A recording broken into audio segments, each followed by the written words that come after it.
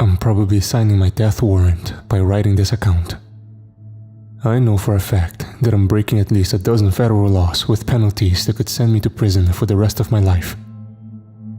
But jail time is the least of my worries. I fully expect to get grabbed one of these days by a squad of government goons, a hood being placed over my head, before I'm put on a secret flight and transported to some godforsaken black site on the far side of the world.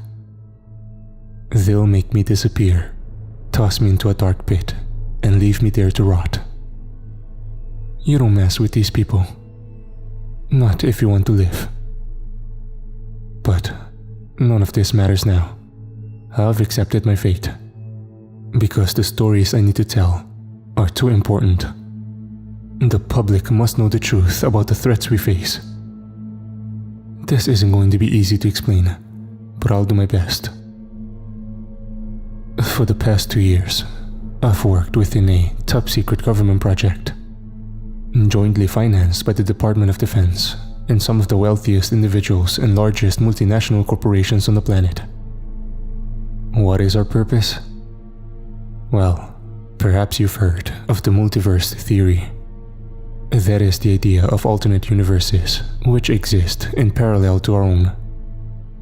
Well, our scientists have not only proved the existence of multiple universes, but have developed the technology to allow human beings to cross over and visit these alternate versions of Earth. I'm not going to give away many details of the technology we use to cross over, or the science behind it. I'm avoiding this area for 2 reasons. Firstly, I wish to protect my identity for as long as possible, and therefore I have no intention of revealing my precise role in the project. Don't get me wrong, I know the government will catch up with me eventually, but I want to keep them guessing for as long as possible. And I need to stay alive long enough to finish my story. Secondly, I don't want to drop any hints to America's enemies that would help them develop their own transdimensional portals. I know for a fact that China and Russia are working on their own TDPs, and they'll probably get there within the next couple of years. But the situation is fucked up enough already, and a multiverse race will only exacerbate the problem.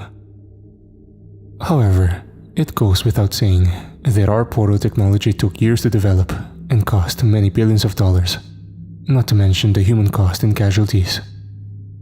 To be fair, the taxpayer hasn't fitted the entire bill, as a vast amount of money has been pumped in by the private sector. On paper, this is a scientific mission, but the reality is more complex.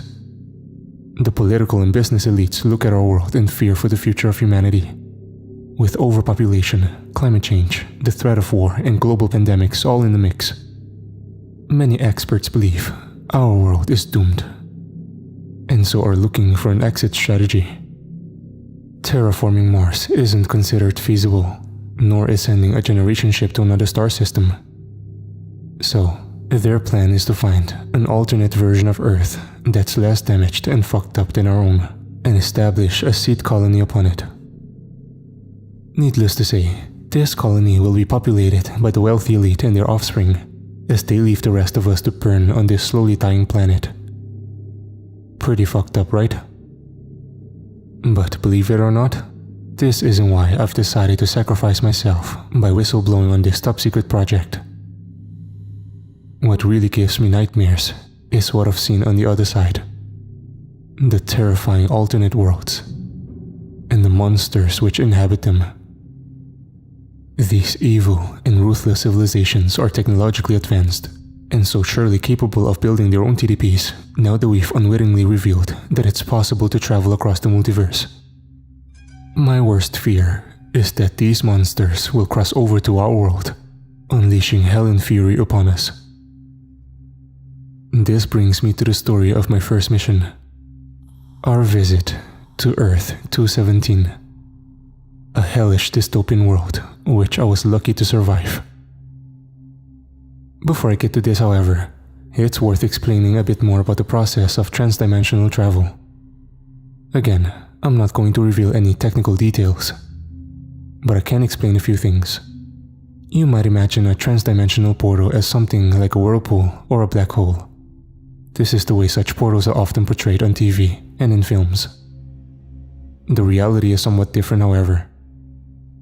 The best way I can describe the portal is a fluid membrane, a window to another reality. It's a controlled passageway which allows one to see what's on the other side, an image as clear as looking through a pane of thin glass. When you pass through the membrane, it's like immersing yourself in water. For a few seconds, you can't breathe, and everything goes dark. And for a terrifying moment, your brain panics, as you think you won't make it. But then, you pass through to the other side, taking a deep breath of hopefully clean air and never having felt so relieved to be alive. Needless to say, it takes an astronomical amount of energy to open a portal and to keep the field stable long enough for a team to cross over safely. The money and power that goes into this means it's only possible to keep a portal open for 2 minutes, and the passageway is only wide enough for 2 men to cross over, walking shoulder to shoulder. Therefore, we can only deploy small teams with the bare minimum of equipment.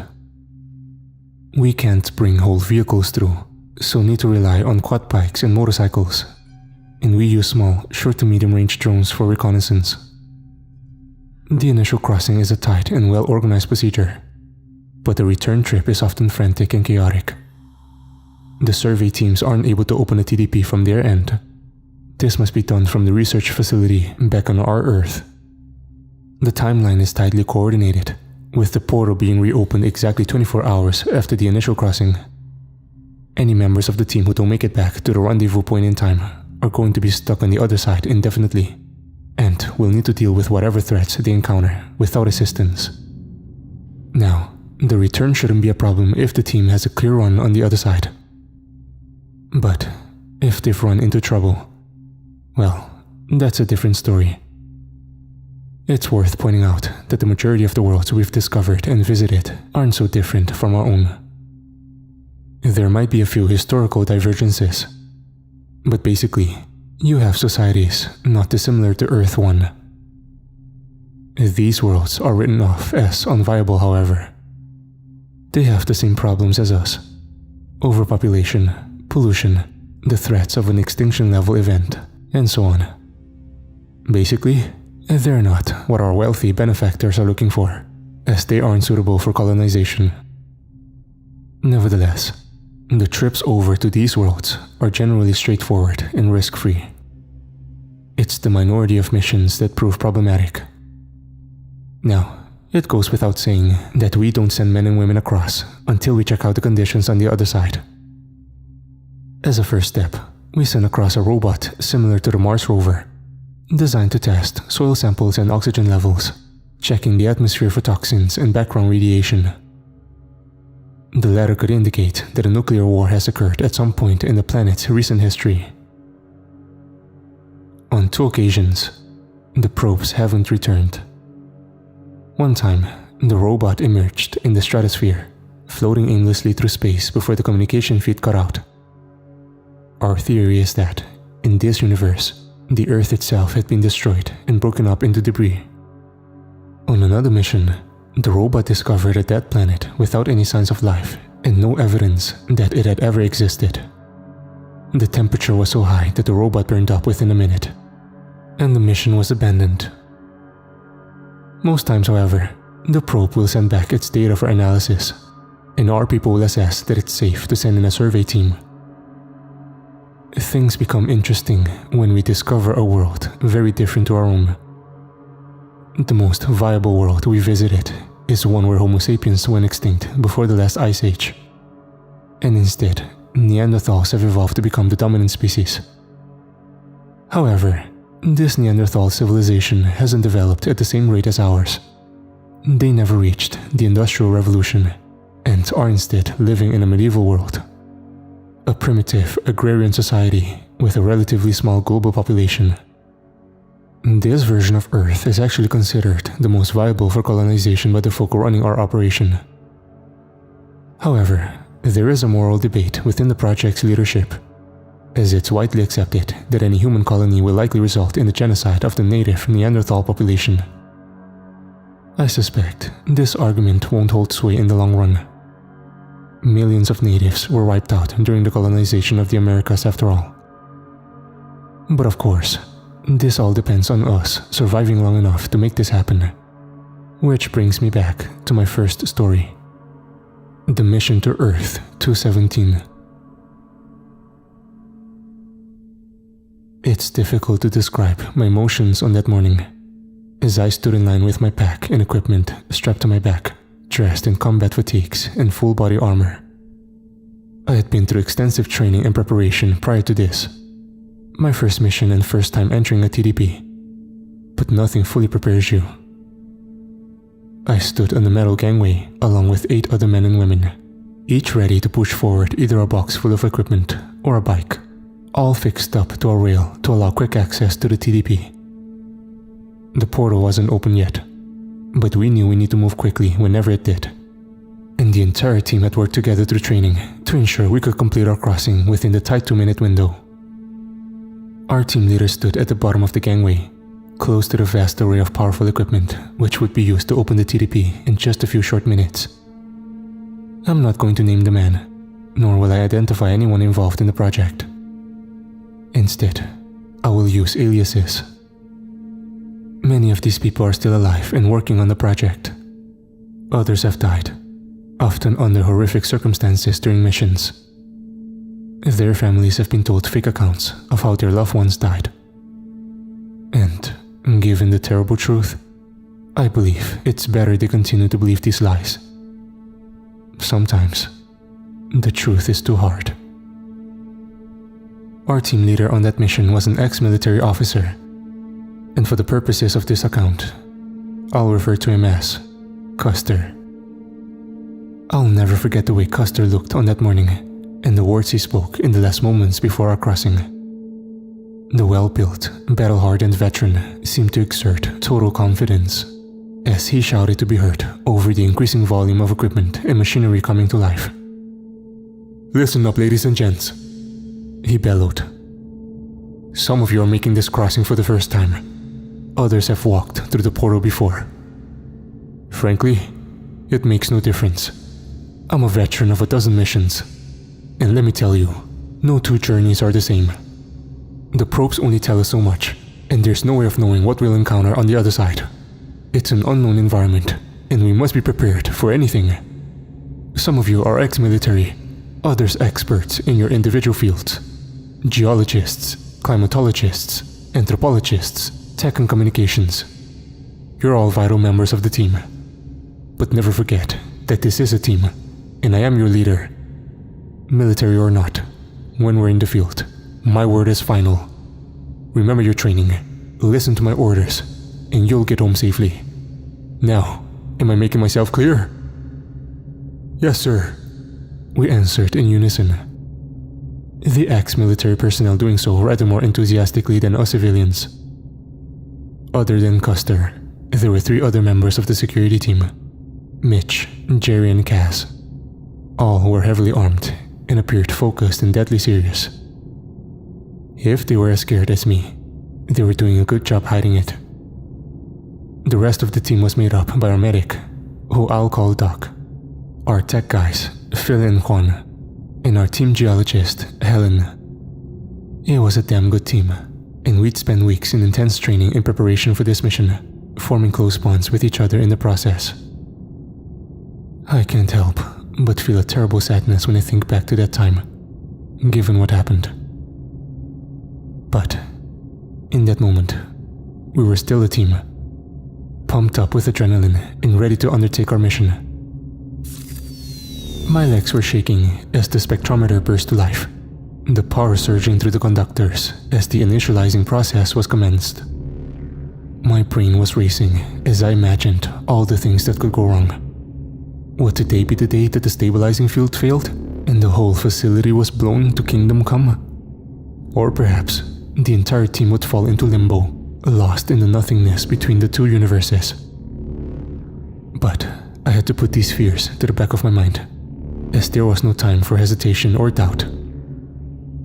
Suddenly, there was a burst of blinding light, followed by a wave of intense heat, which almost knocked me off my feet. When I opened my eyes, I saw it. The transdimensional portal. a window to another world suddenly opened up against the back wall of the bunker. I stood there awestruck for a moment, staring at the incredible scene before me. Perhaps part of me still hadn't believed a TDP was possible, and my brain couldn't come to terms with it. But I was soon awoken from my trance by Custer's barked orders. "Move, goddammit! Get the equipment through! The clock is ticking!" I remembered my training as I shoved the metal container boxes down the rail, physically exerting myself as I worked with my team members. 2 minutes, that's all we had. I didn't think we'd make it. But Custer knew what he was doing.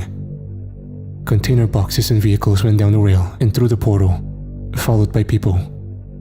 Human beings disappearing into a fluid membrane, temporarily ceasing to exist in any universe, until they suddenly emerged in an alternate reality. I hesitated for a brief second before it was my turn to cross, only to feel a firm hand on my back, physically pushing me forward. I literally fell through the membrane, my brain racing in panic as all the air left my lungs. For a terrifying moment, I knew nothing but darkness. A non-existence that is almost impossible to explain to anyone who hasn't experienced it. But, thank God, it only lasted for a moment. My limp body spilled out on the other side of the portal, hitting the ground hard as the bile rose up my throat and I vomited all over the grass. My head throbbed and my whole body shook as I struggled to breathe. And I adjusted my eyes to my new environment. A moment later, someone pulled me up to my feet, and I was amazed that I could stand without support. I glanced back just in time to see the portal vanish into thin air. It was too late to turn back. We were over here in this alternate universe, and entirely reliant on our colleagues back on Earth 1 to bring us home. If anything went wrong over there, we'd be trapped here forever. A terrifying prospect. But I couldn't think about it in that moment. I needed to focus on the mission. "Welcome to Earth 217, ladies and gents," Custer boomed.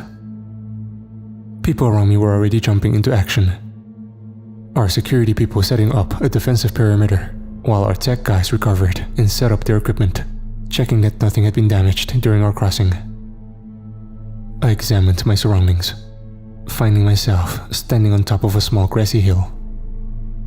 The sky above was blue, with only a few specks of white cloud to be seen, and the morning sun shone brightly on the eastern horizon. All this was a good sign, as was the fact that I was breathing clean air. "Not bad, huh?" came a voice from behind me. I turned around to see Helen, our team's geologist, an attractive and intelligent woman in her late 20s. Helen was one of my closest friends during our training. "Looks good," I agreed, without committing too much. "Could be our Goldilocks world," Helen added. "But we still have tests to run." "Air quality is all good," said Juan, one of our tech guys, as he typed into his laptop. "Let's get the transmitter set up, then we'll send the drone for a spin." There are a couple of things I should clarify about our insertion point before I continue this account. Our research facility was purpose-built for this project, and intentionally located in an isolated and sparsely populated corner of the continental US. For obvious reasons, I'm not going to reveal the location, but suffice to say, it's pretty much in the middle of nowhere. When we cross over, the team will arrive at the exact same location on the alternate version of Earth.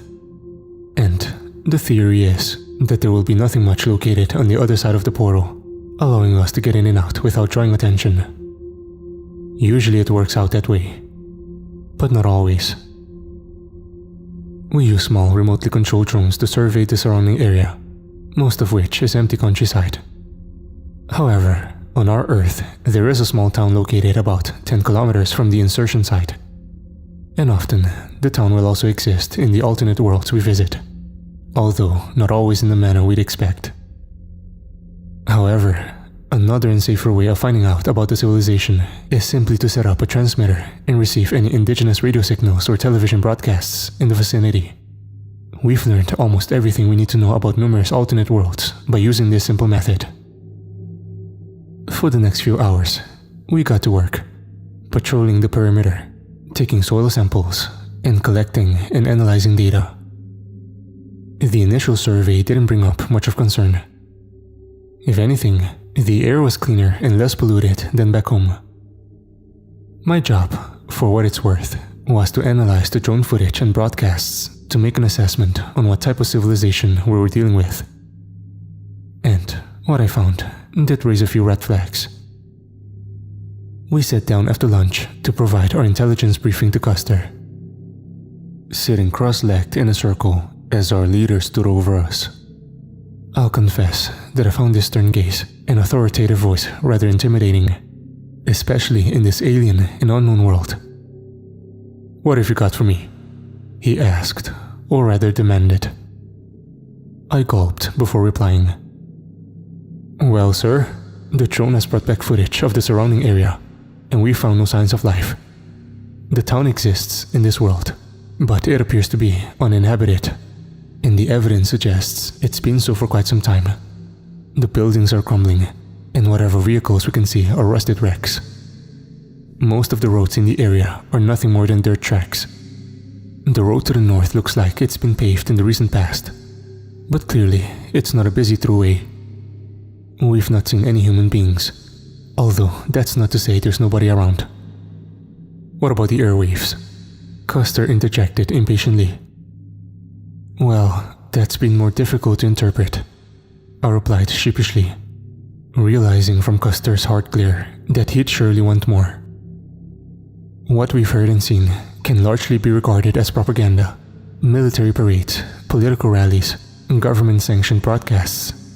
Not much in the way of cultural diversity." "So, what does this mean?" Custer interrupted.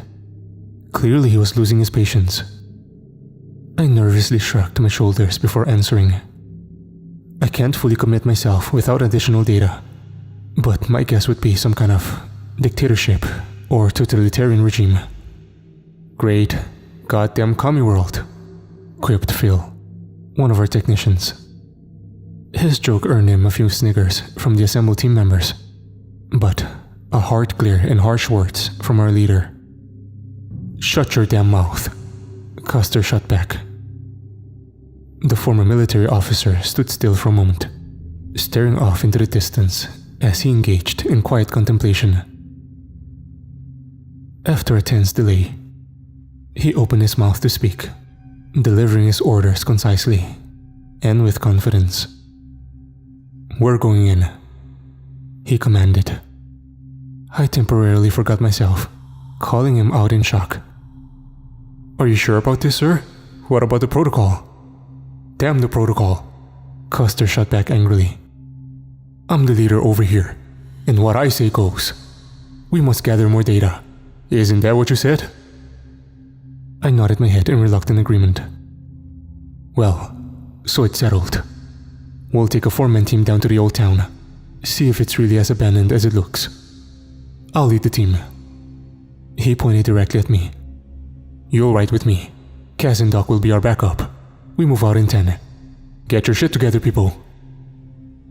I experienced a moment of intense dread in that moment. I didn't want to go on this mission, but I knew I had no choice. But of course, I had no idea of what lay ahead. It was almost dusk by the time we reached the seemingly abandoned town. We drove to the location on 2 quad bikes, doubled up. I rode with Custer, while Cass and Doc had the second bike. Cass was a tough ex-Marine in her mid-30s, a strong woman who'd spent her life needing to prove herself in a male-dominated environment. The Doc was her team's medical attendant. He was an odd man with peculiar obsessions. As I recall, he'd never really bonded with the rest of the team during our training, and we all regarded him with a degree of suspicion. I got the distinct feeling that Cass wasn't happy about riding alongside the Doc, but she didn't question our orders. To this day, I still don't know why Custer ordered the reconnaissance mission, especially given the risks and unknowns involved. I can only assume he was acting on orders from higher up. The town itself could be described as anywhere USA. Small, out of the way, and unremarkable. When we descended from the hills and drove through the main street, we confirmed what the drone footage had already told us. This was a ghost town of crumbling buildings, smashed storefronts with faded signs, and rusty old automobiles which looked like throwbacks from the 1950s. Obviously, the settlement had been abandoned decades ago. But why? There were no toxins in the air, no background radiation. It was as if the entire population had just upped and left one day for no apparent reason. At first glance, there were no signs of life. Nevertheless, I felt incredibly uneasy as we drove down that debris-strewn main street. The hair stood up on the back of my neck as I got the distinct feeling we were being watched. Suddenly, a flurry of movement out of the corner of my eye, turning to see a dark figure disappearing behind the smashed-up wreck of a truck. "Did you see that?" I whispered in panic. "Keep calm," Custer answered in an authoritative tone. He put his foot down on the accelerator. But a few yards down the road, we hit an invisible wall, as all of our tires were pierced simultaneously, bringing our quad bike to a sudden halt. "Fuck!" Custer swore. "They've spiked the road." In an instant, he jumped off the bike and pulled his assault rifle from his shoulder. And a moment later, he dragged me from my pillion seat, pulling me down to the ground as we took cover behind the now immobile quad bike. Custer shouted back to the second bike, which was yet to hit the spike trap. "Stop!" he cried. "Ambush! Get down!" Cass responded in an instant, bringing her vehicle to a halt before descending with her rifle at the ready. The dog kept his head up, scanning the horizon with curiosity, until Cass pulled him back. I peeked over the top of our vehicle and saw the street suddenly come to life as armed figures emerged on rooftops and shattered windows, aiming their guns straight at us. I don't know how our drone had missed this armed group during its run, but obviously they had remained hidden in order to mount an ambush. In a panic, I scanned the street and counted at least a dozen armed men and women surrounding us on all sides. There were only 4 of us, and only Custer and Cass were armed. I know little about combat, but it seemed obvious to me that we wouldn't stand a chance if it came to a shootout.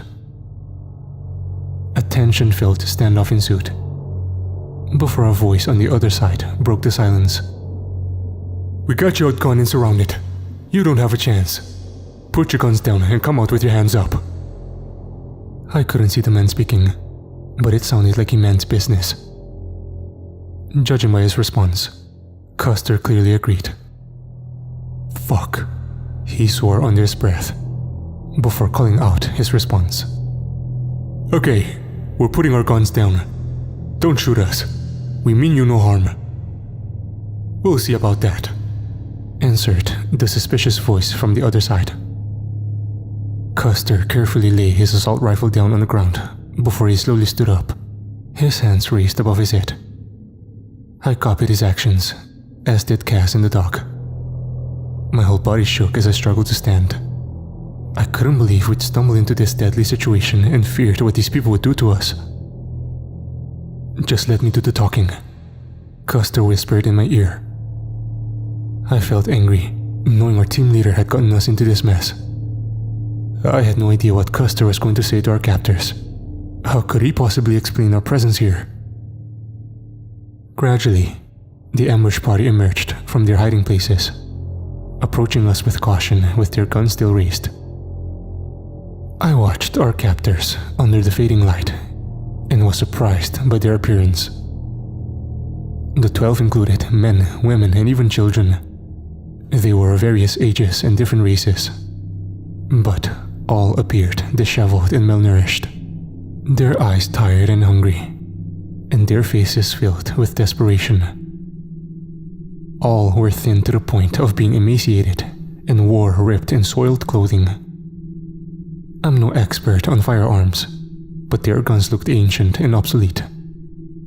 A combination of World War II era rifles and civilian shotguns. All in all, they looked like the kind of ragged, armed survivors you'd expect to find in a dystopian wasteland. One of our captors stepped forward, slinging a grease gun over his shoulder as he came. He was a black man with a noticeable scar across his face and a hardened look in his eye. He seemed like a man who'd been to hell and back. And by the way he carried himself, I suggested he was the leader of this ragged band. "Wise decision," he said, with a slight grin on his dry lips.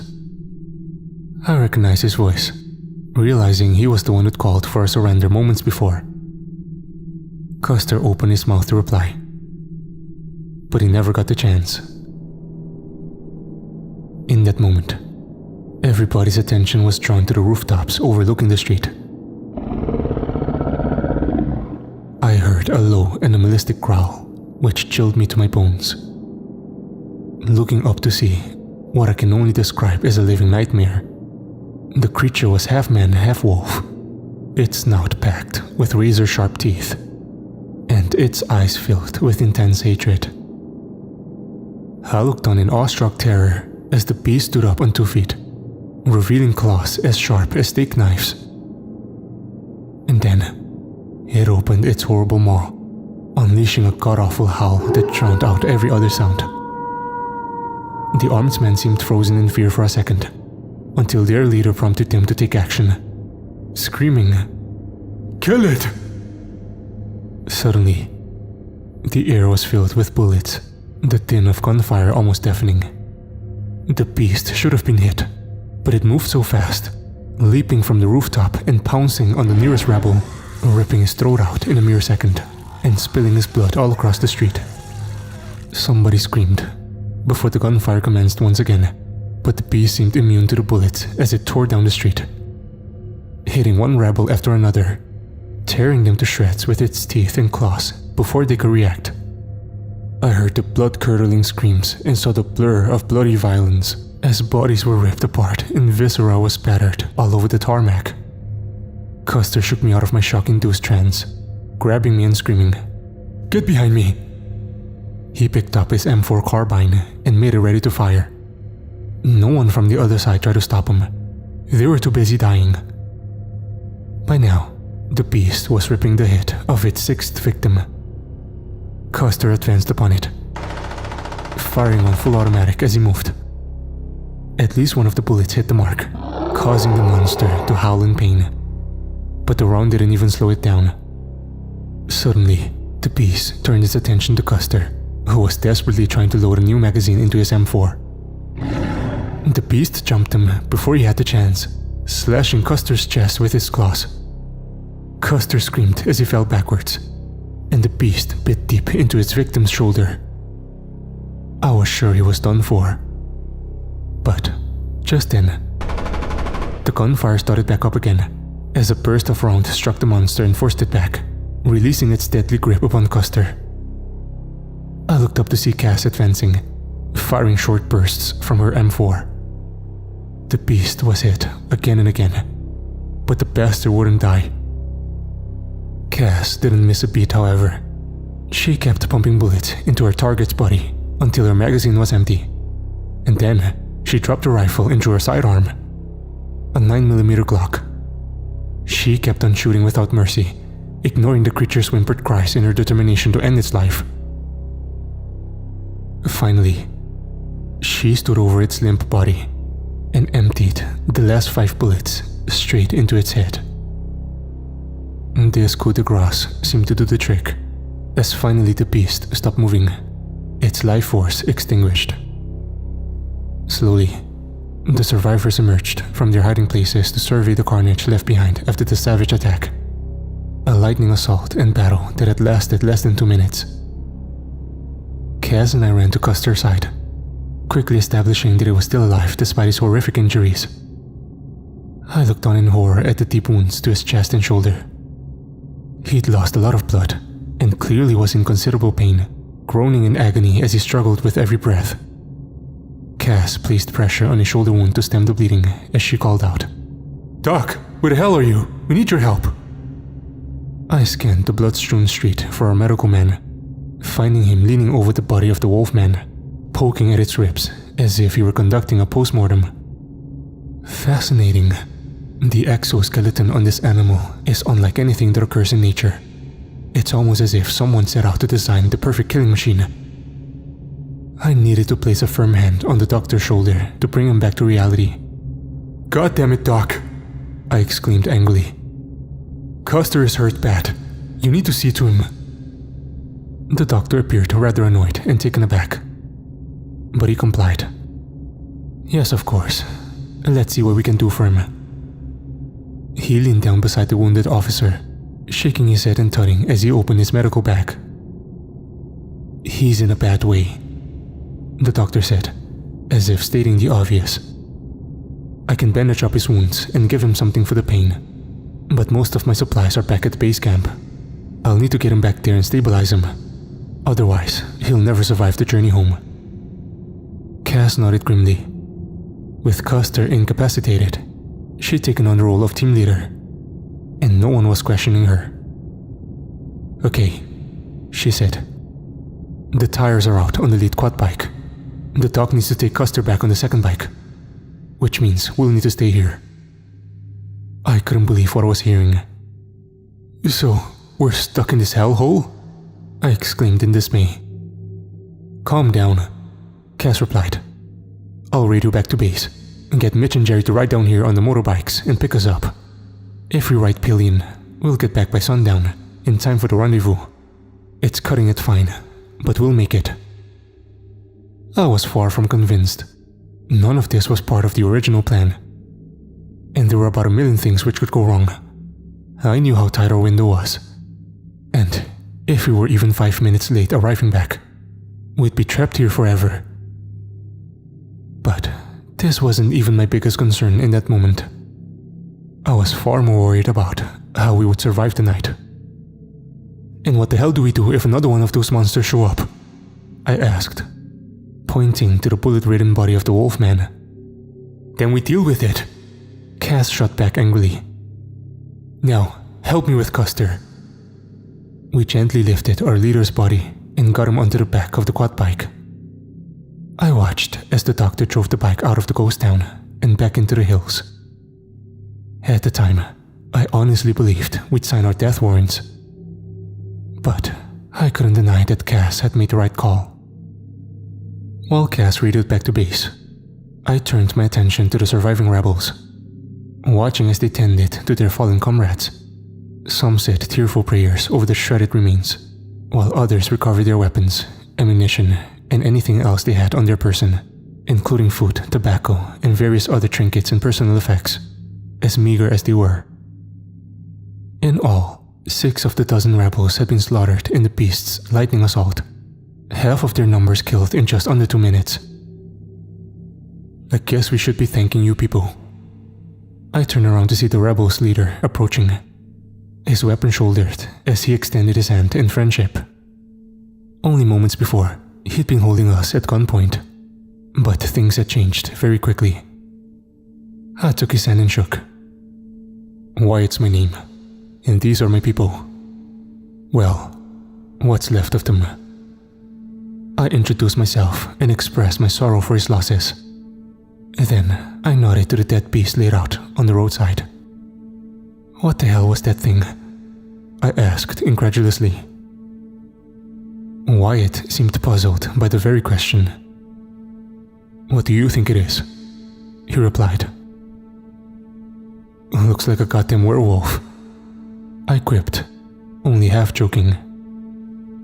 "Sure," Wyatt confirmed with a shrug. "But this one is a rogue, a hunting dog which got away from the Aryans. Now they roam the countryside, killing everything that moves." Alarm bells started ringing inside my head. "Hold up. Aryans? You mean like Nazis?" Wyatt appeared even more puzzled. "Nazis, yeah, they started off that way, back during the final war. There's something far worse now. But how can you not know this?" I felt a twinge of panic, realizing I'd given away too much. "We're not from around here," I answered meekly. "Well, that much is obvious," said Wyatt. "You aren't Aryans. That's obvious too.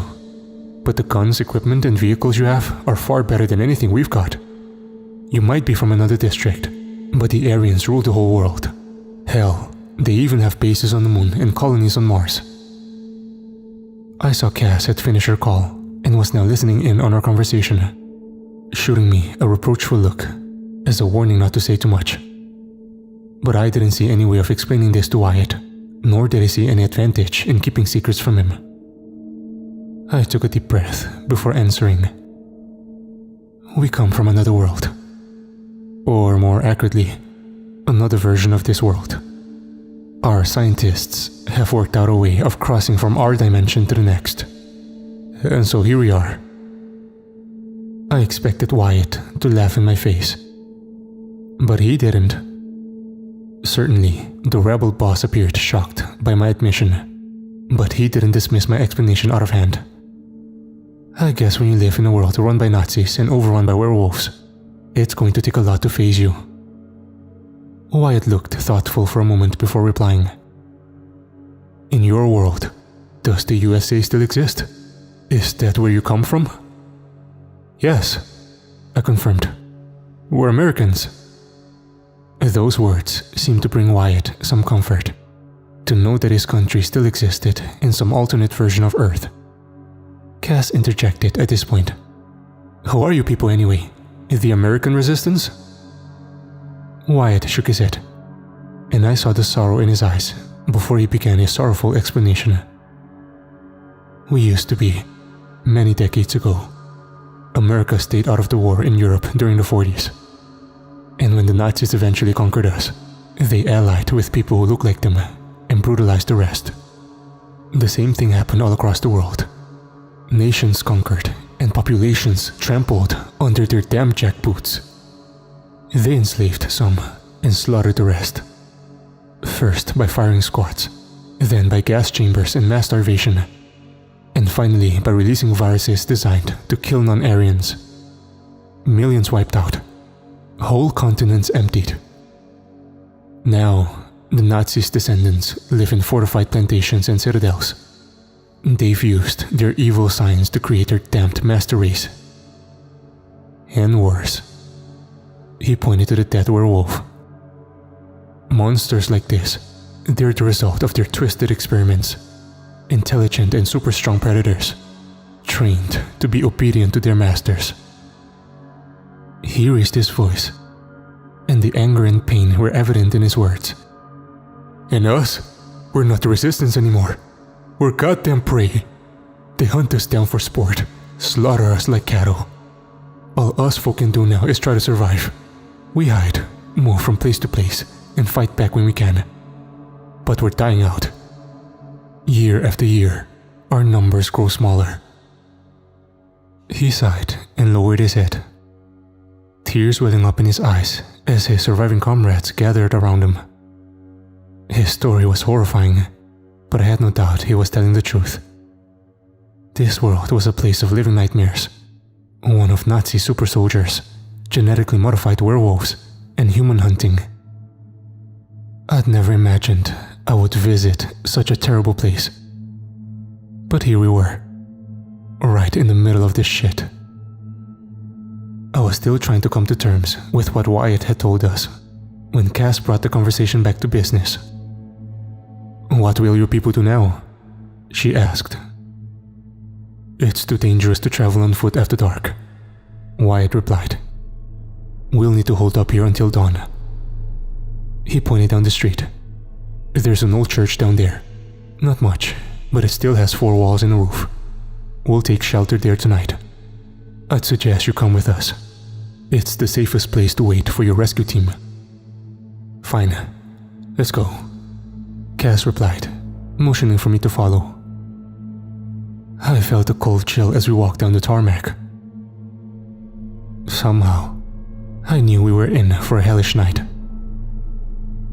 The old church was predictably a wreck, but as Wyatt had promised, It still had 4 walls and a roof, which made the place more habitable than most in the ghost town. Wyatt and his team went to work as soon as we took up residence, using discarded pews and various debris to barricade the doors and windows. Clearly they expected a further attack during the night, whether by Nazis, werewolves, or whatever the hell else was out there. We'd barely survived the last attack, so I tried to imagine what would happen next. Cass helped to organize the rebels' defenses, taking charge and adapting to the situation with typical military efficiency. I could do nothing but admire her courage and resilience. Cass knew all too well that I was no fighter, so she gave me her Glock pistol and ordered me to stay at the back. She gifted Custer's M4 to Wyatt and gave him a quick tutorial on its use. The rebel leader looked as pleased as Punch with the upgrade.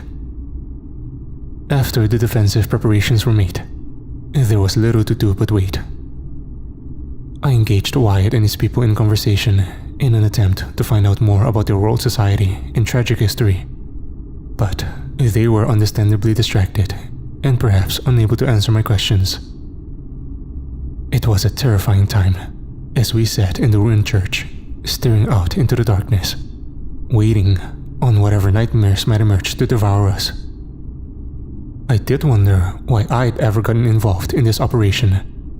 What madness had driven me to come to this hellscape? Perhaps Cass shared my regrets. But if so, she showed no signs, remaining cool and focused throughout. I can't describe the relief I experienced whenever I heard the whines of the motorcycle engines, followed by the burst of communication from Cass's radio. I eagerly glanced out the window and saw the 2 security men riding in on their bikes. Our rescuers had finally arrived. My elation faded when I looked at the tired and desperate faces of Wyatt and his people, realizing we would be leaving them behind. But, as it happened, fate intervened. As Mitch and Jerry pulled up in front of the church, a 3rd vehicle drove in from the opposite direction, its heavy diesel engine drowning out the sound of the motorcycles. I looked on in horror as a grotesque Jeep-like vehicle tore down the street, its powerful headlights illuminating the tarmac. The large automobile was heavily armored and bristling with weaponry. And something much worse. 3 human skulls mounted to the hood in a horrific display. "Fuck," Wyatt swore as he came up behind me. "It's Steiner and his hunting party. They found us." I looked into the man's hard eyes and saw his fear for the first time. Terrified, I turned back to the window and saw 3 figures emerging from the Jeep and moving with speed. Muscular and athletic men in dark body armor and carrying alien but deadly-looking assault rifles. And from the rear of the vehicle leapt not 1 but 2 of those hellhounds. Vicious werewolves as the feral we had previously encountered, except these 2 were clearly trained and under the control of the Aryan hunters, obeying their every command. Mitch and Jerry were out in the open, apparently unaware of the immense danger they were in. At least, until Cass shouted them a 1-word warning. "Run!" The gunfire started a second later as the Nazi hunters opened up with their rifles. Mitch and Jerry ran for it while laying down covering fire. They couldn't make it to the church in time, so they took cover in a disused gas station across the street. The soldiers made it by the skin of their teeth as bullets flew and hunting dogs snarled. By then, all hell was breaking loose as the rebels opened up and the Aryan death squad began their assault. Just then, Cass grabbed me by the shoulders and forced me away from the windows. "Stay down and keep out of the way," she screamed at me before taking up her firing position and joining the battle. I did as I was told, taking cover behind the pews and laying low as the gun battle raged in all its fury. As I cowered in the corner, I missed much of the anarchy which followed. But I did witness the bloody results. 3 of the rebels fell in quick succession. A man's head was blown off not 10 yards from me, a woman cut down by a burst of automatic fire, and a kid who could have only been 14 or 15 got hit by shrapnel from a grenade. The carnage was horrific, and I feared we were about to be overrun. But Wyatt and Cass continued to fight back fiercely, moving from window to window whilst laying down suppressing fire. Suddenly, there was a pause in the firing, and for a brief second, I dared to think the battle was over. But then a single shot rang out, striking Wyatt in the shoulder, the impact throwing his body backwards. "Shit!" Cass swore as she abandoned her position and sprinted towards the barricaded door. A moment later, there was a mighty explosion which rocked the entire structure. The room filled with dust, and my ears were ringing. I looked up and was horrified to see the barricade breached. A figure emerged from the chaos, moving with immense speed as he shot a rebel through the head and tore across the floor. Cass tried to stop him, but he floored her with a blow to the face. A second later, a ferocious werewolf tore into the church after its master, slashing a rebel to shreds with its mighty claws before he could get off a shot. Suddenly, I realized there was nothing and no one standing between me and the beast, and I would need to defend myself. Raising my pistol with a shaking hand, I managed to fire a single shot, missing my target. The beast was so fast, and I never got a chance for a second attempt. I screamed in terror as I saw the hellhound bear down upon me. In an instant, it was on top of me, knocking me to the hard ground and pinning me down, its sharp claws cutting into my chest. Its maw was only inches from my face, its foul breath making me retch as its teeth snapped. I was certain I would die there and then, my head ripped off by the beast's mighty jaws. But clearly, its master wasn't done with me yet. I heard a loud, high-pitched whistle, and suddenly the beast released me, retreating to his master's feet. I struggled to breathe, hardly believing I was still alive. I looked over for my pistol, but found it had been thrown clear out of my reach. I couldn't stand in any case. Helpless and defeated, I glanced at the jackboots of my assailant, scanning upwards to see the muscular body and black combat fatigues and the large weapon aimed at my head. I noted the death's head emblem on his uniform, surely a throwback to his Nazi ancestors. He appeared like you'd expect a pure-blooded Aryan to look, blue-eyed, blonde-haired, and with chiseled Nordic features. But he glared down upon me like a predator would look upon its prey, casting a cruel and sadistic gaze which showed no hint of compassion or capacity for mercy. When he spoke, it was in English, but his accent was vaguely European. "You people killed 2 of my men," he said in an accusatory tone. I struggled to reply through my quaking lips, stuttering my words. We didn't come to kill anyone." I regretted my words as soon as I spoken them, but the Nazi surprised me by merely shrugging his shoulders and laughing. "No matter, those boys were weak. The truth is, our race has become soft. It's good to have some worthy adversaries after all these years." He paused, looking me over with contempt as I lay helpless before him. "Although evidently, you are no warrior."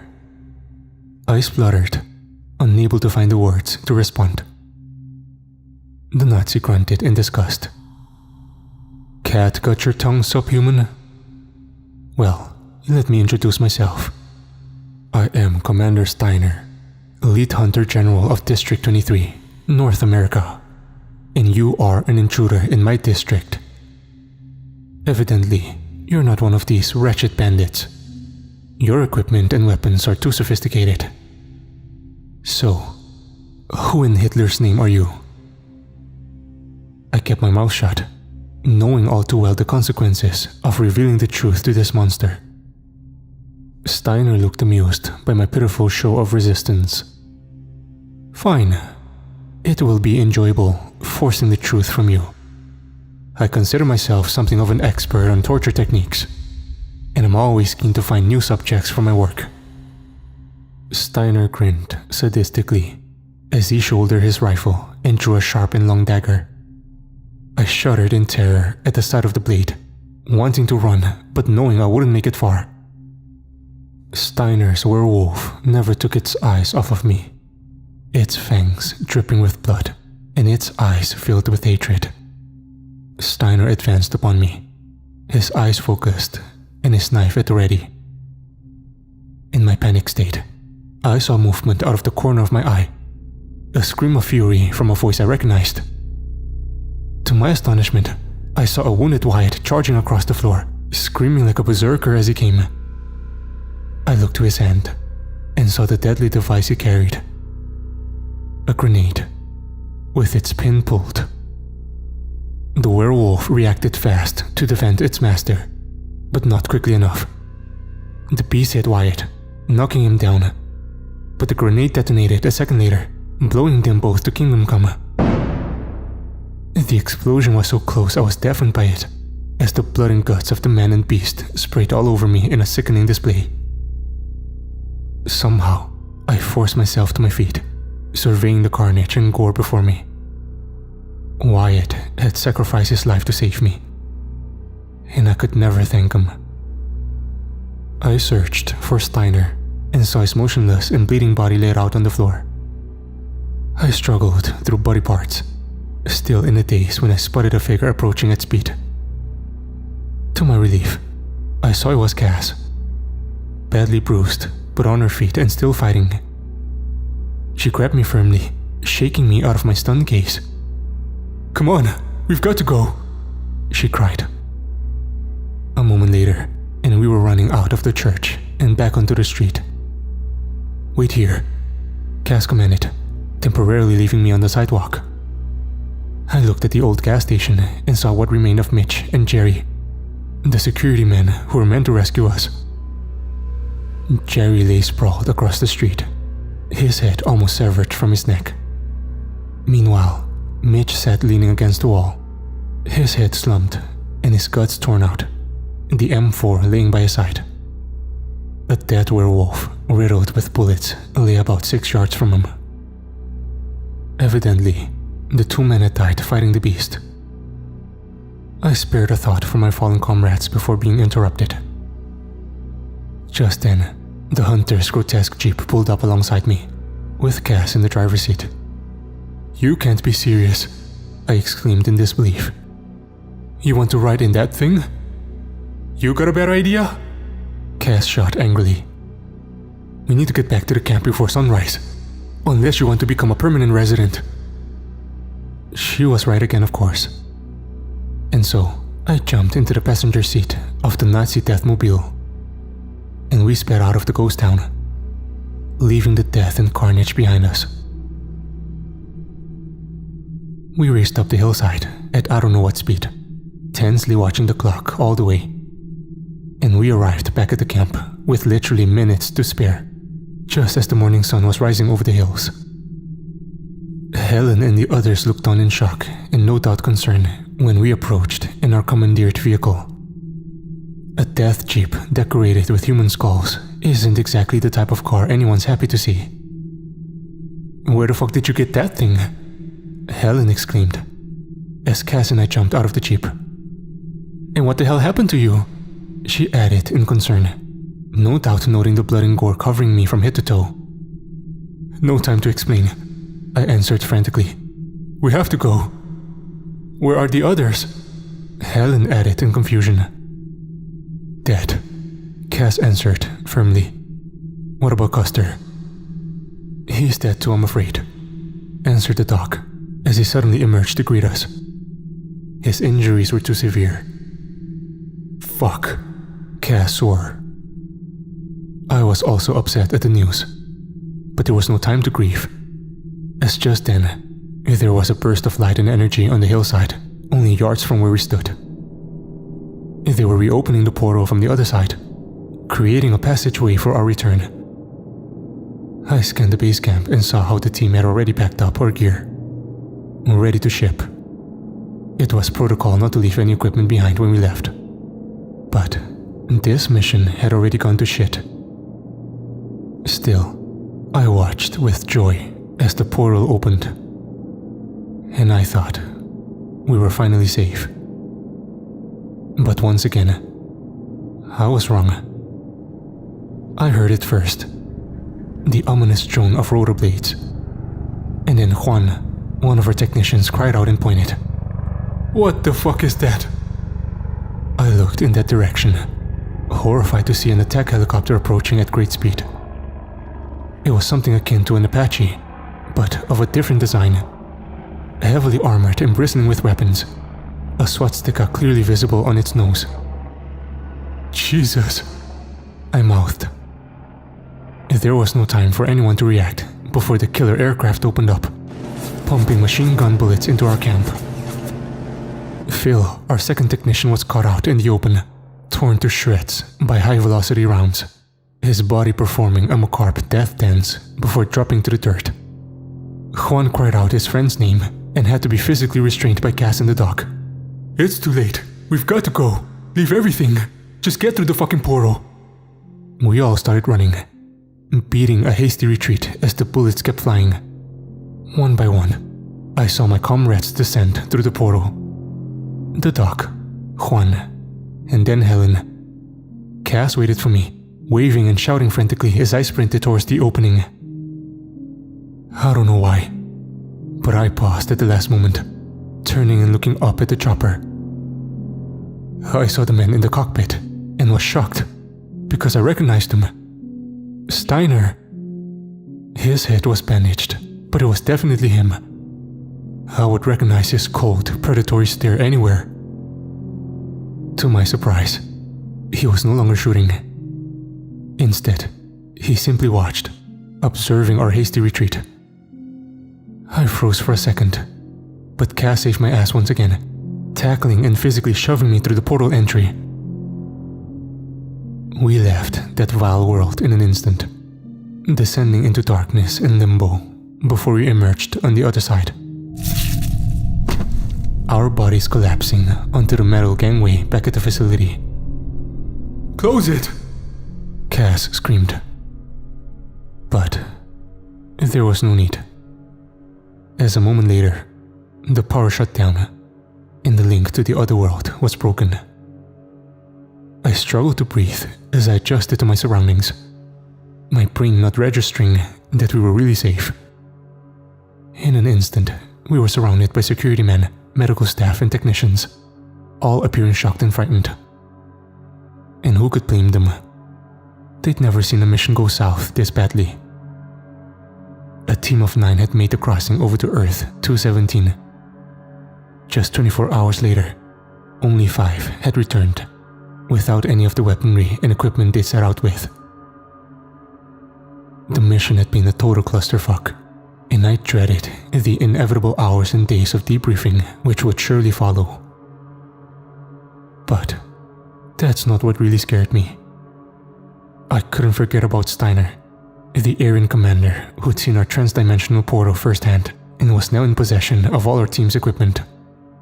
The Nazi fuck would surely report his findings back to his superiors, and who's to say the Aryans aren't capable of building their own TDP, given time? The thought of those monsters crossing over to our world keeps me up at night. Still, I thought Earth 217 was the worst we would ever encounter. But once again, I was wrong. There are parallel worlds out there, just as bad, and perhaps even worse. I know, because I've been to them. And if the feds don't track me down before then, I'll tell you all about these hellscapes. Because this is shit. People need to know. Until next time, my friends.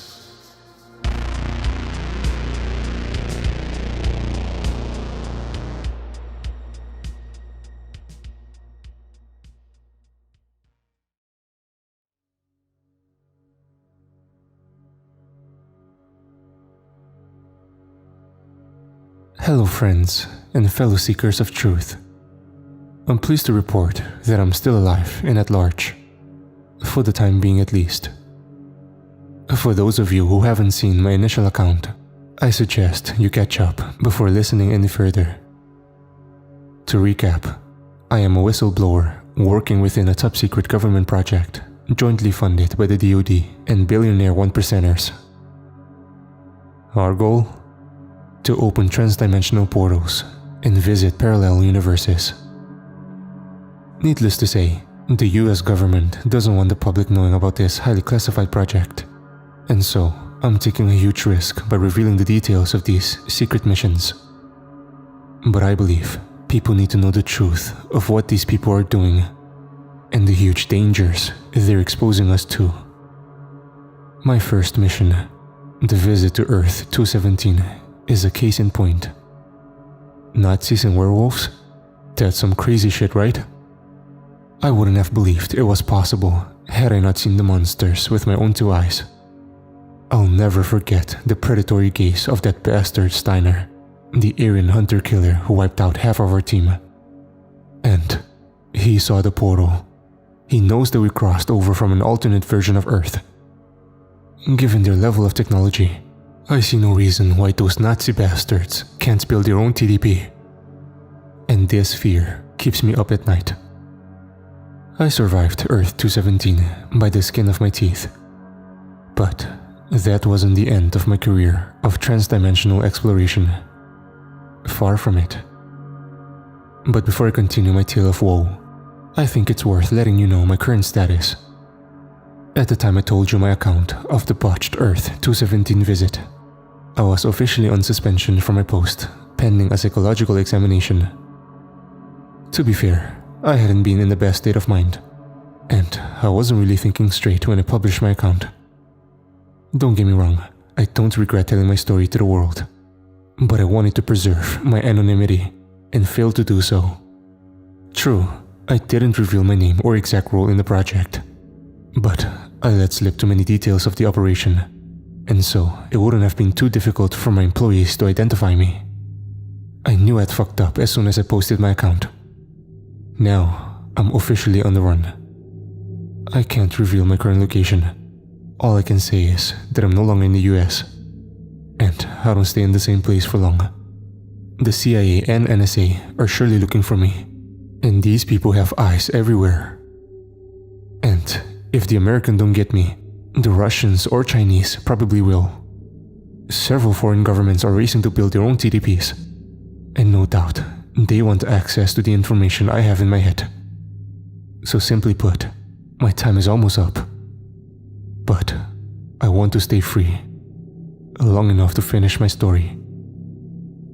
When I look back, I realize I should have run for the hills after the disastrous and bloody mission to Earth 217. There are a few reasons why I didn't do so, which I'll try my best to explain. As you'd expect, our employees and benefactors weren't happy about the clusterfuck over in Nazi world, as it became known within the project. What followed was a temporary suspension of all missions, while a thorough debriefing and investigation was undertaken. I lost count of how many hours I spent in windowless briefing rooms, grilled by hard-nosed military officers and anonymous government officials, while impatient tech billionaires watched on through unsubtle two-way mirrors. All the surviving members of the team were subjected to the same interrogation, made to recount the horrific events of Earth 217 over and over again. Eventually, it became clear that they wanted a scapegoat for the bloody failure of our mission. And they found one. Our deceased Commander Custer, not his real name, took the blame for the deaths on 217. After all, he had ordered the disastrous recon mission into the seemingly abandoned ghost town, leading our men straight into a deadly ambush. Perhaps he was acting on orders from higher up, but Custer wasn't around to defend himself, and so he made a convenient scapegoat. Our benefactors wanted the TDP missions to continue. They'd invested too much time and money to shut it down. Therefore, a few token changes were made to the command structure and our operational protocols. And after a couple of weeks, we were given the go-ahead to start up again. Business as usual. There were some personnel changes after the 217 disaster. One of our survivors, a tech called Quan, had quit soon after our return. He had seen his best friend cut to pieces by machine gun bullets, and that was enough for him. Several others also quit the project, even though they'd never set foot on 217. The stories of what happened on Nazi World scared them shitless. Did I consider leaving? Certainly. The horrors I'd witnessed over there almost broke me. As you've probably guessed, I'm not a military man, and I had never witnessed combat or bloodshed before. I had received training, of course, but nothing could prepare you for seeing a genetically modified werewolf tearing human beings to shreds. So, why did I stay? Well, part of it was down to stubbornness and a determination not to be beaten. But for the most part, it was due to loyalty. Loyalty to the two strong women in my life. The first was Cass. If you've heard my account of the 217 bloodbath, you'll know Cass saved my life on multiple occasions, literally pulling me from near certain death and dragging me home. Cass was just about the only person to come out well from the 217 debacle, and the powers that be gave her a well-deserved promotion, making Cass a team leader for future missions. I reckon Cass is one of the strongest people I've ever known and respected her a lot. If she was leading missions, I wanted to be by her side. Maybe I'd get the opportunity to repay the debt. The other woman in my life was Helen, the geologist from the 217 mission who'd played only a small role in the botched operation. There was always chemistry between Helen and me. We'd been close during training and had nearly hooked up a few times. We'd resisted because there was a strict ban on romantic relationships between team members, and the penalty for breaking this rule was instant expulsion from the project. But things changed after 217. Helen found me late one night in our barracks canteen. I'd been drinking and was in a state of distress, struggling to cope with the trauma of what I'd witnessed. Helen took a glass and comforted me. Emotions were running high, and we ended up in bed together. I suppose it was a mistake, but it certainly didn't feel like one. We agreed to keep seeing each other in secret, keeping our relationship hidden from our bosses. We talked about leaving the project and starting a new life together. But in truth, I knew this wasn't what Helen wanted. She hadn't seen the full horrors of Earth 217 and still held an idealistic yearning for adventure. She wanted to discover new worlds and considered her work on the project as the opportunity of a lifetime. There seemed no way she would walk away from this. The other survivor of 217 was the doc, our medical attendant who'd failed to save Custer's life after the werewolf attack. The doc had been oddly unaffected by the horrors on 217. He continued to act in a bizarre manner and didn't engage much with the other team members. Nevertheless, the medical man clearly had no intention of leaving the project. Believe it or not, the first few missions conducted after the 217 disaster all went without a hitch. We visited alternate worlds not too dissimilar to our own, took our samples, and carried out our research. We kept our hits low and returned home without any losses, reporting the findings to our superiors. So far so good. But all these cakewalks started making people complacent. And our benefactors were relentless. They kept on ordering new missions in their search for a Goldilocks world, an untapped alternate Earth suitable for colonization. They'd invested too much money on this project to not see it through to its conclusion, and we went along with their insane plan. I suppose it's like any other dangerous activity one might undertake, whether it's swimming with sharks or free diving off the side of a cliff. You might be fine 9 out of 10 times, but on the 10th occasion, you'll end up losing a limb or cracking your skull open. We got lucky for a time. But then, we visited Earth 312, and it all went to hell. I'd like to say I felt the same dread in the moments before we crossed over to 312. but I didn't. I'd been on 6 missions by this point, and the previous 5 had gone without a hitch. Cass was leading the team, and she exerted a quiet confidence. Cass, Helen, the doc and I had achieved something of a legendary status within the project. The newer team members all looked up to us, knowing we had survived the disaster on 217. Our team had been strengthened to 10 men and women, half of which were security personnel. We also had access to heavier weapons, such as portable Stinger missiles. I was certain we wouldn't fall into the same trap as before. The crossing over was routine. I recall standing in line, equipment at the ready as the spectrometer came to life and power surged through the conductors. It was always terrifying for me when the bunker lit up and the portal was opened, creating an impossible entryway to another dimension. But when I looked into Helen's eyes, I saw her excitement, the thrill she experienced at the prospect of discovering a new world. This is what she lived for. Cass wasn't one for big speeches. Her goal was to ensure all our personnel and equipment got through within the tight 2-minute window.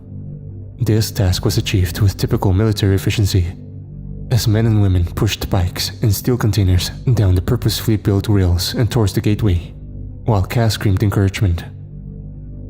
I took a deep breath before it was my turn to cross, pausing briefly as I experienced a moment of hesitation, before I mustered the courage to walk through the fluid membrane. There followed the usual period of intense panic. I couldn't breathe as my brain reacted to the fact that I technically didn't exist in any universe in that moment. But, as always, this hellish state of limbo only lasted the briefest of flashes. As seconds later, my body spilled out on the other side, and I landed heavily in the dirt. I gasped for breath as I struggled to recompose myself. Thankfully, I didn't vomit on this occasion. It wouldn't have looked good if I puked in front of the new recruits. Helen was there for me as always, helping me to my feet and greeting me with a coy smile. Helen wasn't affected by the experience as severely as I was, and it was always a relief to see her face on the other side. "You okay?" she asked softly. "Yeah, I'm fine," I answered, trying to sound manly as I got up on my 2 feet.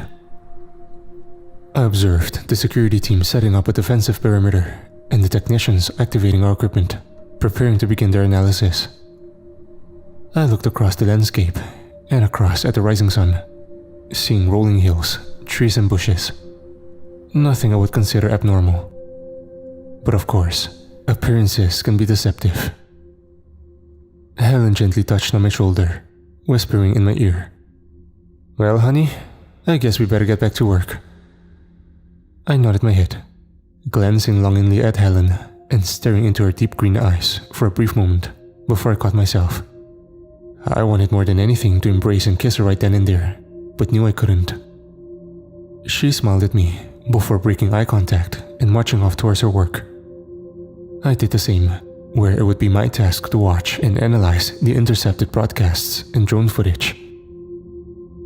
And what I saw sickened me to my very soul.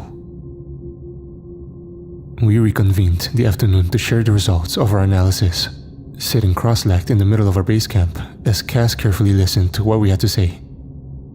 The briefings from Helen and the others proved unremarkable. There was nothing in the atmosphere or the soil which would cause concern, and on the surface, Earth 312 looked not much different from our own world. I sat and listened in silence, my stomach churning as the horrifying images I'd seen permeated my subconscious. When it was finally my turn to speak, I could hardly open my quaking lips. Eventually, Cass had to prompt me. "Well, what have you got for us? Judging by the look on your face, it's not good news." Man, was she right. I thought, but didn't say. The television broadcasts we intercepted are disturbing. Every channel seems to focus on extreme pornography and violence. Not much different from back home then, quipped Jackson, one of our team's technicians. A sharp look from Cass was enough to shut him up, and I reluctantly continued. The images I've seen are well in excess of anything I've witnessed before, and they certainly have no artistic merit that I can see. The violence is graphic, but also ritualistic in nature. What, you mean like human sacrifices? Cass blurted. Exactly, I confirmed, with a lump in my throat. I'm no expert on cinematography, but I have some experience of violence. Based on what I've seen, I believe these people are filming and broadcasting real assaults and murders. And who are these people? Cass interjected. What do we know about the society on this world? She held my gaze while waiting for my answer. The rest of the team were also listening intently. There were no more jokes. In fact, the tension was almost unbearable and the fear palpable. No doubt everyone was thinking of the bloodbath on 217 and fearing a repeat. In reality, I hadn't told them the half of it. The vile images I'd seen. Brutal rapes, torture sessions, cannibalisms. It almost defied belief. The society here is vastly different from our own, I continued, basically stating the obvious. The population has a twisted moral compass. Indeed, it's difficult to see any sense of morality or compassion whatsoever. They have a religion of sorts, but it appears to be steeped in dark rituals and cruelty. Based on what I've seen, I believe the entire basis of their society is violence and sadism. In spite of all this, the civilization on this world is technologically advanced, and, in my opinion, extremely dangerous. You could have heard a pin drop in that moment. I looked around the faces of my team members and noted their collective look of shock and horror. I caught Helen's eye for a moment, sharing her gaze. She smiled in an attempt to reassure me, but I could sense something was off with her. Cass didn't show any outward signs of emotion, however, as her hardened gaze cut right through me. She spoke up to make herself heard over the panic mutters of her team. What about the drone footage? What did the UAV pick up? She demanded. I broke eye contact, shaking my head. The local area is more heavily populated than on our own world, and the nearby town appears to be something of a hub. This obviously wasn't good. The success of our mission depended on our team getting in and out without drawing attention. And obviously, this was less likely if there was more people around. But this wasn't even the half of it. Did you see any potential threats? Cass asked carefully, bringing the conversation back to business. I actually didn't have the words to answer this question. Instead, I opened a new window on my laptop, playing a recording of the video footage taken by the drone as it flew over the nearby town. Cass and the team huddled around, all watching closely as the scene played out. The drone hovered over what at first glance appeared to be a typical small town in Middle America. Unlike the long-abandoned ghost town we'd found on Earth 217, this version was a thriving settlement with well-maintained streets, well-stocked stores, and modern automobiles driven by seemingly normal people. The central hub of the town was a large building, which looked like some sort of temple, complete with a steeple and adorned with unfamiliar symbols. This was unusual, but nothing of great concern. That was until the camera zoomed in on a scene of utter horror. What we saw were 3 human bodies, all naked, 1 woman and 2 men. All 3 had been impaled. I mean literally fucking impaled, with steel pikes driven through them from anus to mouth. Their lifeless pale faces staring up into the sky while their limp bodies hung like sides of beef, slowly decomposing in the cool autumn air. It was truly horrific. Fuck! Someone swore. Jesus Christ! Exclaimed another. I heard someone retching in the background. Perhaps I shouldn't have shown them these awful images without warning. But I couldn't think of any other way to alert them to the seriousness of our situation. Things might have descended into anarchy in that moment. But luckily, Cass took control and restored order. "Listen up, people," she shouted. "This is not the time to panic. We've been in this situation before and learned from our mistakes. I have no intention of leading our team down there. We stay here, secure the perimeter, and sit tight until they reopen the portal." She paused to look at her watch. "Extraction is in 18 hours. If we keep our heads down, no one will notice we're here, and we'll get home in one piece. Now, you all know your jobs. Remember your training, and get to it." Her pep talk seemed to do the job, as my team members nodded their heads in acknowledgement and moved out. I wished I could share their confidence. Sure, Cass was a good leader, and she wouldn't fuck things up like Custer had. But still, 18 hours was a long time to be stuck in a hostile environment. And I had a terrible feeling that history was repeating itself. The next few hours passed by in relative peace. There was a downpour of rain during the afternoon, which left us soaked and did little to improve our already low morale. The atmosphere was tense, but didn't descend into panic. We all had our jobs to do, but I'd be lying if I said I wasn't watching the clock the whole time. I was thankful to get some alone time with Helen, as we crouched down together, hidden behind a stack of steel containers. We shared a passionate kiss, before speaking in hushed tones to avoid being overheard. "I know you're worried," Helen said sympathetically, as she held me tight and looked deep into my eyes. "But it's going to be okay. This isn't 217. Cass knows what she's doing, and she'll get us home safe. We'll never have to visit this hell world again." "I suppose," I replied, without much confidence. "I just can't understand why people do these things. How can they treat their fellow human beings with such cruelty? It's sick." The light in Helen's eyes faded, as she broke my gaze and shook her head in disgust. "I know," she replied. "It's evil, pure and simple. I don't think I fully understood until now. Seeing those bodies with spikes driven through them, put out on display like fucking Christmas trees. Sick doesn't even cover it." She paused briefly, and when she raised her head, I saw tears forming in her beautiful eyes. "You know, I always thought of these missions as adventures. I love the idea of discovering and exploring new worlds, and I guess I was blind to the risks. Even when I saw that poor guy getting killed on 217, I still didn't get it. I didn't get where you were coming from." I listened carefully, wondering where she was going with this. "The horror, the dangers, it's too much," Helen continued. "I think this mission should be our last. I want to leave the project so we can be together, so we can start a life together."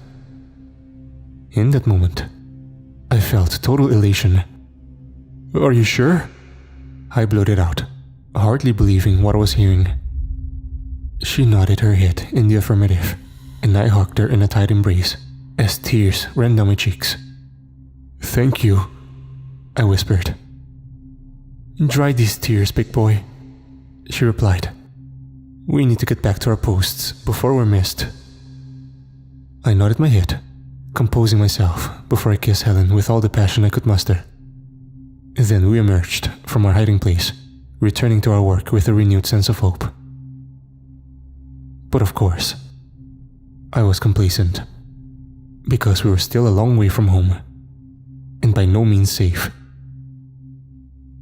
It wasn't long before the peace was broken, as our tech team alerted Cass to a situation.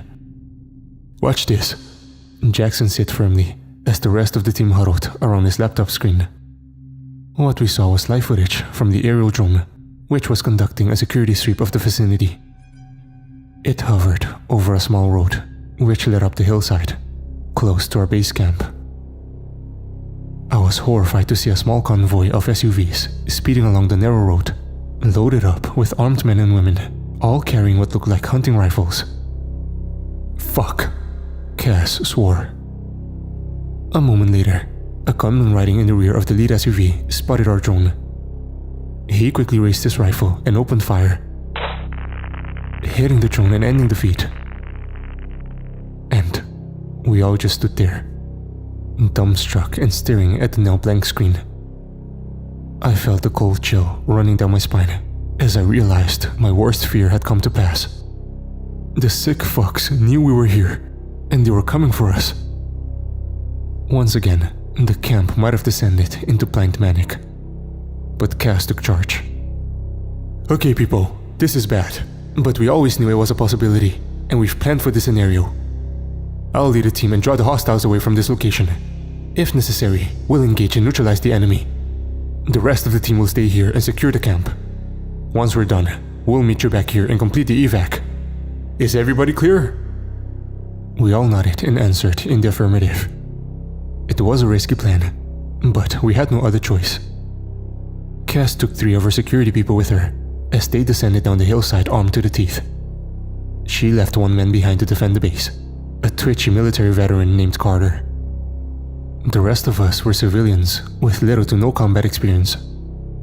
In addition to Helen and myself, there was the doc, our medical attendant and fellow 217 survivor, and 2 other technicians, a middle-aged man named Jackson and a younger woman called Rachel. The light was fading by this point, the sun slowly disappearing on the far horizon.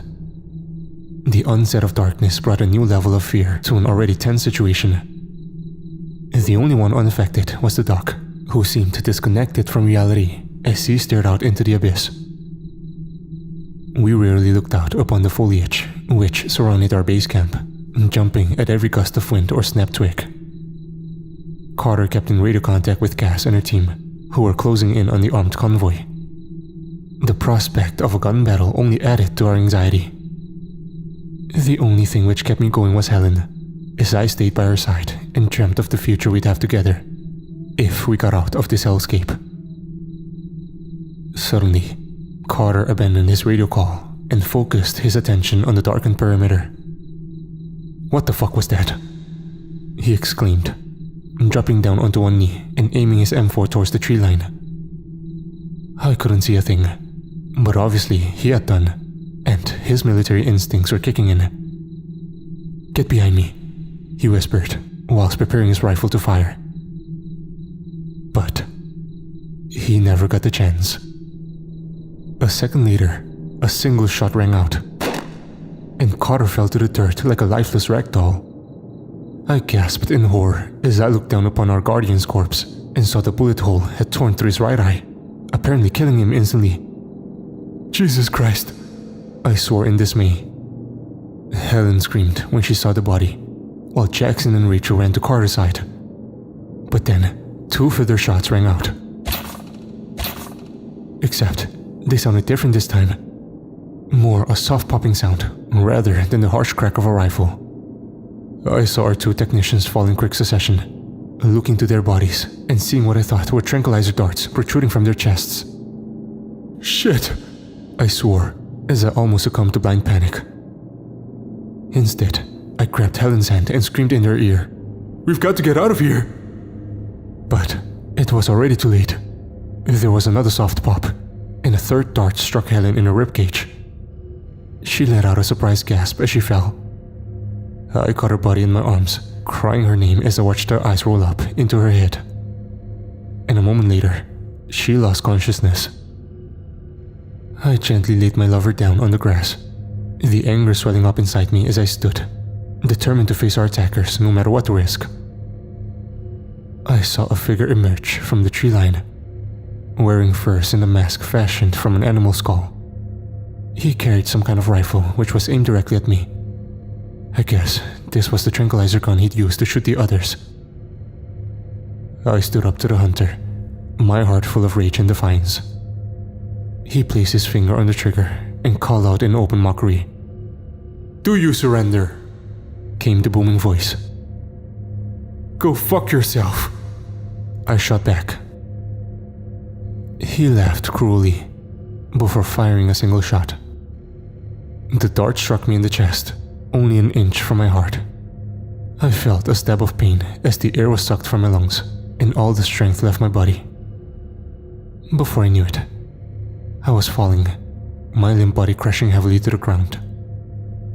A moment later, my eyes shut, and darkness overcame me.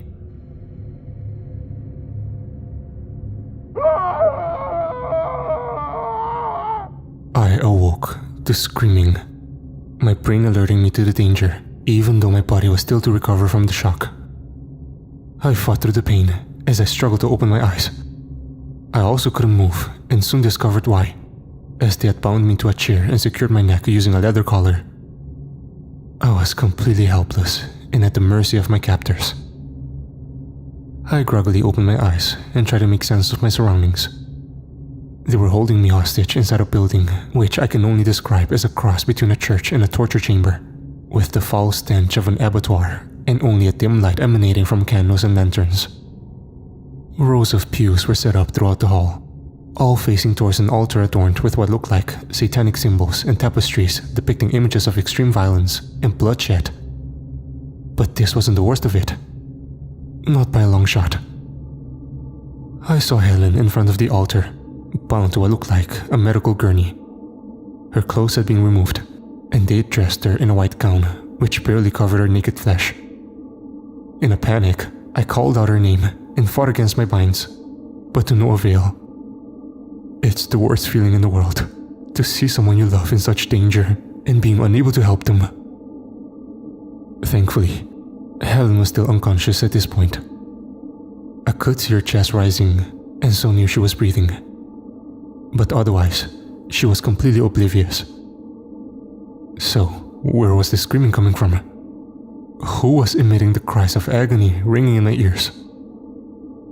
I soon got my answer as I looked up above the altar. What I saw both sickened and terrified me.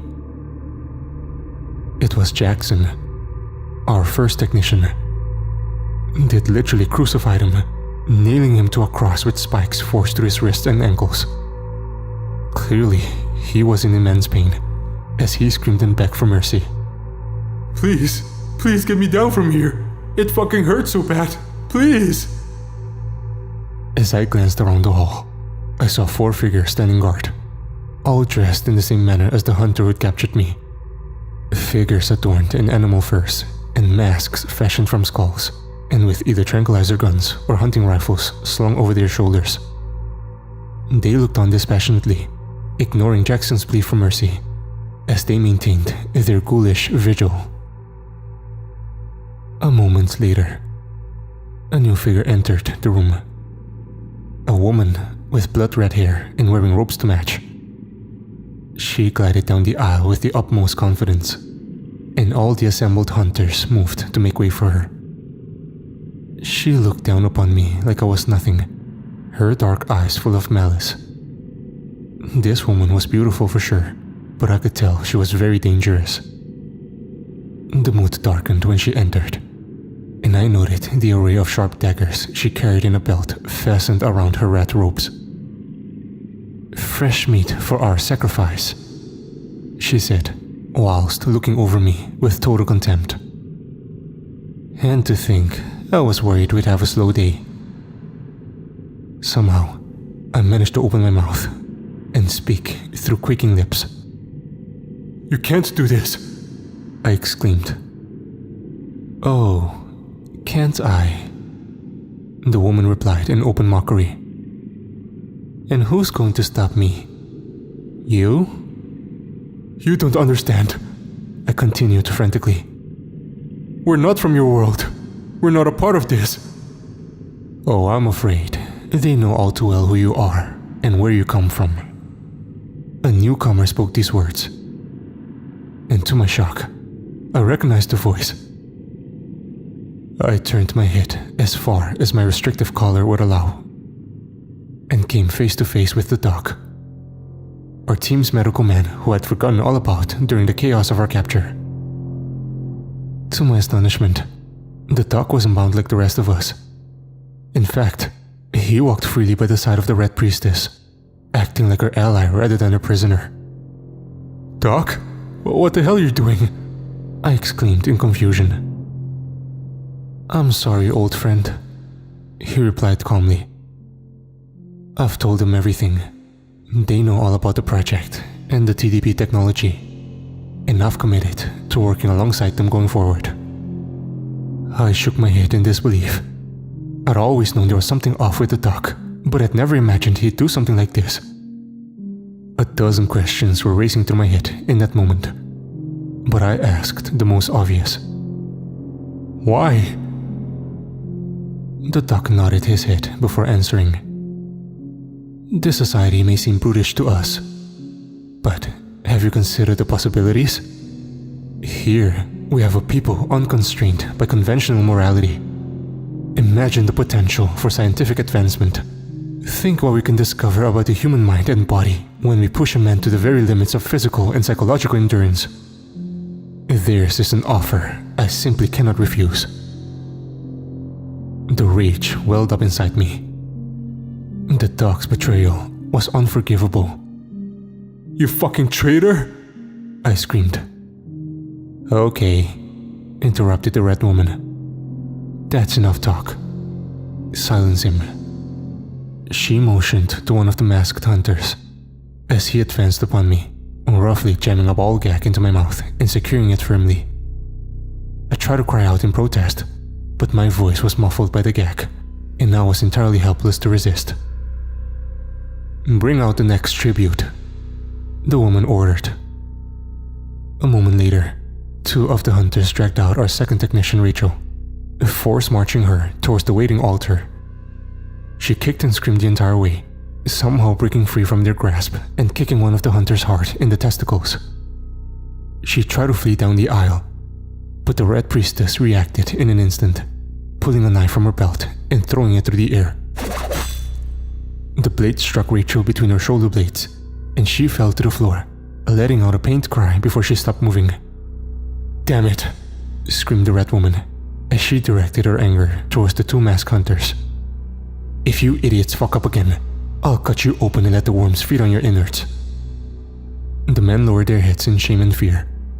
Clearly, they knew this was no idle threat. Now, she continued, let's begin the ritual before anything else goes wrong. I could only watch on in abject horror as she withdrew another dagger from her belt and advanced towards the altar. She turned, glaring directly at me while she spoke her chilling words. Glory to the Dark Lord, she boomed menacingly. We offer these tributes as a sign of our fealty. May their fear and pain bring you renewed strength. At that moment, she was interrupted by a fresh chorus of screams from Jackson, the poor bastard literally nailed to a cross. Please, dear God, please, help me. Shut the fuck up, worm, the priestess cried in fury.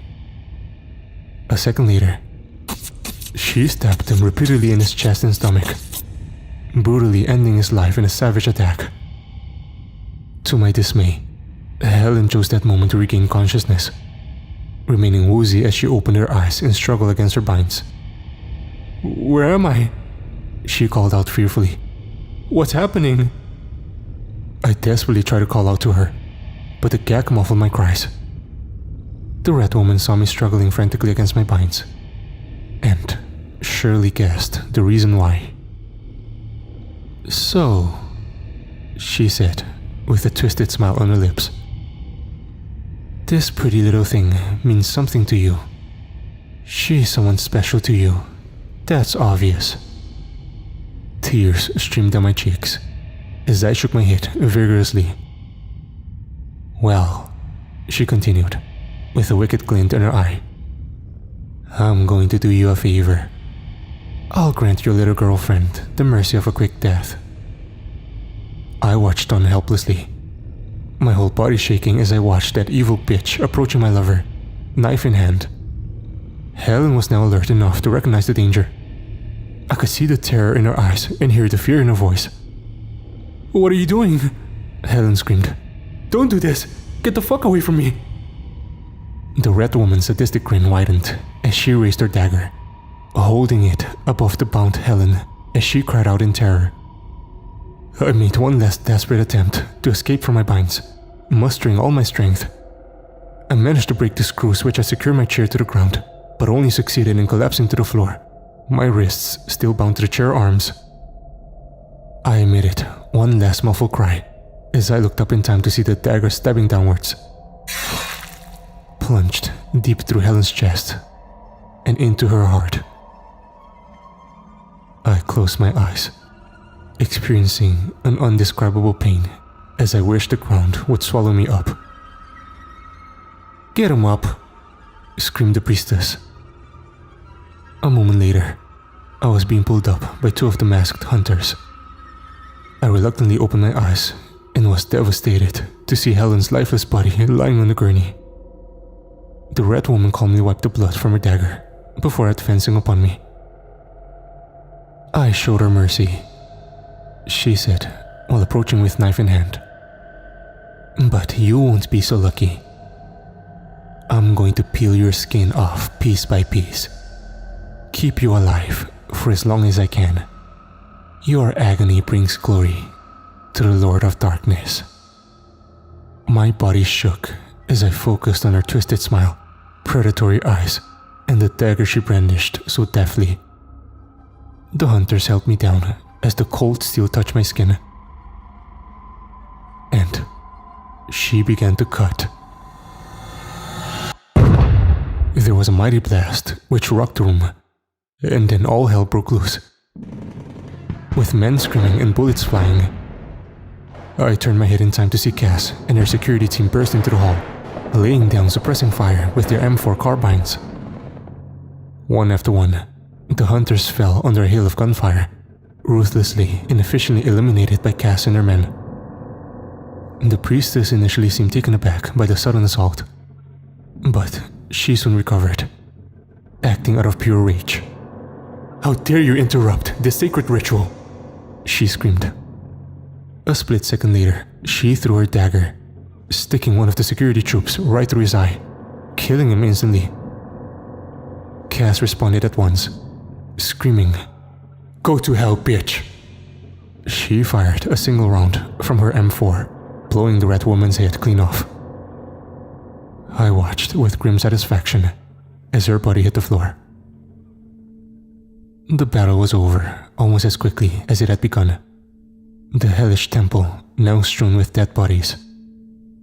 "Cut him loose," Cass ordered, and a moment later, my gag was removed and binds cut.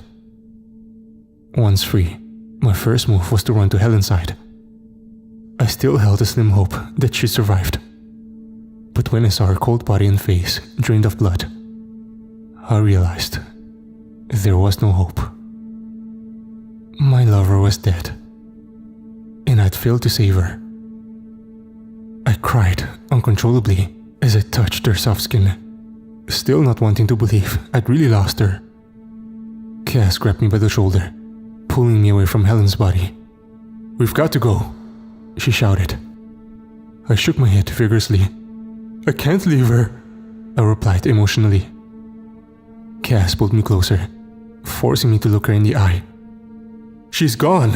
We need to get out of here. Otherwise, we're dead too." I didn't want to listen, but knew she was right. Just then, I saw movement out of the corner of my eye. I looked over Cass's shoulder and saw a figure emerging from behind the altar. It was a face I recognized. The dog. Once again, I'd forgotten about him during all the chaos. But evidently, he had survived the gun battle. Worse still, I saw he'd armed himself with one of the discarded hunting rifles. And he was aiming directly at Cass's back. "Look out!" I screamed as I shoved my team leader out of the line of fire. A shot rang out. I felt a searing pain in my shoulder, like I'd been stabbed with a red-hot poker. And suddenly, I was falling, collapsing to the floor with a bullet inside of me. I heard shouting and more gunfire, before once again, I blacked out. What happened next is something of a blur in my memory, as I dropped in and out of consciousness. I recall being dragged out of the blood-soaked temple and piled into a commandeered vehicle. There was some further gunfire as we made a frantic escape out of the town and sped up to the hillside, back to the extraction point. I must have blacked out again at this point, because I remember nothing about our return to Earth 1. My next memory was waking up in the medical bay after emergency surgery to my shoulder. The doctors told me how lucky I was to still be alive. But I sure as hell didn't feel lucky.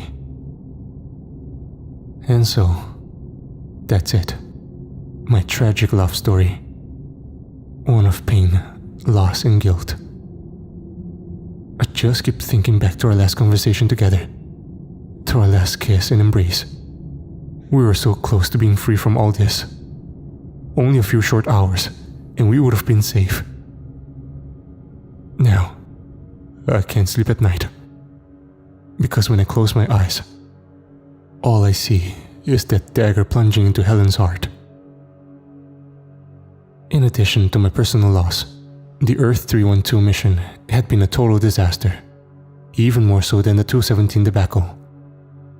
We'd lost more than half of our team, and once again had left behind our debt and almost all of our equipment.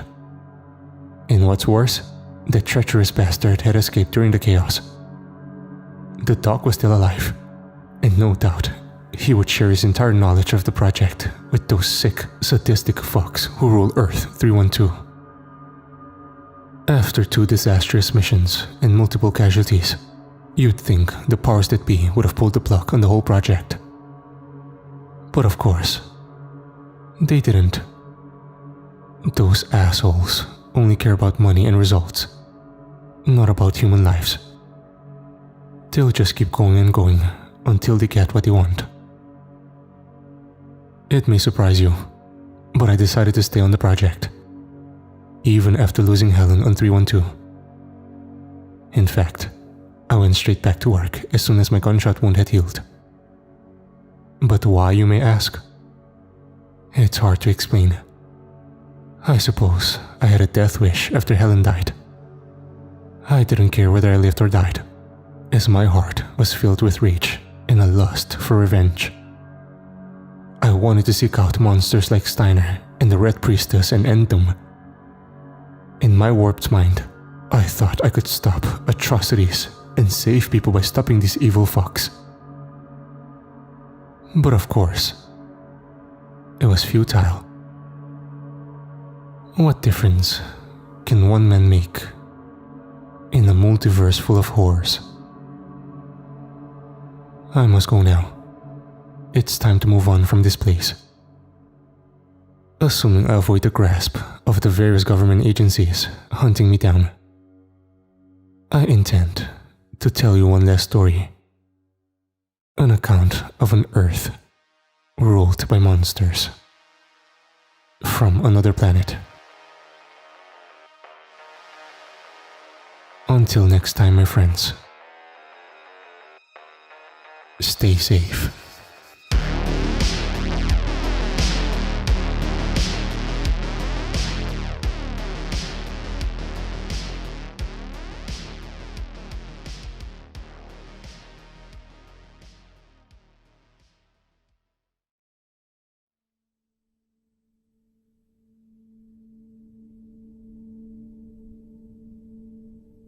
Greetings, friends and truth seekers.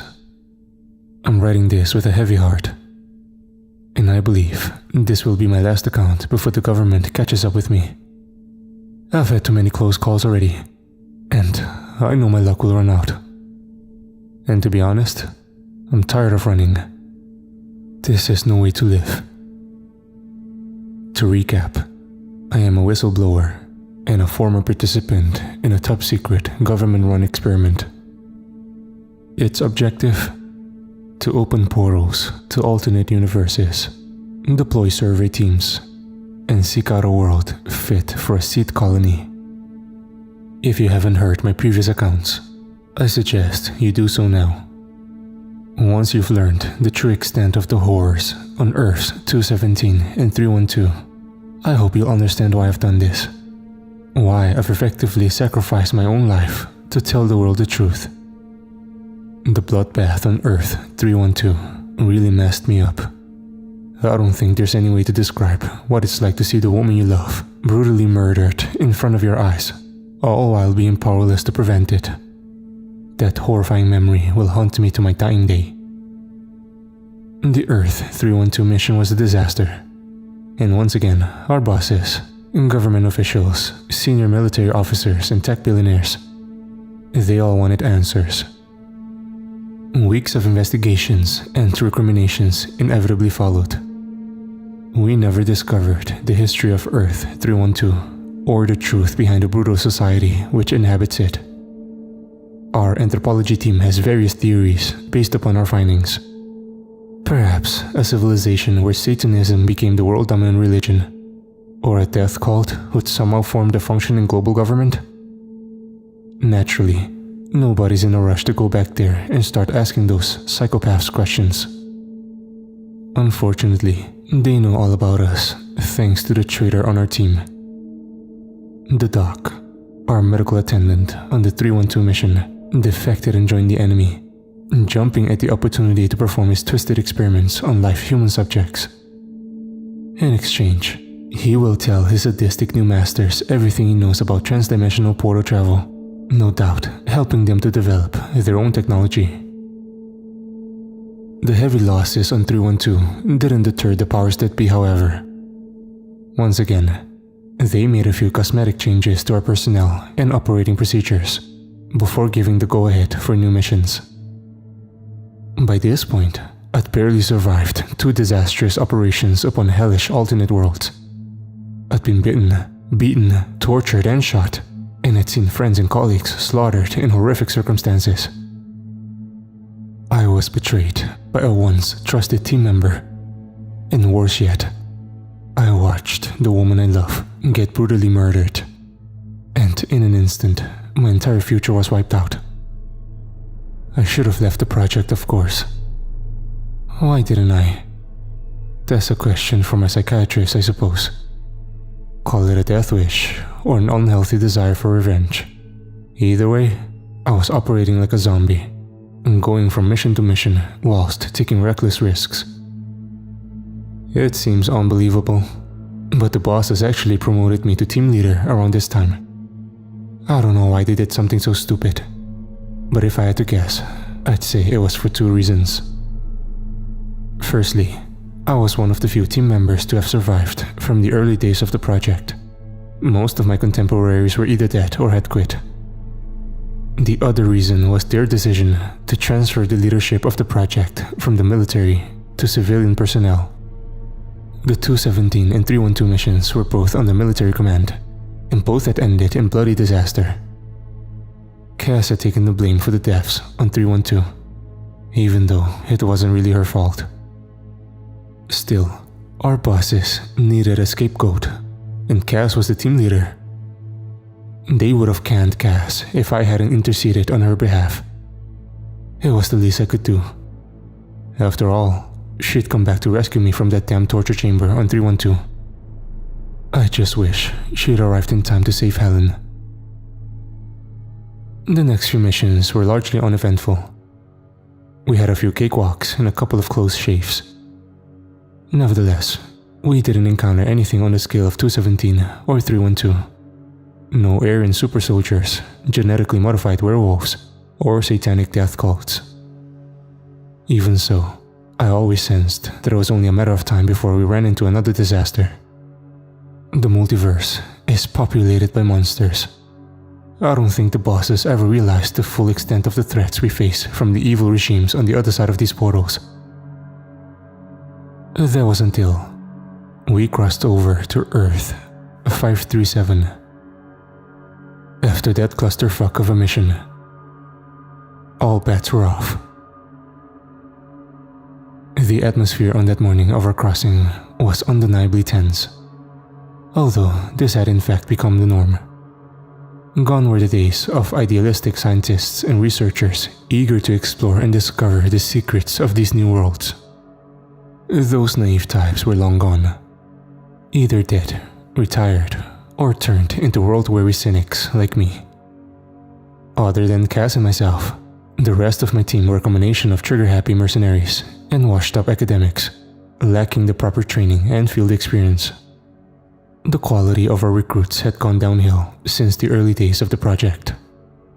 I was the leader of this ragtag band of misfits and renegades, on paper at least. Yes, they followed my orders on base, but if the shit hit the fan on the other side, I didn't know what would happen. In the moments before the crossover, I stood at the front of the line in the bunker, a crate full of equipment at my feet, ready to push down the rail once the portal opened. I watched on as the machinery was activated and power surged. The initialization process had begun. This part used to scare the shit out of me, as I imagined all the horrific things which could go wrong. But now, I hardly cared. I glanced across to my long-suffering companion Cass, who stood beside me in her body armor and with an M4 carbine slung over her shoulder. She met my gaze briefly, showing just the slightest glint of vulnerability in her eyes, a chink in her armor which only lasted for a moment. I thought she might say something, but instead, she regained her rock-hard composure, nodding curtly before turning our attention back to the operation.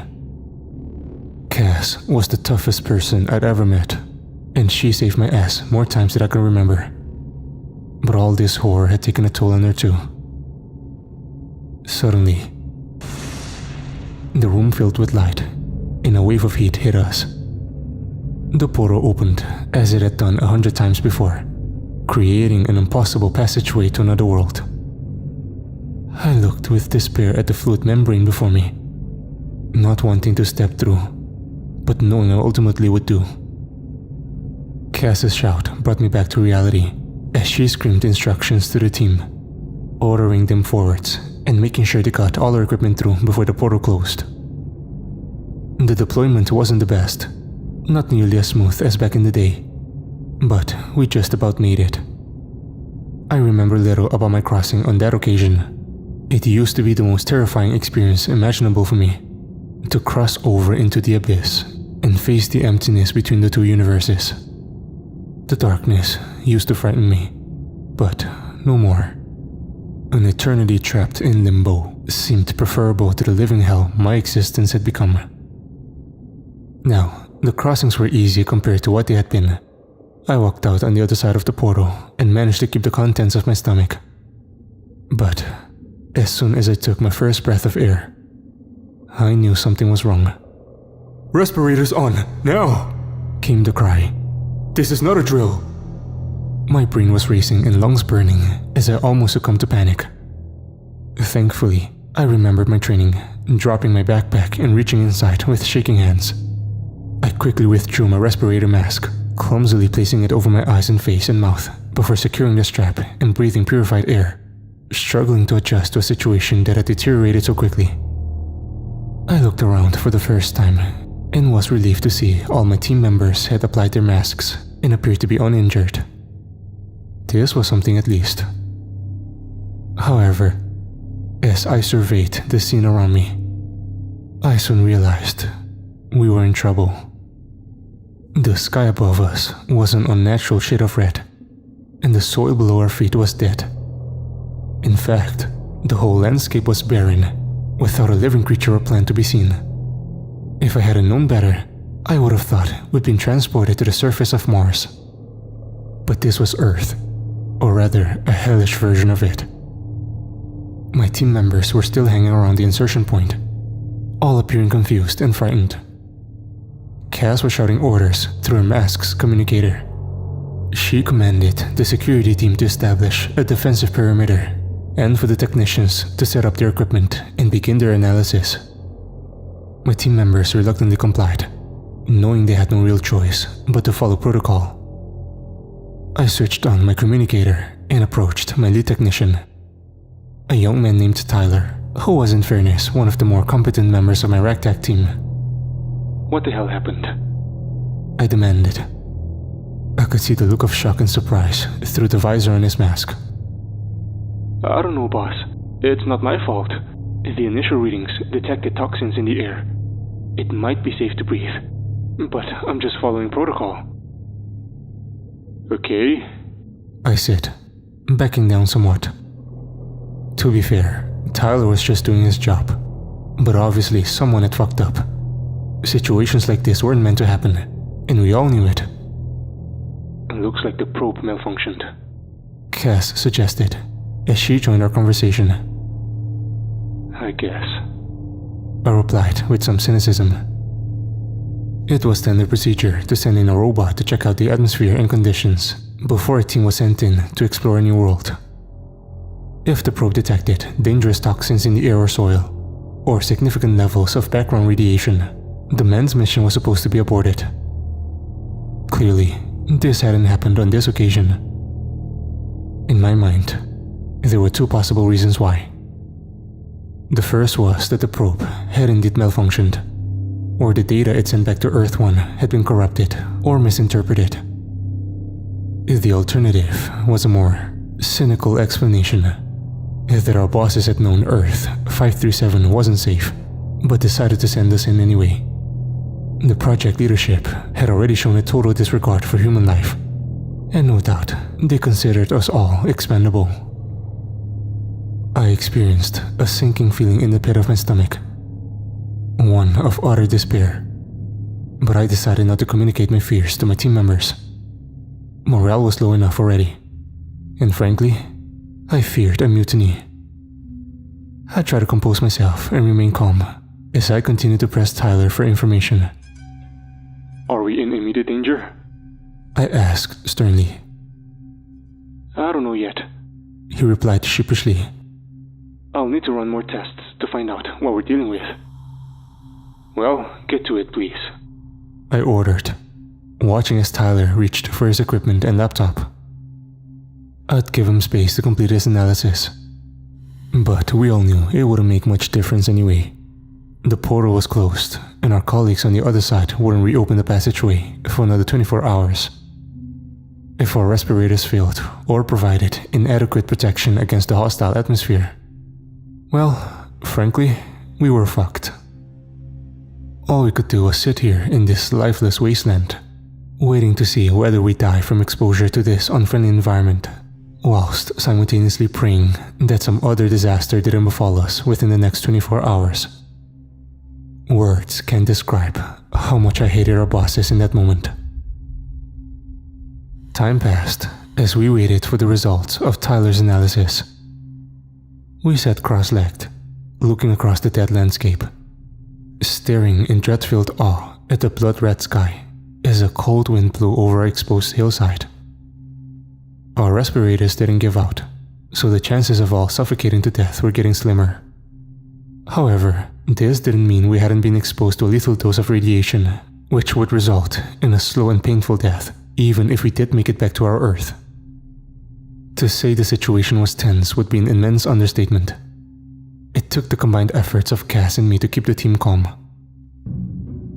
After some time, I approached Tyler's makeshift workstation, looking over his shoulder as he frowned at the data appearing on his laptop screen.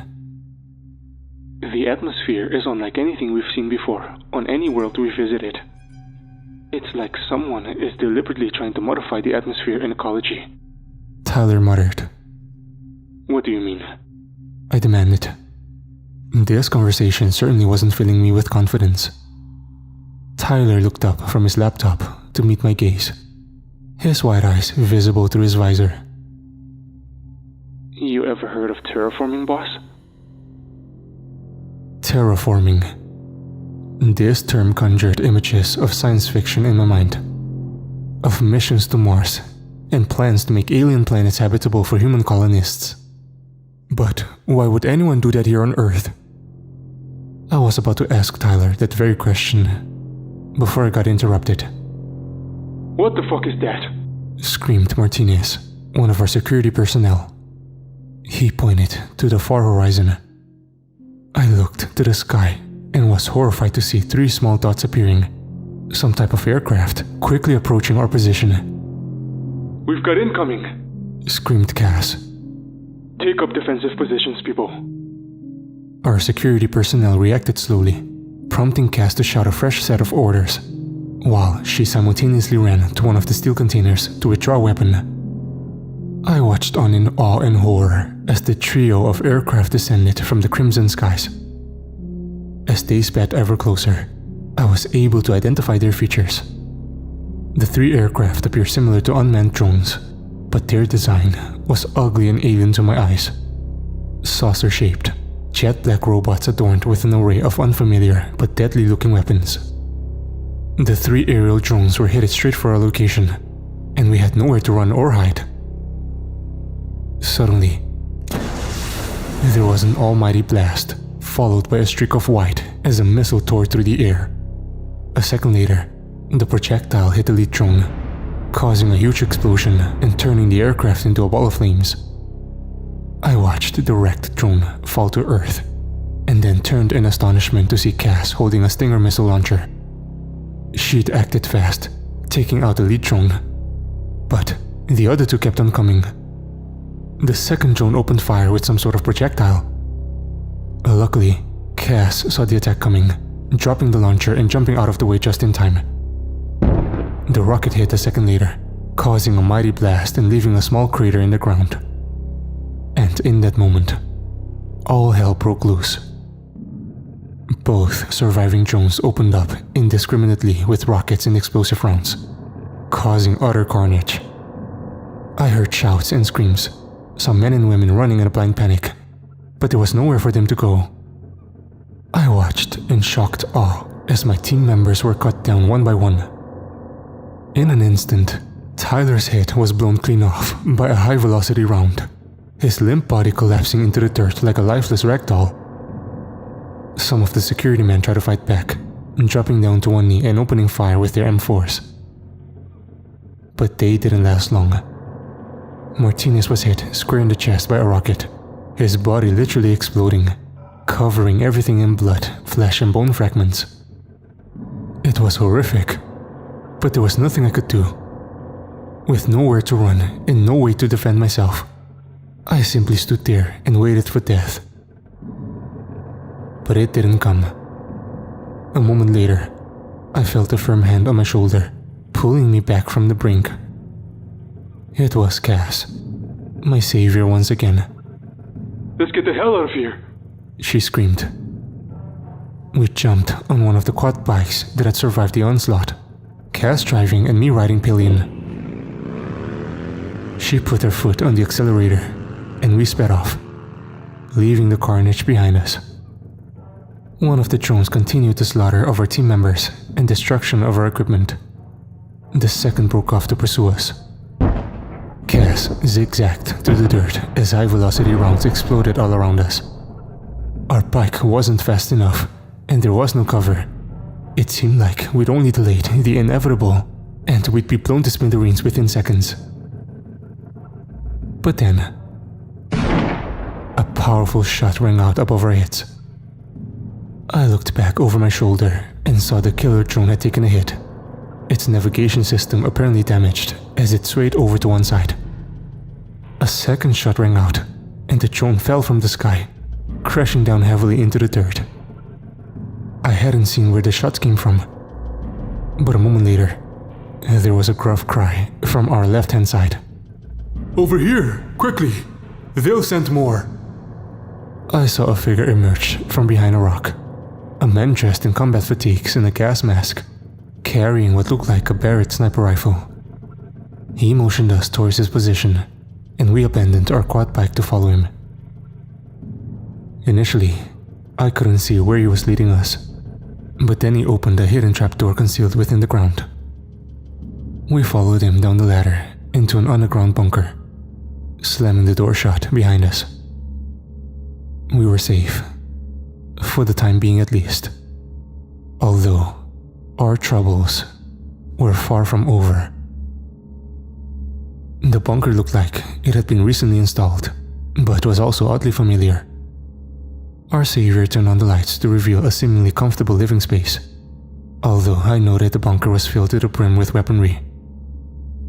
He laid down his sniper rifle and began to remove his mask. "You don't need those in here. The air is clean," he said.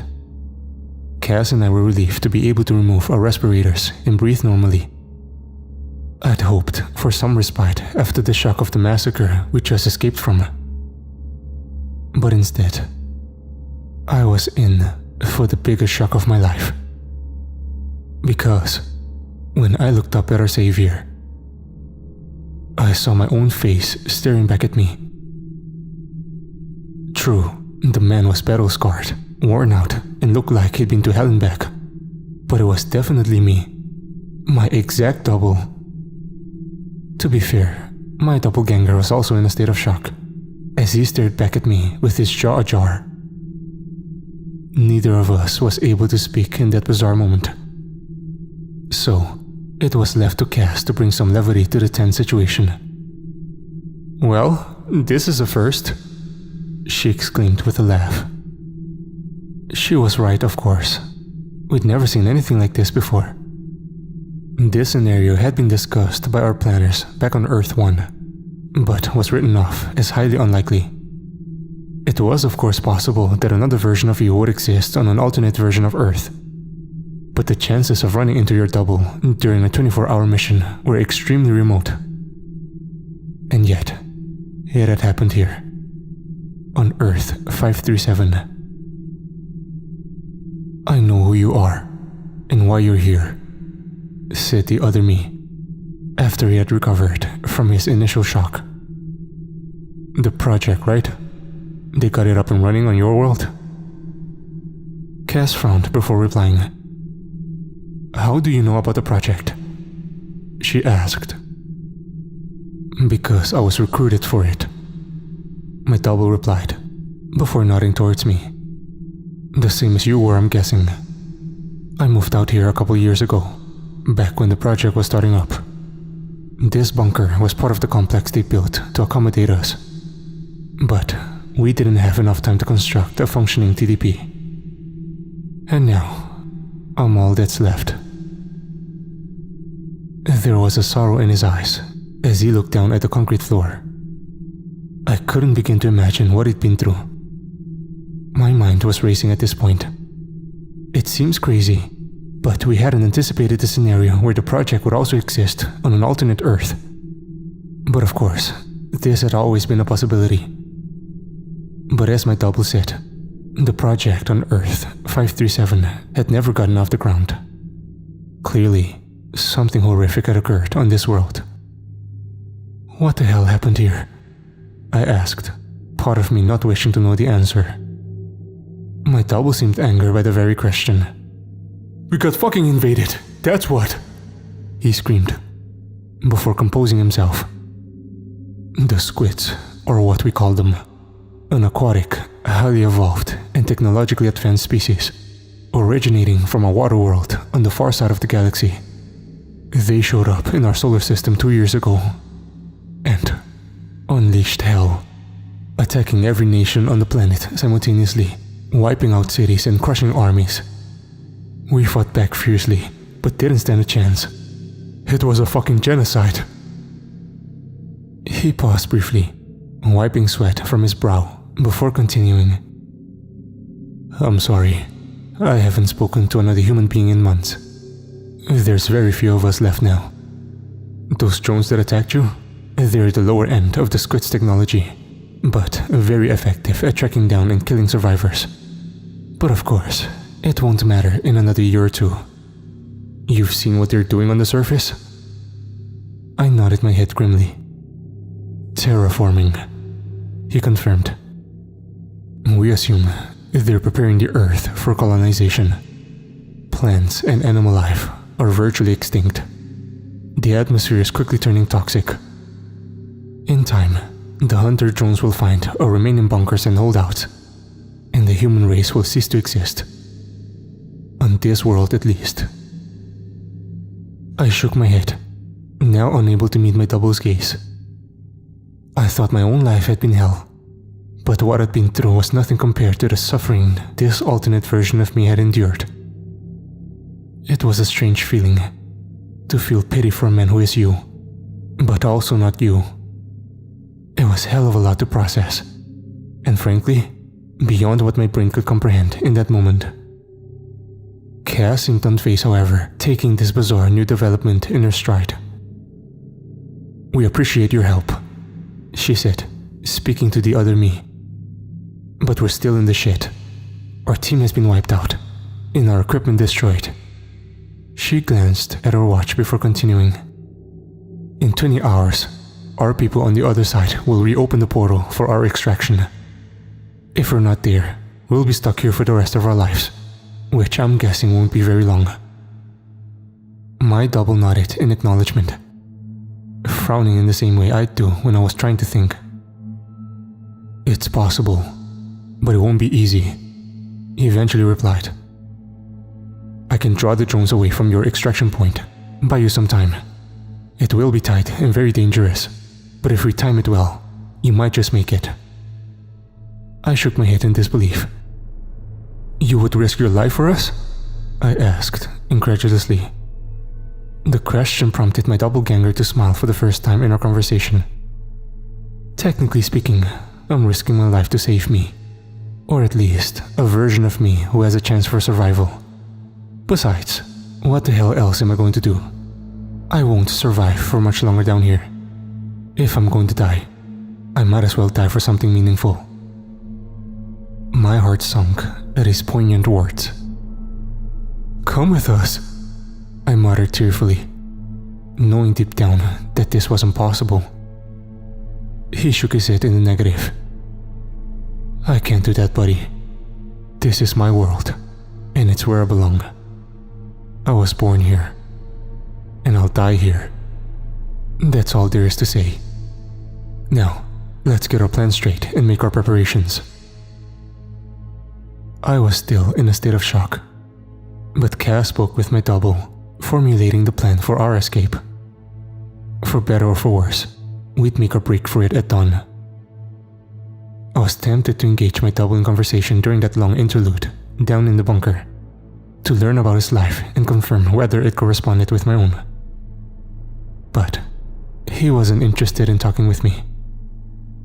Instead, he fed us with canned food and suggested we get some rest. I don't know how he was able to sleep when we could all die the next morning, but I guess this had been my double's reality for some time.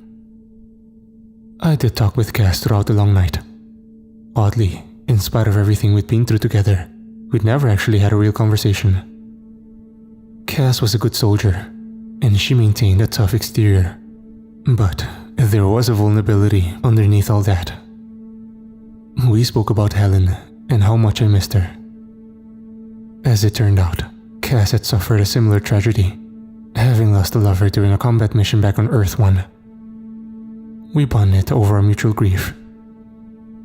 I'm glad we had that time to talk. It meant a lot to me. When morning came, the tension inside the bunker was palpable.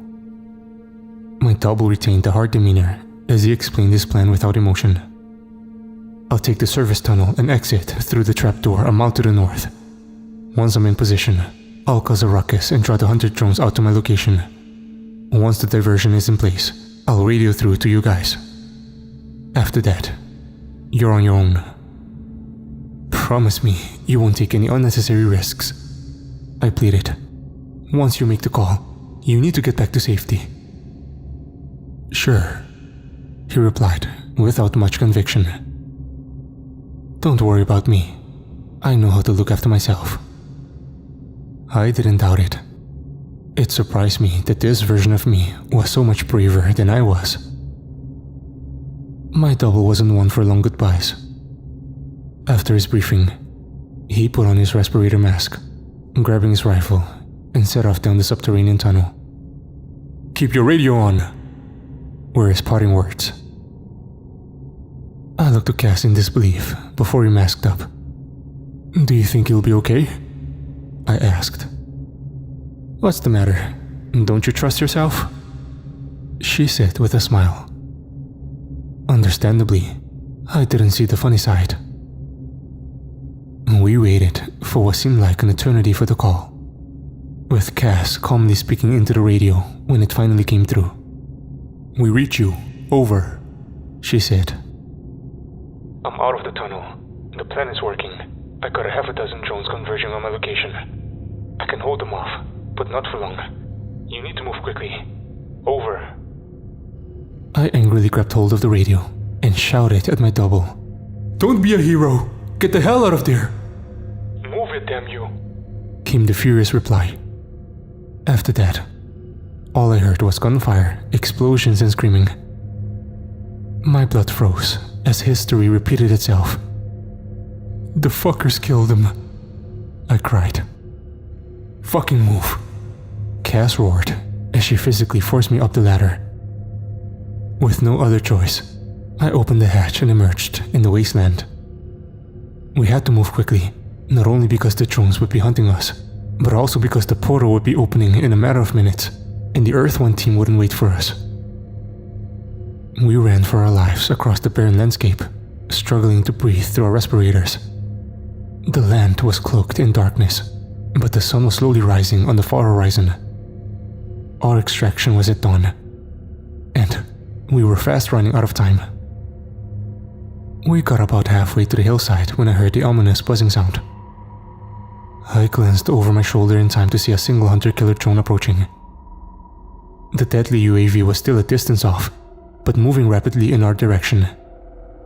Shit. I swore. Keep moving. Cass ordered, as she cast aside her rifle and backpack. I ran as quickly as I could, suddenly realizing that I didn't wish to die in this hellish place. Somehow, we reached the hillside intact. But now the drone was in range, and explosive rounds struck all around us. I saw a burst of light, indicating that the portal was being opened from the other side. For the first time, I believed we would actually make it. But the drone was right on top of us now, tearing the ground up around our feet. The portal opened. A fluid membrane leading back to our home dimension. That passageway had never looked so welcoming. I noticed the drone had stopped shooting at us, but didn't have time to consider why.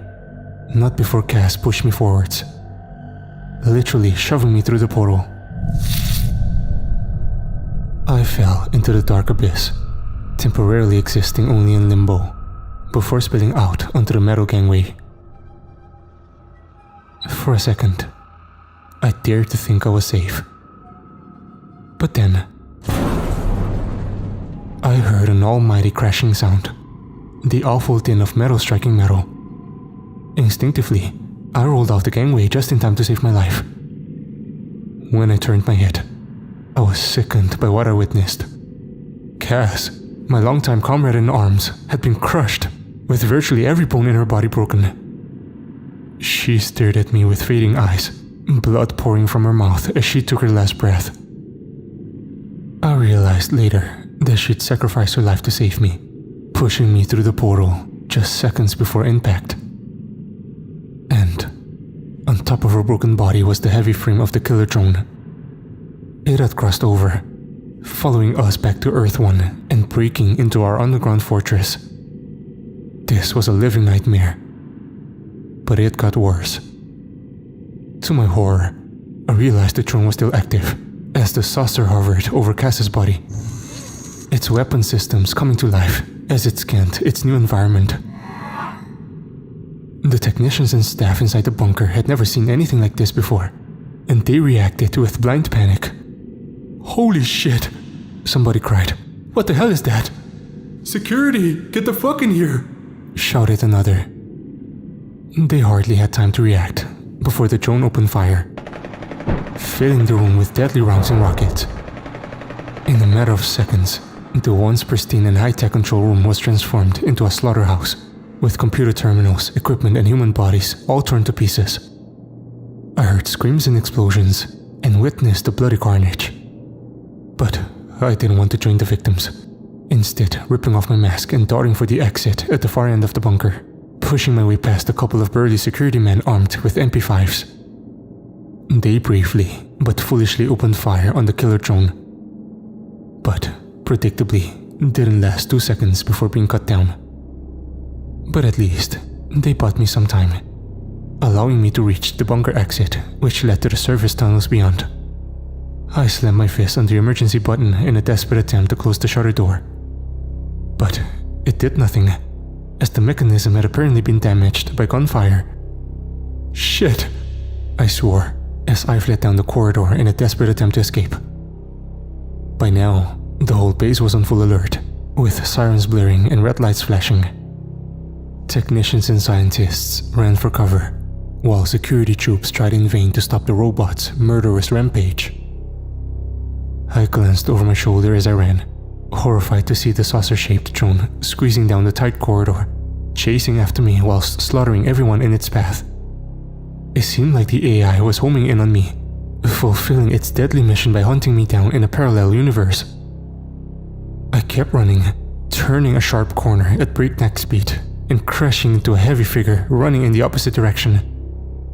I fell, hitting the hard concrete floor and looking up to see a large soldier armed with an M4 and wearing full body armor. He screamed at me, shouting, "Get the fuck up!" But he never got the chance to finish his sentence, as a second later, his head was blown clean off. I winced at the carnage, hearing the ominous din of the murderous drone scraping its way down the corridor, its weapon recalibrating as it closed in for the kill. I looked to the body of the decapitated soldier, seeing what was surely my last chance attached to his belt. A hand grenade. I reached for the explosive device with my shaking hand, grabbing it firmly and pulling the pin. In an instant, I tossed the grenade in the direction of my attacker before tearing down the corridor and diving into cover.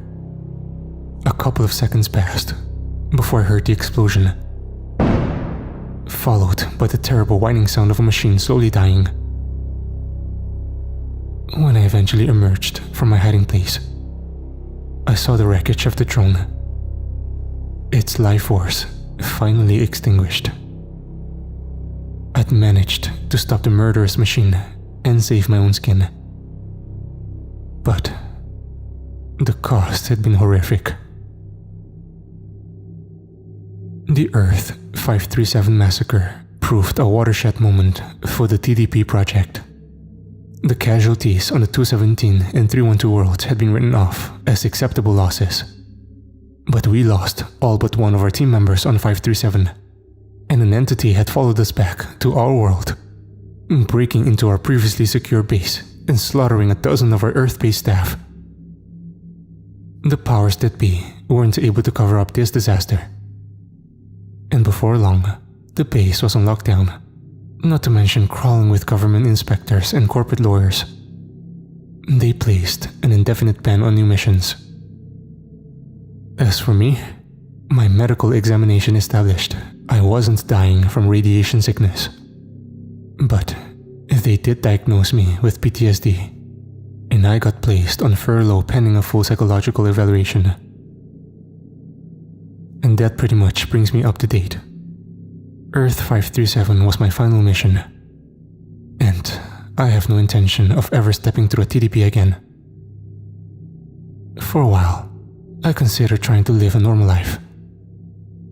But how could I, after all the horrors I'd witnessed? My hopes for the future had died with Helen, and the guilt I carried was too much to bear. Earth 537 had broken me, but the massacre I'd lived through had also given me a new purpose.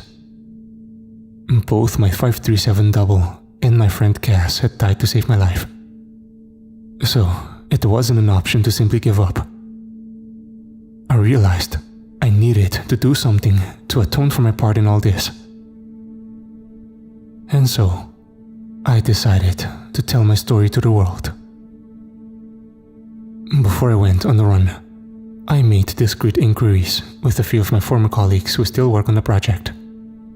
They've informed me that the ban on visiting new worlds had been made permanent, but the portal technology and infrastructure is still very much intact and operational. My former employers have identified several viable worlds, all deemed fit for colonization. They'll go ahead with their insane escape plan and think nothing of those who died to make it happen. But I remember everything. I'll never forget Helen, Cass, and all of the others. And I believe their stories need to be told. And we cannot ignore the threats posed by the monsters on Earths 217, 312, and 537. and God knows how many other parallel dimensions. Those evil and ruthless regimes who would think nothing of conquering our world and wiping us out. The people in charge, the government and super wealthy, they don't give a shit. If you want to survive what's coming, you need to prepare. But for me, it's already too late. This will be my last entry. I know they'll get me. And I'm okay with that. I need to face the consequences of my choices. So, what are my parting words? Stand and fight. Because the monsters are coming. And they'll show you no mercy. Godspeed, my friends.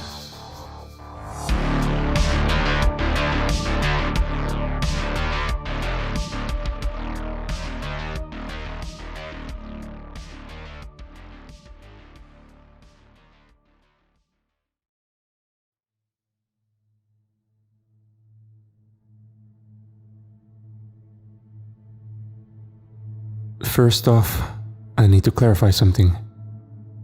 I am not the original Traveler, although I have adopted his alias to write my account. For those of you who don't know, my predecessor was an unlikely hero, the sole survivor of a botched experiment that went horribly wrong. He risked all to tell his story, whistleblowing on his government employers and their wealthy backers who have achieved the unthinkable, opening portals to parallel universes. Thanks to this man, we now know the truth about the elite's plan to escape to another world.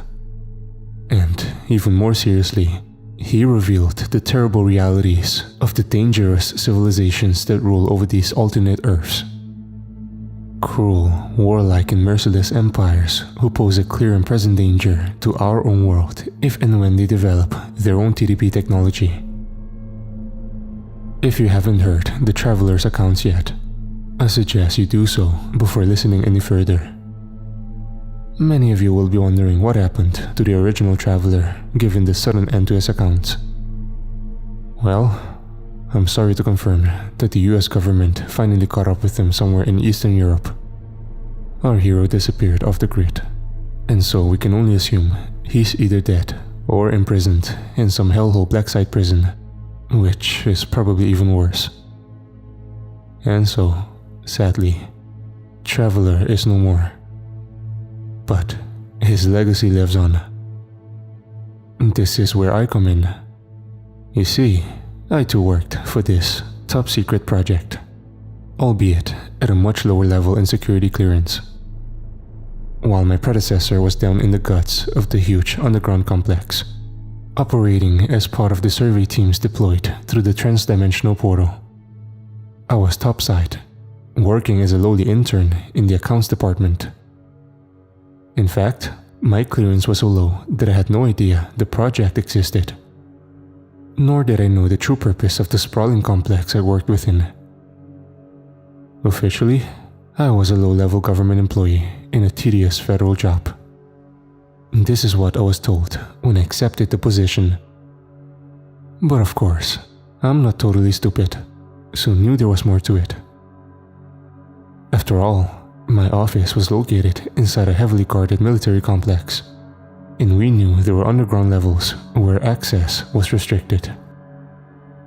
What's more, the complex is located in a very remote part of the country, 1,000 miles from my hometown. Still, my employment prospects were slim after college, and as dull as this entry-level position was, the pay and conditions were decent, and I was told there were prospects for promotion. So, that's how it began for me. And I suppose this is where my story would have ended, had it not been for the bizarre and unprecedented events of one fateful night. I was in the office late, working alone to meet a tight deadline. My boss at the time was a real ball buster, and so I'd already gotten used to working unpaid overtime. Frustrating, but nothing out of the ordinary. I was sitting at my desk at the spreadsheet on my computer screen, whilst struggling to stay focused. I remember diligently typing away on my keyboard, when suddenly, the power cut out, plunging the windowless office into darkness. The event was disconcerting, but didn't cause me any undue concern. Not at first anyway. Surges and temporary blackouts were actually pretty common in our offices, and this was the third I'd seen in only 2 weeks of working there. We'd been told to frequently save and back up our work for this very reason. My laptop was on battery power, and so my screen remained illuminated. And so, I sat tight and waited for the emergency lighting to kick in. But it didn't. Minutes passed, and still nothing. And that's when I started to get worried. Us lowly employees had never received an adequate explanation for these disruptions to the electricity supply. We'd merely been told that power was being diverted downstairs. Of course, this only added to the rumor mill and gossip around the water coolers. It was rather exciting to speculate with my work colleagues during the daylight hours, but it was a different prospect when I was stuck here alone, after hours and in darkness. I began feeling increasingly anxious as the lights stayed off. And then, the ground started to shake beneath my feet. This was a new one, and not something I was prepared for. Was this an earthquake? They weren't common in this part of the country, and I couldn't help but feel there was a connection to the power surge moments before. I struggled to stand as the floor moved beneath my feet, and I stumbled as my laptop fell from the desk, the screen smashing when it hit the ground. Now the room was shrouded in total darkness. Until suddenly, it wasn't. In an instant, I was blinded by a burst of intense light, so bright that I had to cover my eyes. Then, I got hit by a fierce wave of heat, like an unbelievable surge of energy had suddenly popped into existence right in the middle of my little office. At first I feared some kind of flash fire, but the reality was far more terrifying. When I reopened my eyes and regained my composure, I witnessed something which made no logical sense. The wall at the back of the room had opened up to reveal, well, what I could see was a room almost identical to the one I was in. Except, in this version, the lights were still on. The plaster wall that should have been there had inexplicably disappeared. But the path through the other side wasn't exactly clear. The passageway looked to me like a fluid membrane, a crystal clear wall which stood between me and whatever was on the other side. Was this a dream? Had I fallen and hit my head during the blackout? Perhaps. But it seemed so real. I walked forward, slowly but cautiously, intending to reach out and touch the membrane. Looking back, this was a crazy move, but in that moment, it made sense in my confused brain. But, to my surprise and horror, I tipped over some object I missed in the darkness, helplessly falling forward, right into the fluid wall in front of me. All of the air was sucked from my lungs as I became immersed in it. And then, there was nothing but black. I awoke sometime later, my head throbbing and retinas burning. It took me a moment to regain my wits and lift myself up. I discovered I was inside an office, nearly, but not quite, identical to the one I just left. The power was on, and everything looked in order, but my smashed laptop was nowhere to be found. I shook my head in disarray, trying to make sense of all that had happened. The most logical conclusion was that I'd burnt out. I'd been working long hours after all, So perhaps I had hallucinated the whole experience? Either that, or I'd suffer a panic attack and passed out. In any case, I just wanted to get out of there. I needed to rest, and so decided I would deal with the shit in the morning. With some difficulty, I struggled to the door and walked out into the corridor, stumbling along underneath the glaring LED lights. Now, I know what you're probably thinking. Clearly, I wasn't in Kansas anymore. And surely, I should have realized something was wrong. But remember, at this point, I had no idea what really went on within the facility and couldn't have imagined what I'd just been through. And the office complex did appear much the same as I would have expected. There were a couple of details different from how I remembered. The odd thing, like a water cooler or a desk out of place. But I wrote off these discrepancies, telling myself I was just tired and my mind was playing tricks on me. Soon, I reached the security checkpoint in front of the exit. I didn't recognize the armed guard sitting behind the desk. A burly and disinterested middle-aged man who didn't bother looking up from his phone when I walked by. I approached the sealed door and swiped the security card I carried in a lanyard around my neck. It didn't work. The door didn't swing open, but instead, there was a beep followed by a red light. I tried again 4 or 5 times, but the result was always the same. Frustrated, I turned back to the desk and sought to gain the attention of the board guard. "Excuse me, sir?" I interjected. "My card isn't working." He looked up in annoyance, rolling his eyes as he slammed down his phone and loudly typed into his keyboard. "Name?" he demanded abruptly. I told him, and he aggressively typed the details into his computer, frowning in annoyance when he didn't get the information he wanted. He looked up at me for the first time, his eyes bloodshot and unfocused. "Are you new?" he demanded. I've worked here for 2 weeks," I answered in confusion. The guard shook his head in annoyance. "Damn this system. Those morons in IT can't sort out the glitches." He slammed his fist on a button located under the desk, and the door automatically swung open. "Go ahead," he ordered. "Thanks, man," I replied meekly, before walking out. I eagerly embraced the cool but fresh air when I stepped outside. To my surprise, I saw it was now dawn, with the sun rising on the far horizon. How could this be possible? I couldn't account for the lost time. I didn't want to think about it, however. All I wanted was to get to bed and put my head down.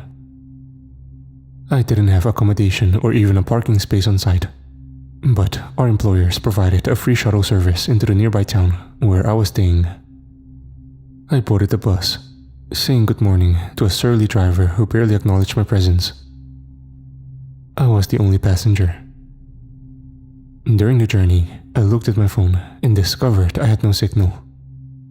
Great, I thought. This day was going from bad to worse.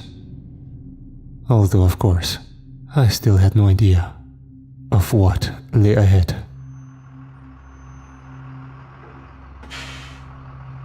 We arrived in town, and I disembarked, strolling along Main Street as the morning sun shone down upon me. Listeners of the original traveler's accounts may recall his description of this small settlement located about 10 miles from the facility. It's a 2-bit little town, which could be described as anywhere USA. This wasn't somewhere I would have moved to if it hadn't been for the employment opportunity.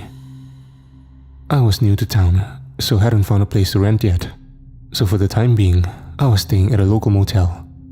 A basic but clean and comfortable place a couple of minutes walk from the bus stop. I felt myself lagging as I walked through the parking lot towards my room, fumbling in my pocket for my key and inserting it in the lock. But to my surprise and annoyance, the door didn't open. I saw it was jammed by the latch, which could only be locked from the inside. I noted an unpleasant stench emanating from within, something similar to rotting meat. I looked through the gap into the darkened room, only to be met by a face on the other side. A woman, her eyes bloodshot and skin pale white. I swore I could see dried blood on her chin. Clearly she wasn't pleased to see me, as she snarled and exposed her sharpened teeth. "What the fuck do you want?" she growled, squinting to see me in the morning sun. This is my room?" I replied in confusion. "To hell it is," she shot back. "Now get the fuck out of here before I rip your damn throat out." With that threat, she slammed the door shut, leaving me standing on the outside. "Whoa," I exclaimed to no one in particular. I couldn't believe she'd been so aggressive, and was left shaken by the unpleasant encounter. Fearing I'd made a mistake, I double-checked the door number. Number 23. This was definitely my room. Clearly, there'd been a mistake by the management, and so I resolved to go to the front desk to resolve it. I could tell something was off as soon as I walked into the small reception area of the motel. The space was very similar to how I remembered, but also subtly different. There was a dark and foreboding atmosphere inside, whereas it had previously been friendly and welcoming. I couldn't put my finger on why. The only noticeable difference was an odd and disturbing shrine set up on a table in the corner of the room, a collection of photographs and trinkets underneath a Grim Reaper statue, a ceramic model of a roped skeleton holding a scythe. It reminded me of Santa Muerte, the patron of the infamous Mexican death cult.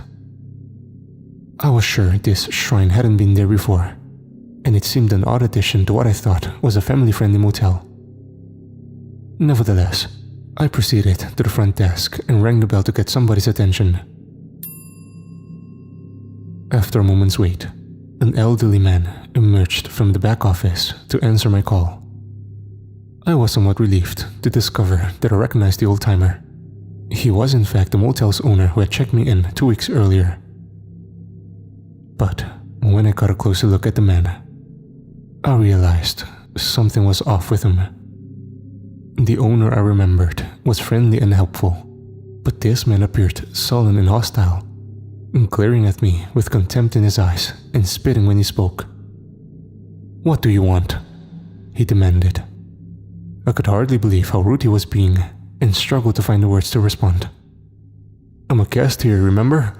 Room 23, but someone else is in there." "You're not a guest here," he shot back without hesitation.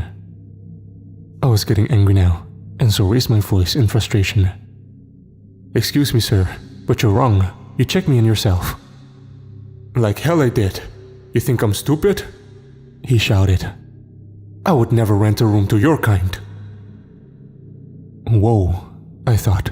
Your kind? What the hell was this guy's problem? "Listen, sir, you have no right to speak to me like this," I exclaimed angrily.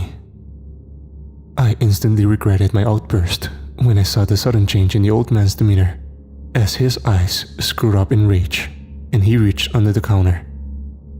To my horror, the motel owner pulled out a shotgun, pointing it directly in my face.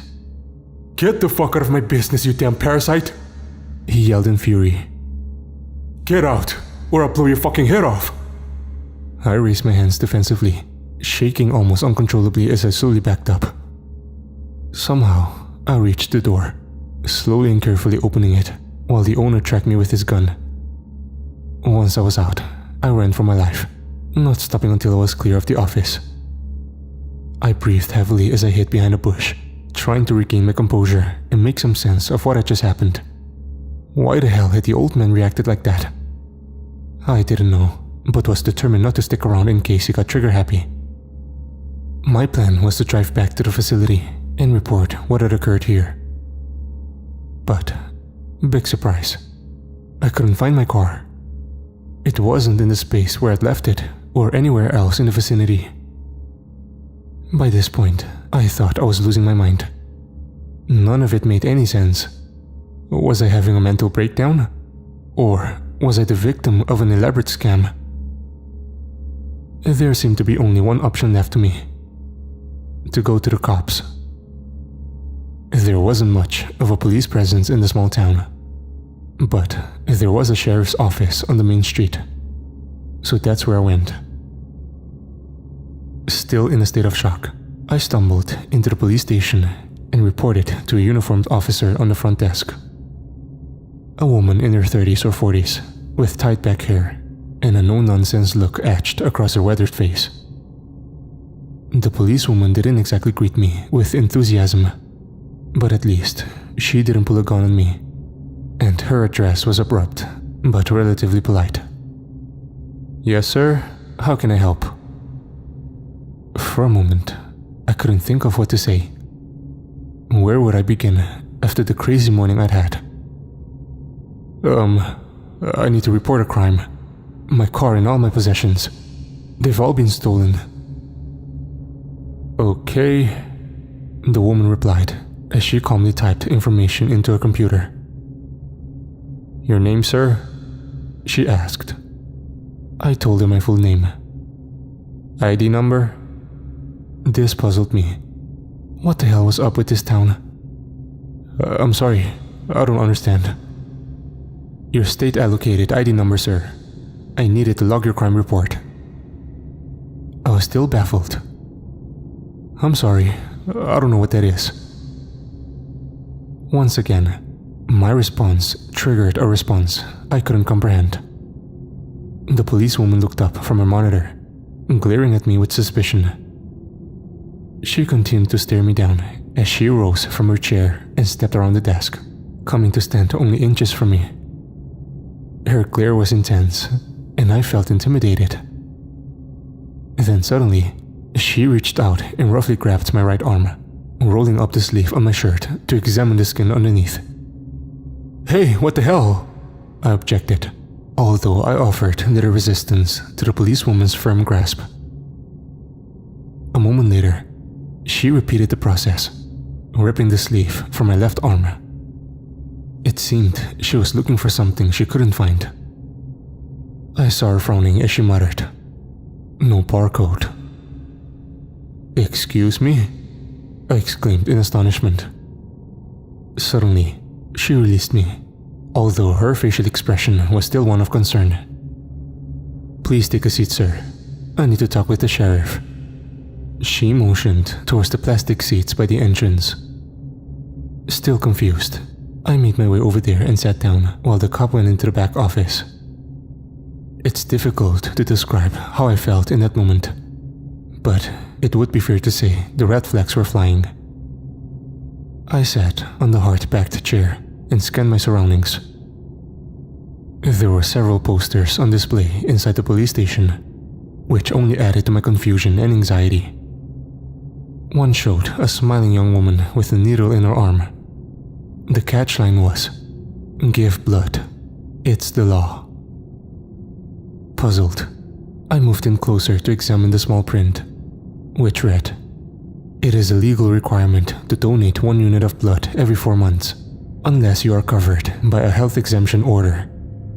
If you know of anyone in breach of the Blood Collection Act, it is your legal and moral duty to report them to your local law enforcement."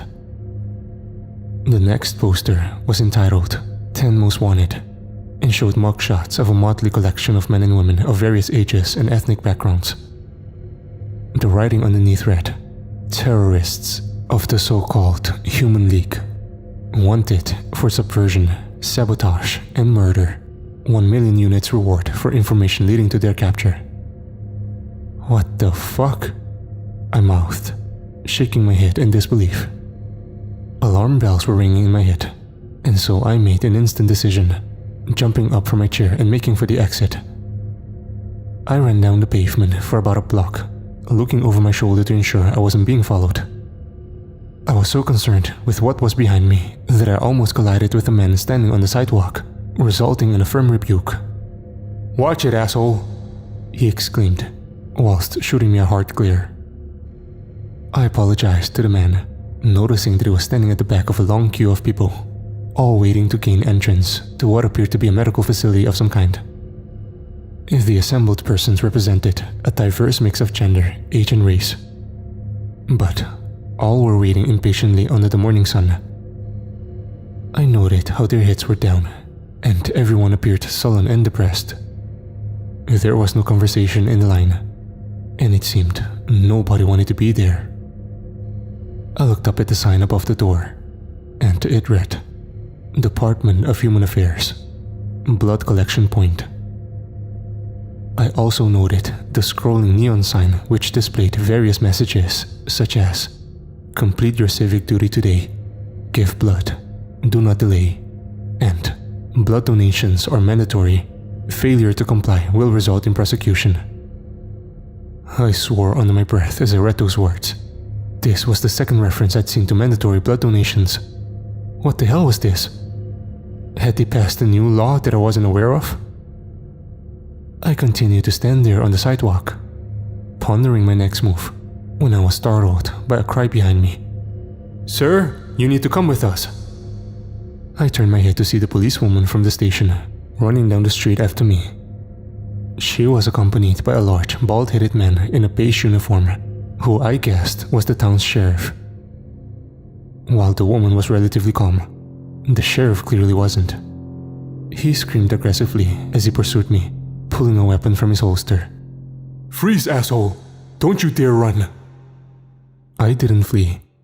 In fact, I was frozen in fear, not knowing how to react in that moment. I noticed how the people on the street suddenly disappeared, scattering in all directions, as if they knew what was about to happen. Clearly I posed no threat, but this didn't matter to the bullish sheriff, as he aimed his weapon and fired. I felt a heavy impact against my chest, and for a moment, I was sure I was dead. But instead of a bullet, I got zapped by a taser, a surge of electricity pulsating through my body as I fell down, hitting the pavement with a heavy thud. What happened next is something of a blur in my memory. I recall lying face up on the pavement, still convulsing until the taser was disengaged. Next, they forced me up on my feet, roughly applying handcuffs and throwing a sack over my head, before they bundled me into the back of a vehicle. Why are you doing this to me? I cried in despair. I don't do anything. The response surprised me. It was the woman's voice, and her tone was empathetic. I'm sorry. Please don't fight. A second later, I felt a sharp jab in my neck, making me yelp in pain and shock. Only a few seconds passed before I began to feel woozy, struggling in vain to keep my eyes open, before everything went black. I don't know how long I was out for, but I was awoken with a jolt as freezing cold water was dumped over my head. I yelled out in pain and instinctively tried to jump up, only to discover I was restrained, bound by my wrists and ankles to a hard metal chair. My whole body ached as I struggled in vain against the pines and tried to adjust my eyes to this new environment.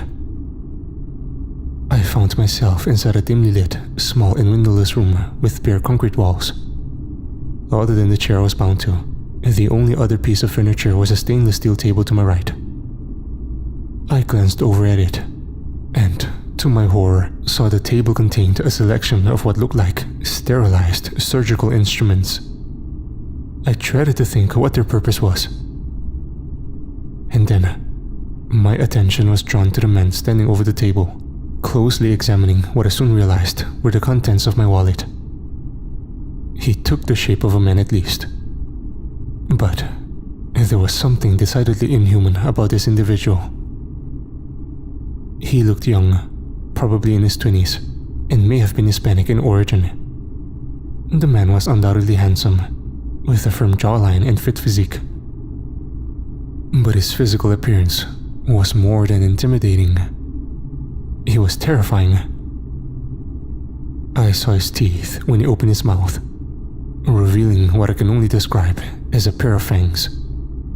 And his eyes, dark green and almost reptilian. There was no way they were human. These were the eyes of a predator, and they were focused on me, the fly caught in his deadly web. He glanced down at my wallet before addressing me in a deep, booming voice. I recall how he read my name and date of birth from my driver's license. That's you, is it? He inquired. I struggled to answer through my quaking lips, but managed to whimper a single word reply. Yes. That's funny. He snorted dismissively. Because no one with that name and details exists on the national database. No name, no blood group, and no barcode tattoo on your arm. Which of course is mandatory for all humans to have. How do you explain that? I shook my throbbing head, still hoping against hope that I'd awake from this nightmare. I don't understand any of this, I pleaded. Please, contact my employers, and they'll confirm who I am. My captor smiled cruelly before replying. Ah, yes. Your employers. I am very interested in learning about them. Believe me. My mind was racing, and I felt I was going to be physically sick. I don't understand, I repeated. Who are you? What are you? My captor's grin widened, again revealing his crocodile-like teeth. Of course. Where are my manners? My name is Dr. Salvatore. I am head of security at this facility, executive member of the Vampire Nation Party, and proud Homo Nocturnus of the purest blood. I almost laughed aloud, despite the extreme danger I was in. Vampire? I exclaimed in dismay. You mean no sunlight, drinks blood, sleeps in coffin, stake through the heart, and all that shit? Salvatore laughed in open mockery at the description. Ah, yes. The foolish human superstitions from the old days. Such myths were widespread before the revolution, when my kind rose up and took our rightful place in the world, ruling over the weak and pitiful human race. Your blood is no longer necessary for our sustenance, of course, but the ancient tributes are still maintained. Thus, the Blood Collection Act and mandatory quotas. But of course, you already know all this, don't you? I shook my head vigorously, not wanting to believe what I was hearing. I don't know anything. I shouldn't be here. That much is true, Salvatore snarled back. But I already know who you really are. I have long suspected that other worlds would develop their own portal technology and seek to visit our dimension. And now, here you are, in the flesh. But I don't care about a lowly worm like you. What I want to know is who sent you, and what is their agenda. I refuse to believe that Homo sapiens would have the intelligence to develop such advanced technology. Surely you are a pawn being used by a more powerful civilization. I suggest you tell the truth now, before I am forced to take more drastic measures. I don't know anything, I repeated in a panic. No one sent me, and I don't know how I got here. Salvatore shook his head, and obviously he was not convinced. Very well. Have it your way, maggot. He spat. I'll get the truth from you, one way or another.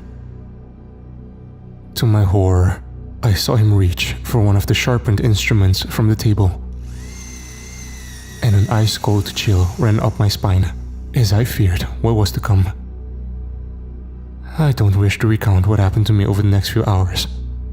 Honestly, I'm still trying to come to terms with the torture I endured at the hands of that monster. Suffice to say, I was beaten, cut, and bled by a psychopath who took a sadistic pleasure from my pain and fear. Clearly he was an expert in torture and thoroughly enjoyed his work. Salvatore kept on asking the same questions. Who are you? What did I know about the project? What was the objective of my mission? I didn't know the answers, of course, but he didn't believe my denials. Either that, or he didn't care. Some of the torture was psychological as well as physical. At one stage, he actually drank my blood in front of me, making a show of spitting it out in disgust. Your blood is that of a low-caste human, he mocked. You are truly inferior and unworthy in all respects. I didn't know whether he was serious or not. My panicked brain tried to think, while he inflicted pain upon me. Why was this happening to me? How had I gone to work one day and suddenly emerged in this hellish place? In a world similar and yet so different from my own. And why was this monster torturing me? What the fuck did he want?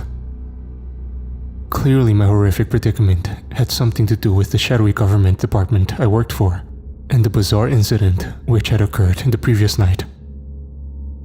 I would learn the awful truth later. But right then, I was focused on survival. Mercifully, Salvatore eventually left me alone after what must have been several hours of torture. I'll give you some time to think things over, he said when leaving the room, smirking cruelly as he did so. But don't worry, I'll be back real soon. I was grateful for the respite, but knew he would return to finish the job. And I was still bound to the metal chair, weak from blood loss in the beatings. There was no chance I could escape from this torture room, nor could I answer the questions Salvatore was bombarding me with. To be honest, by this point, I just wanted to die so that the pain would end. I must have lost consciousness again, because the next thing I remember is being roughly shaken awake. I groggily opened my eyes, feeling a renewed terror when I recalled where I was. But it wasn't Salvatore who had awoken me. A new figure had entered the room, putting his hands upon me. I instinctively recoiled in fear, expecting yet more pain to be inflicted upon my person. But, to my immense surprise, the man started to undo my binds, whilst whispering comforting words in my ear. "It's okay, man. You're okay. We're going to get you out of here, buddy." I looked up to see a friendly face, a young man with dark hair and blue eyes, his expression showing compassion, but also determination. I noticed how he wore some type of uniform, but was somewhat concerned to see a pistol tucked in his waistband. But soon, he had me free, helping me to my feet. I saw the door was ajar, and two more individuals stood on the other side. One male and one female, both dressed the same as my rescuer. Both were armed, with guns drawn and ready for use. I struggled to speak through my bleeding lips, asking, "Who are you people?" "We're with the Human League," the leader answered firmly. My mind raced as I tried to remember where I heard that name before. "The Human League? You're terrorists?" I asked. "We're freedom fighters," he shot back angrily. "Our ancestors have fought these vampire fucks for centuries. Now we're underground, but we keep up the resistance." He looked agitated, staring at the open door and corridor. "But there's no time for history lessons. We need to move." I could hardly walk due to my injuries, so the two men supported me while the woman took point. We soon reached an elevator, which the leader needed to key in a code to summon. When we got into the lift, we descended for what seemed like an eternity, down to the lowest level of the facility. I was still disoriented and baffled by this sudden turn of events. "Why are you people helping me?" The leader nodded his head solemnly. "It's a good question. We've worked for years to infiltrate this facility, and now our cover will be blown. But when we heard about you, the decision was taken to help you escape. If we get you home, you can tell your people the truth of what's happening on our world. And maybe, just maybe, they'll come to our aid." I still didn't fully understand what he meant, but did feel a renewed hope at the prospect of getting home. And I certainly wasn't going to look a gift horse in the mouth. Finally, we reached the lowest level of the facility and exited the elevator, speeding down yet more corridors before reaching a steel security door, which the rebel leader opened by keying in another code and going through what looked like a retinal scan. He was satisfied at hearing the beep, as the heavy door automatically swung open. We then entered a huge underground chamber, adorned with control panels and high-tech equipment, the purpose of which was beyond my comprehension. I did note the huge, spiral-like device facing the back wall, easily 30 foot long and dominating the room. Again, I had no idea what this device was used for, but the whole scene conjured images in my head of science fiction scenarios, and of secret, dark experiments conducted by shadowy organizations. I found it difficult to take in my surroundings, however, as I was still weak from the blood loss, and so grateful when they sat me down on a swivel chair to rest. "Cover the door. We don't have much time." That was the leader, shouting orders to his two subordinates. They drew their weapons and stood guard, while the leader quickly but carefully worked away at the control panels, bringing systems to life with the touch of various buttons and switches. I watched on, awestruck as power surged and the spiral device started to spin. Slowly at first, but quickly gaining momentum. The chamber was suddenly filled up by a cacophony of sounds, and illuminated by an intense light. I started to panic, fearing an explosion.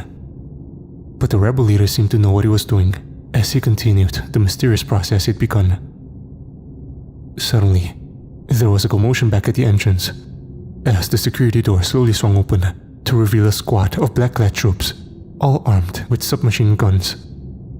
"Here they come," came the cry. "Hold them off, just 2 more minutes."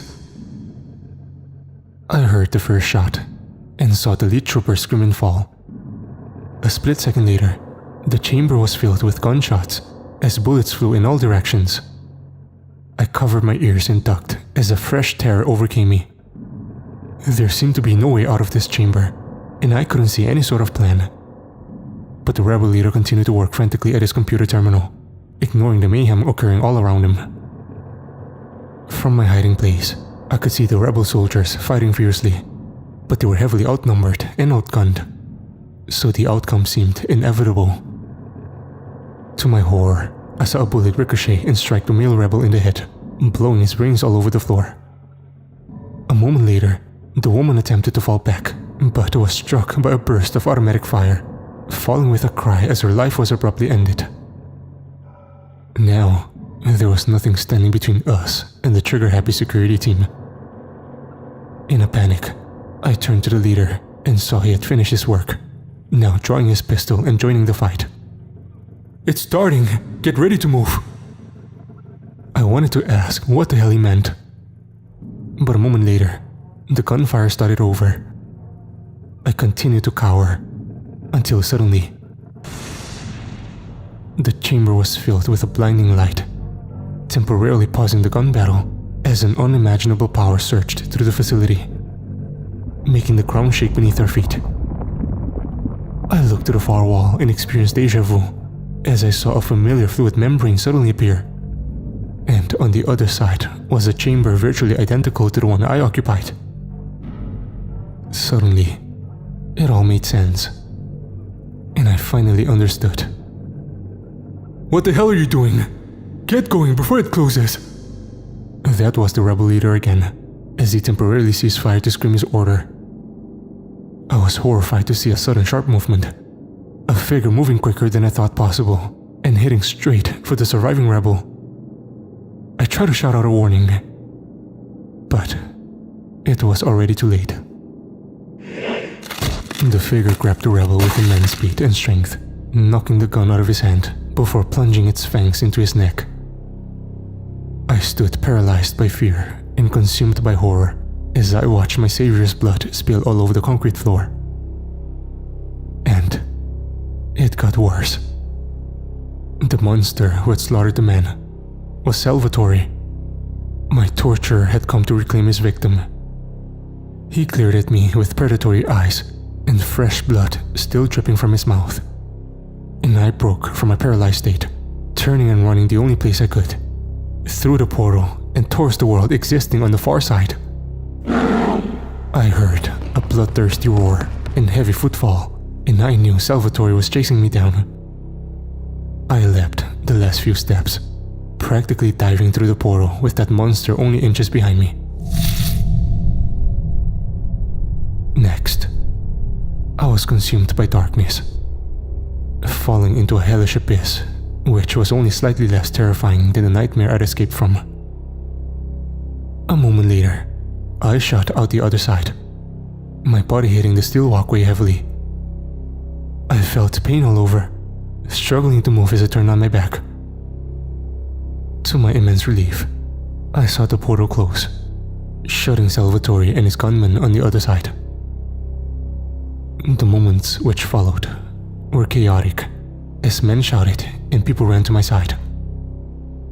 At this point, my strength failed me, and I blacked out once again, not knowing whether I would wake up, but realizing I had at least escaped the clutches of that monster. The days and weeks which followed didn't get much easier. Obviously, I survived and was treated for my injuries within the facility. But I wasn't even fully recovered when they first came to speak with me. Anonymous men in black suits who bombarded me with questions. Thankfully, they didn't torture me like Salvatore had. But nevertheless, their questioning was relentless, as they sought to establish every tiny detail of my misadventure. They told me very little in return, but I managed to piece things together from the information I had. The facility I worked at was virtually a mirror image of the one on the other side. A secret base experimenting in TDP technology. I never should have been a part of this experiment, but something went seriously wrong. On the night I crossed over, there had been a test down below, but the stabilization field had failed, resulting in what they called a cascade event. An unplanned portal had opened up in my office, and I had been unlucky enough to fall through it, ending up in a hellish alternate dimension without any of the knowledge, skills, or tools I needed. The fact that I had survived and made it home was entirely down to the Human League rebels, who'd sacrificed their lives to save me. To my shame, I'd never even asked their names. I told my interrogators all about this, of course, practically begging them to send help to the beleaguered humans on that vampire-controlled world. But I could tell they have no intention of doing so. Eventually, they let me go, paying me severance from my job and warning me not to speak about what happened, quoting federal law and threatening a lengthy prison sentence if I broke my silence. Obviously, I've decided to talk in spite of the threats, inspired by the courageous example set by my predecessor and the ultimate sacrifice made by the freedom fighters who saved my life. Now, I'm on the run, having taken steps to hide and conceal my identity.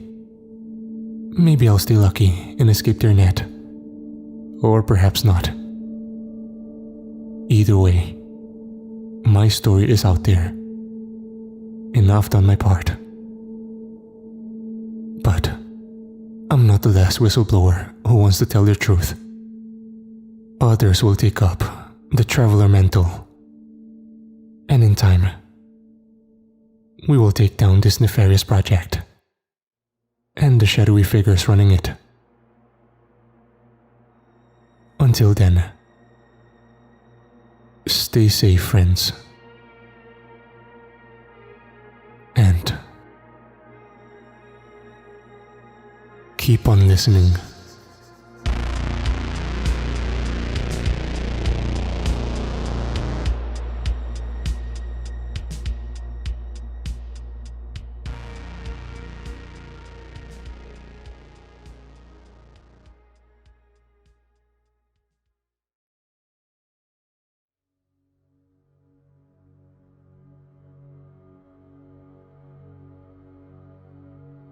Greetings, listeners. My name is Traveler. Well, that's not my real name, of course. In fact, I am one of many, a member of an underground group of whistleblowers determined to reveal the ugly truth about the shadowy organization we all once worked for. In fact, I am the third incarnation of the Traveler name, attempting to carry on the heroic example set by my two predecessors. The misadventures, trials, and tribulations of the first two travelers are already well documented, and so I see little point in recapping them here. I would suggest hearing their respective accounts in full before proceeding. Suffice to say, we are all connected by a top-secret government experiment which has taken a terrifying turn for the worse. A botched operation that has placed our world in extreme jeopardy. The first traveler was at the sharp end of things, being a member of the elite survey teams deployed through transdimensional portals and tasked with exploring alternate versions of Earth. It would be fair to say that Traveler 1 wasn't the type you'd expect to find on top-secret and highly dangerous missions. I understand his background was in academia, and he certainly didn't have any military experience. Nevertheless, this man went to hell and back and survived these disastrous missions, all of which resulted in multiple casualties. I first met him in the bloody aftermath of the Earth 537 mission. As you'll recall, this was the occasion when an alien automated drone followed the team back through the portal and laid waste to our control room, killing 12 personnel and destroying equipment worth millions. I was a part of the security detail on that fateful day, but luckily wasn't on duty in the control room. Otherwise, I wouldn't be here to tell my tale. By the time I've arrived at Ground Zero, it was all over. But I was left to deal with bloody carnage and inevitable repercussions. Being a member of the team that debriefed Traveler 1, I'll admit to being astonished by his account and impressed by his resilience. I remember how angry I felt when I heard he'd gone rogue and was telling his stories to the world. Back then, I was still a company man, and so regarded the whistleblower as a traitor. As you've probably guessed, my views have changed somewhat since that time. And then, there was Traveler 2, the second individual to take up the mantle and tell his story. Now, I really felt for this poor guy, as he got thrown into a situation he had no understanding of, and that's gotta be terrifying. Frankly, it's nothing short of a miracle that he survived and found his way home. Traveler 2's misadventure was the outcome of a major fuck-up by the eggheads. A test inside the subterranean chamber went sideways. All the safety protocols failed, resulting in a resonance cascade event and creations of rogue portals throughout the facility. Our man was unlucky enough to fall into one, and the rest is history. For those of you interested, the world which Traveler 2 had the misfortune to visit is designated Earth 619, although it's better known within the project as a vampire world. No survey team ever visited 619, and it's unlikely they'll ever send one over there, given what we know now about that hellish place. The failed test was only meant to deploy a robotic probe, but Traveler 2 provided us with all the intelligence we needed to know. Again, I was one of his interrogators, and I'm ashamed to admit that I threatened the young man, saying he would rot in federal prison if he told anyone what had happened. Thankfully, he ignored my warnings and spilled the beans. The 619 disaster was an unprecedented fuck-up, and hits did roll. Luckily for me, I wasn't one of those in the firing line, and so retained my security role. Even then, I was still loyal to my employers. But that would soon change. I have taken the name Traveler, even though I never passed through a portal. I haven't traveled to alternate worlds. But I have come face to face with some of the monsters that inhabit them. And so, this is my story. It all began with blood and carnage on one cold winter's night. I remember lying in wait behind the tree line, camouflaged and undercover, waiting for our enemy to arrive. It was a classic ambush scenario set up by seasoned military professionals. It should have been a turkey shoot, but we made the fatal mistake of underestimating our opponents. The commander for that operation was an ex-Special Forces man called Anderson, a hardened veteran with a stone-cold stare and commanding voice. "Remember your place," he told me in no uncertain terms during our pre-mission briefing. "You're a cop, not a soldier, and you haven't been trained for this. Your role is to observe, nothing more. Stay in your fucking lane." And so, I did. I was armed with a pistol on that night, but didn't open fire. I trusted Anderson and his men to do their job. We laid in wait for hours, freezing in the cold night air as we watched the road, waiting for the enemy to enter the kill zone.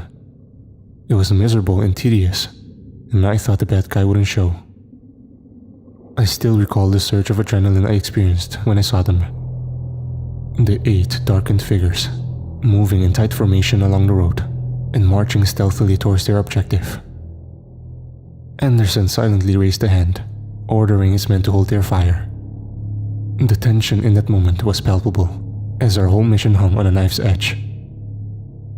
And then, they saw us, detecting the deadly ambush just too late. One of our targets shouted out a warning to his comrades before opening fire, and suddenly, the air was filled with bullets, as all hell broke loose. Anderson was right about one thing at least. I was no stranger to violence and death, but had never been in combat, and so was of no use in this situation, merely staying low and covering my ears in a vain attempt to drown out the heavy gunfire. I saw little of the skirmish that followed, but it was obvious that the operation wasn't going as planned. The soldiers beside me were all firing, but bullets were striking all around us. I saw men fall, cut down by high-velocity rounds. This wasn't meant to happen, and for a terrifying moment, I thought we would be overwhelmed, my life ending violently in the trenches. I don't know how long the gun battle went on for. It seemed like an eternity, but was probably only a few minutes. But, to my immense relief, the firing dwindled before ceasing altogether, and Anderson called out to surviving men, ordering them to advance towards the road. I glanced up and saw bodies scattered across the tarmac, our enemies riddled with bullets, and their guns now silent. Thank God, I swore, thinking the battle was over and we had won. I stood up in my foxhole, but Anderson shouted a rebuke. "Stay down, damn you!" he cried. "This is still a combat zone!" I was frustrated and annoyed, but nevertheless obeyed the old soldier's order without question. And thank God I did, because a moment later, there was an almighty explosion. A flash of intense light that lit up the night, and an intense wave of heat which threw me off my feet. I lay on my back, still in a state of shock and with a sharp ringing in my ears.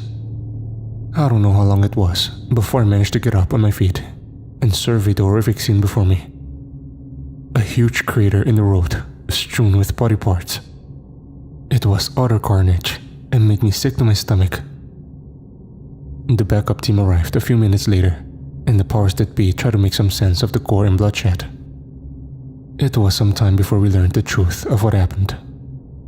Apparently, one of the enemy soldiers had only been wounded by the initial exchange and had detonated some kind of flight bomb to wipe out our people. Anderson had walked right into the trap, and what should have been a turkey shoot turned into a massacre. Once the investigators matched the body parts to their victims, they confirmed 19 dead, all 12 members of our mercenary team and 7 enemy troops. 7 enemies, meaning one had escaped the net. A killer was at large and had a head start. I knew we needed to find the bastard, and fast, or the body count would continue to rise. And that's how it started. So, you're probably wondering who these enemy soldiers were, and why we were so determined to kill them. Well, these 8 were not of this world. They all hailed from an alternate dimension, one that you listeners will already be quite familiar with. They came from Earth 312, a society where sadists and psychopaths rule supreme. Of course, the original traveler was part of the survey team that crossed over to 312, and what followed was a bloody fiasco, as half the team were slaughtered and the survivors barely escaped with their lives. The 312 mission was disastrous for another reason. One of our people, the team's medical attendant, defected and joined the enemy. There's no doubt that this traitor shared his knowledge of TDP technology with his new friends, because soon they developed a portal of their own. We know little about the society on Earth 312, but have learned more in the months since this bloody incident. On their world, North America is split into a collection of warring nations who've been locked in bloody conflicts for decades. And the worst of these warlike states is Santiago, a land governed and shaped by killers and torturers of the worst kind.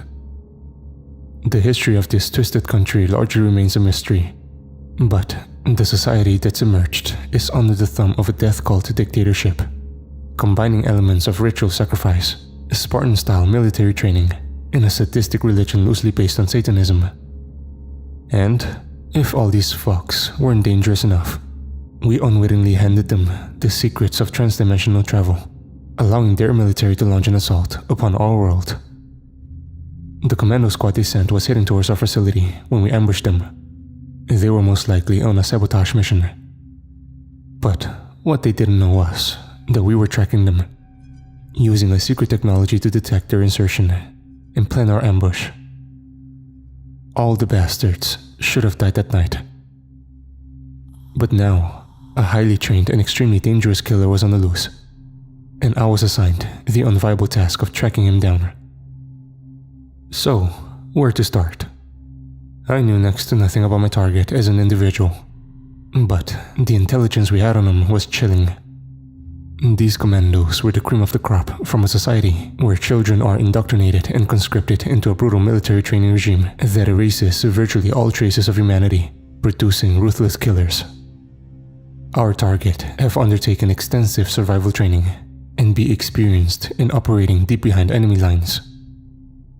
We had no leads or clues, and so could only wait until the bodies started to pile up. I received the first call 2 days after the botched ambush. It was late at night, and I was at home, but awake.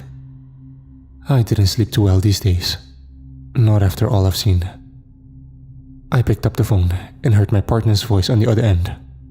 That was Lisa, a 20-year veteran detective who'd worked many murder cases in a major US city. I can't reveal any further details about her, but I trusted Lisa with my life. I recall how she sounded during that first call, her voice tired and monotone as she tried to hide her emotions. "We got a hit," she explained. "2 dead by the roadside." There was a pause and a deep sigh before she spoke her next words. "The victims are both cops." Shit, I swore as the anger rose from the pit of my stomach. "Where?" I inquired. She gave me the location, and 2 minutes later, I was on my way. The murder scene was a darkened back road on the outskirts of town. My first guess was a traffic stop gone bad, and this was later confirmed by the dashcam footage. The local cops had cordoned off the area, while our investigators moved in to search for evidence. The first victim had been shot through the head at close range, his body lying motionless in the middle of the road, and his brains splattered across the tarmac. The second officer was struck by a barrage of bullets that had shattered the windscreen of their patrol car, cutting him to shreds. "Poor guys never stood a chance," said Lisa, as we examined the bodies. She shook her head in disgust, and I noted the barely contained rage behind her eyes. "Yeah," I agreed, without elaborating. We both knew the truth. The local police had received the bare minimum of information about our target. They had no idea how dangerous the man was, and so were basically sitting ducks. "What about the shooter's car?" I asked. "Can we track it?" Lisa shook her head again. "He abandoned it 2 miles down the road. Looks like he proceeded on foot from there. I nodded in resignation. So, what now? I asked fearfully. They're placing a curfew on the town and setting up checkpoints on all major roads. There's nowhere for the bastard to go. She turned to face me, and I noted her look of steely determination as she spoke. We're going to get this fucker. Yeah, we'll get him. I agreed, although I feared how many more would die before we took this monster down. We didn't have to wait long for the next massacre. Less than 24 hours, in fact. I felt a terrible foreboding as my shaking hand reached out to lift the phone. Lisa's voice was strained and emotional as she communicated the details. He struck again. 4 victims in a residential building.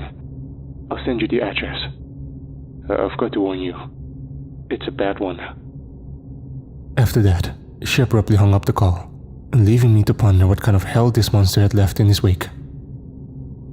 I arrived half an hour later to what, on the surface at least, appeared to be a perfectly normal suburban street, complete with neat lawns and white picket fences. It looked like a nice quiet place to live and bring up a family. But tonight, it was transformed by the chaos of blue flashing lights and a small army of police officers and paramedics. I glanced over at the concerned local residents, standing on the other side of the cordon, with looks of shock and horror etched across their faces.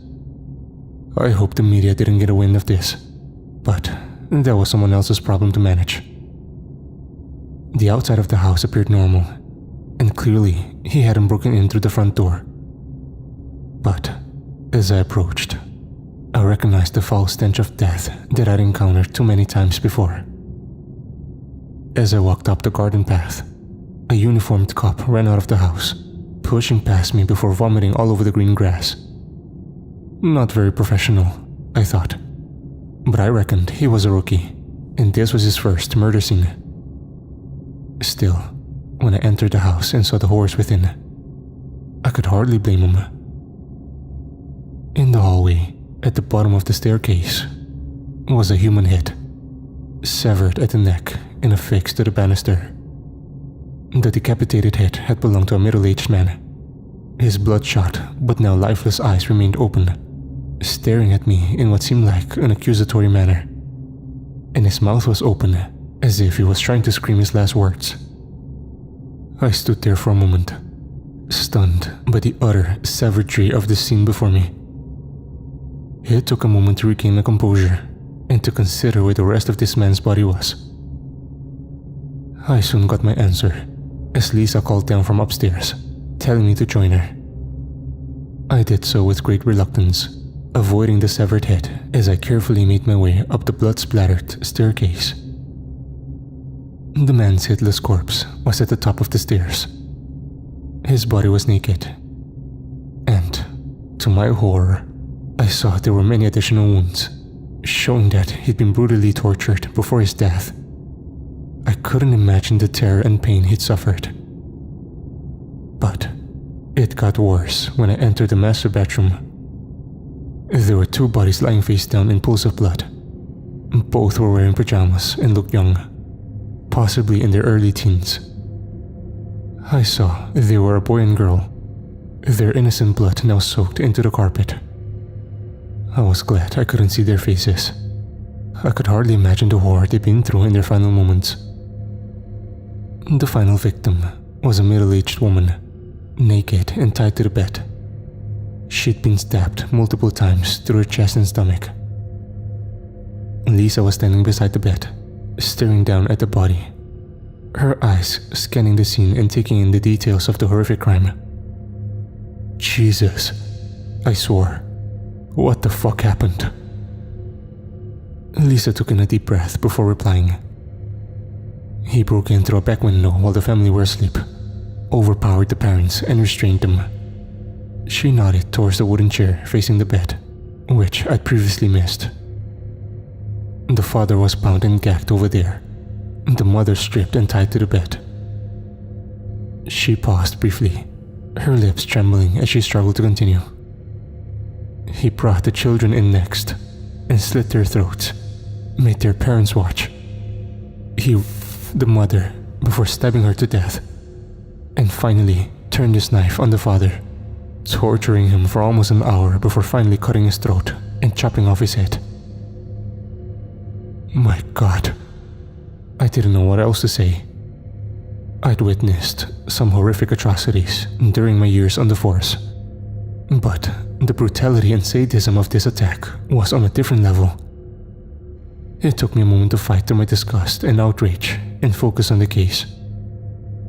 How do you know all this? The order of the killings, I mean, I asked. Lisa didn't look at me as she took a phone out of her pocket and held it aloft.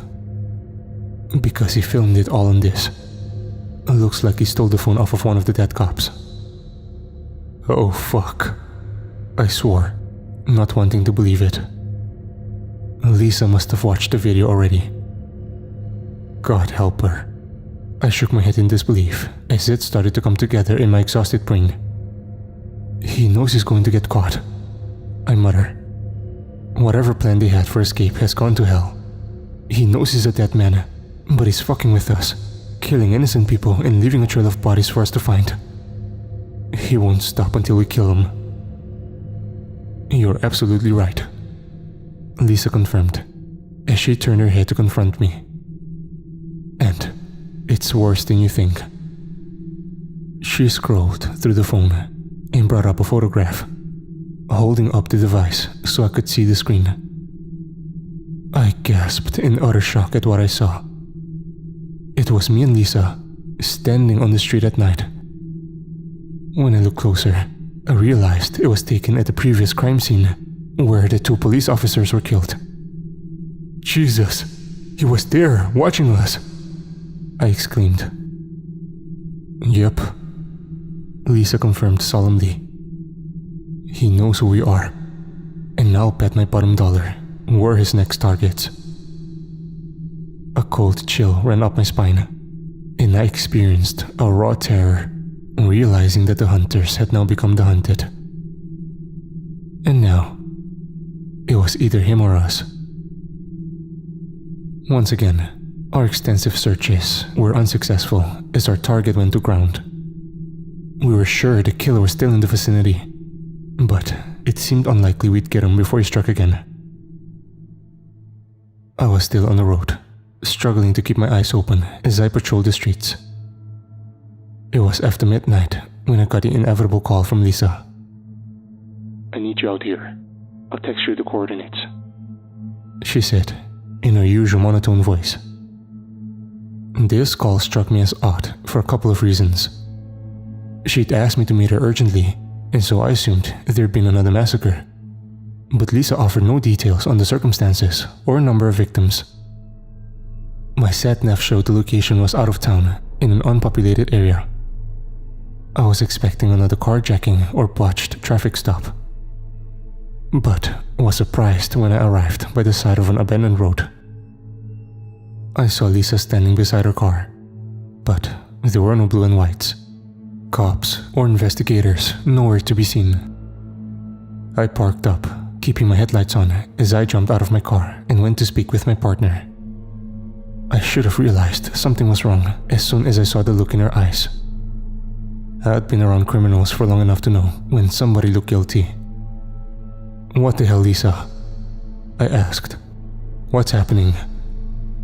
She shook her head, and I noted how she couldn't meet my eye. I'm so sorry, old friend. I knew you'd never agree to this. But there's no other way. I couldn't sit back and wait for another innocent family to get butchered. We need to finish this tonight. My exhausted brain was working overtime as I tried to make sense of what she was saying. And then it clicked. Jesus, we're the bait, I exclaimed. She nodded her head solemnly in confirmation. I couldn't believe how reckless Lisa had been, and I felt a cold chill as I realized we were in extreme danger. Fuck this, I swore as I reached out and grabbed my partner by her arm. This shit is crazy. We need to get out. I didn't get a chance to finish my sentence, because in that moment a bullet whizzed only inches past our heads, shattering Lisa's front windscreen. Get down!" she screamed. We ducked into cover just in the nick of time as a barrage of rounds struck all around us. I drew my pistol, scanning the darkened tree line, trying in vain to identify the shooter's position. The shooting stopped as abruptly as it had begun, and we waited, taking cover behind the shut-up car. The tension was almost unbearable, and the attack came like a bolt from the blue. I heard what sounded like the crack of a twig coming from behind us. Turning quickly, I saw a blur of movement as a figure emerged from the shadows, slashing out with a sharp blade. His target was Lisa, and the bastard's knife found its mark, slashing my partner's throat and spilling her blood over the grass. I tried to react quickly, but my instincts weren't fast enough, as the killer smashed the gun from my hand and struck me hard in the face, breaking my nose and knocking me down. I fought the pain and looked up at my attacker, seeing his face for the first time. It's strange, because looking back, I can't remember his features. All I recall is his dark predatory eyes and sadistic smile as he sheathed his knife and drew his pistol, advancing upon me, preparing to deliver his coup de grace. I closed my eyes and prepared for death. A shot rang out, but I felt no pain. Opening my eyes, I saw my attacker's face screw up in pain as a bullet tore into his back. To my astonishment, I saw my dying partner Lisa, blood pouring from her cut throat, her face a deadly shade of pale as she lay dying on the ground. She had used her last ounce of strength to lift her gun and fire. The killer swore as he turned away from me, and I realized this was my last chance. I reached out and grabbed my pistol, aiming upwards at his torso and firing. 3 shots, all hitting him in the chest. I saw him fall, but didn't want to leave it to chance. Pulling myself up, I stood over the target and kept shooting, emptying my entire clip into his limp body. My hand was still shaking after I heard the empty click. It was only then that I remembered Lisa and ran to her side, taking her hand and calling her name. But it was already too late. Her skin was ice cold, and her eyes had closed for the last time. I gently laid her down, and then looked up to the night sky, crying out in pain as the grief overcame me. What followed was a cleanup operation like none other. If my employers are good at one thing, it's covering up their fuck-ups. And this operation was no exception. They never acknowledged the deaths of our people, in spite of murders carried out by a serial killer from another dimension. How could they? The deaths were written up under various causes, and the media were kept out of it. The anonymous killer and his comrades from Earth 312 had never officially existed, and so their remains were cremated and disposed of without ceremony. As for me, I was expected to return to duty after a brief hiatus. But I couldn't go back to doing that job. I could no longer be a government stooge or continue to cover up their deadly mistakes. And so, I've joined a growing posse of whistleblowers, taking on the Traveler name. Others will follow. And together, we will stop this evil.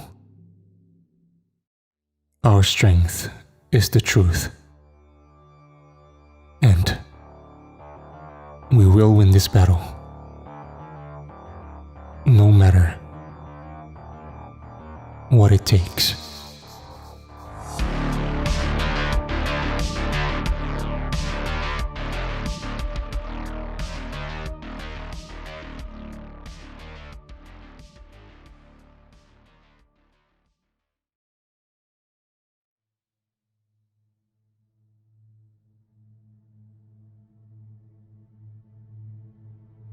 By now, you've no doubt heard the accounts by my predecessors.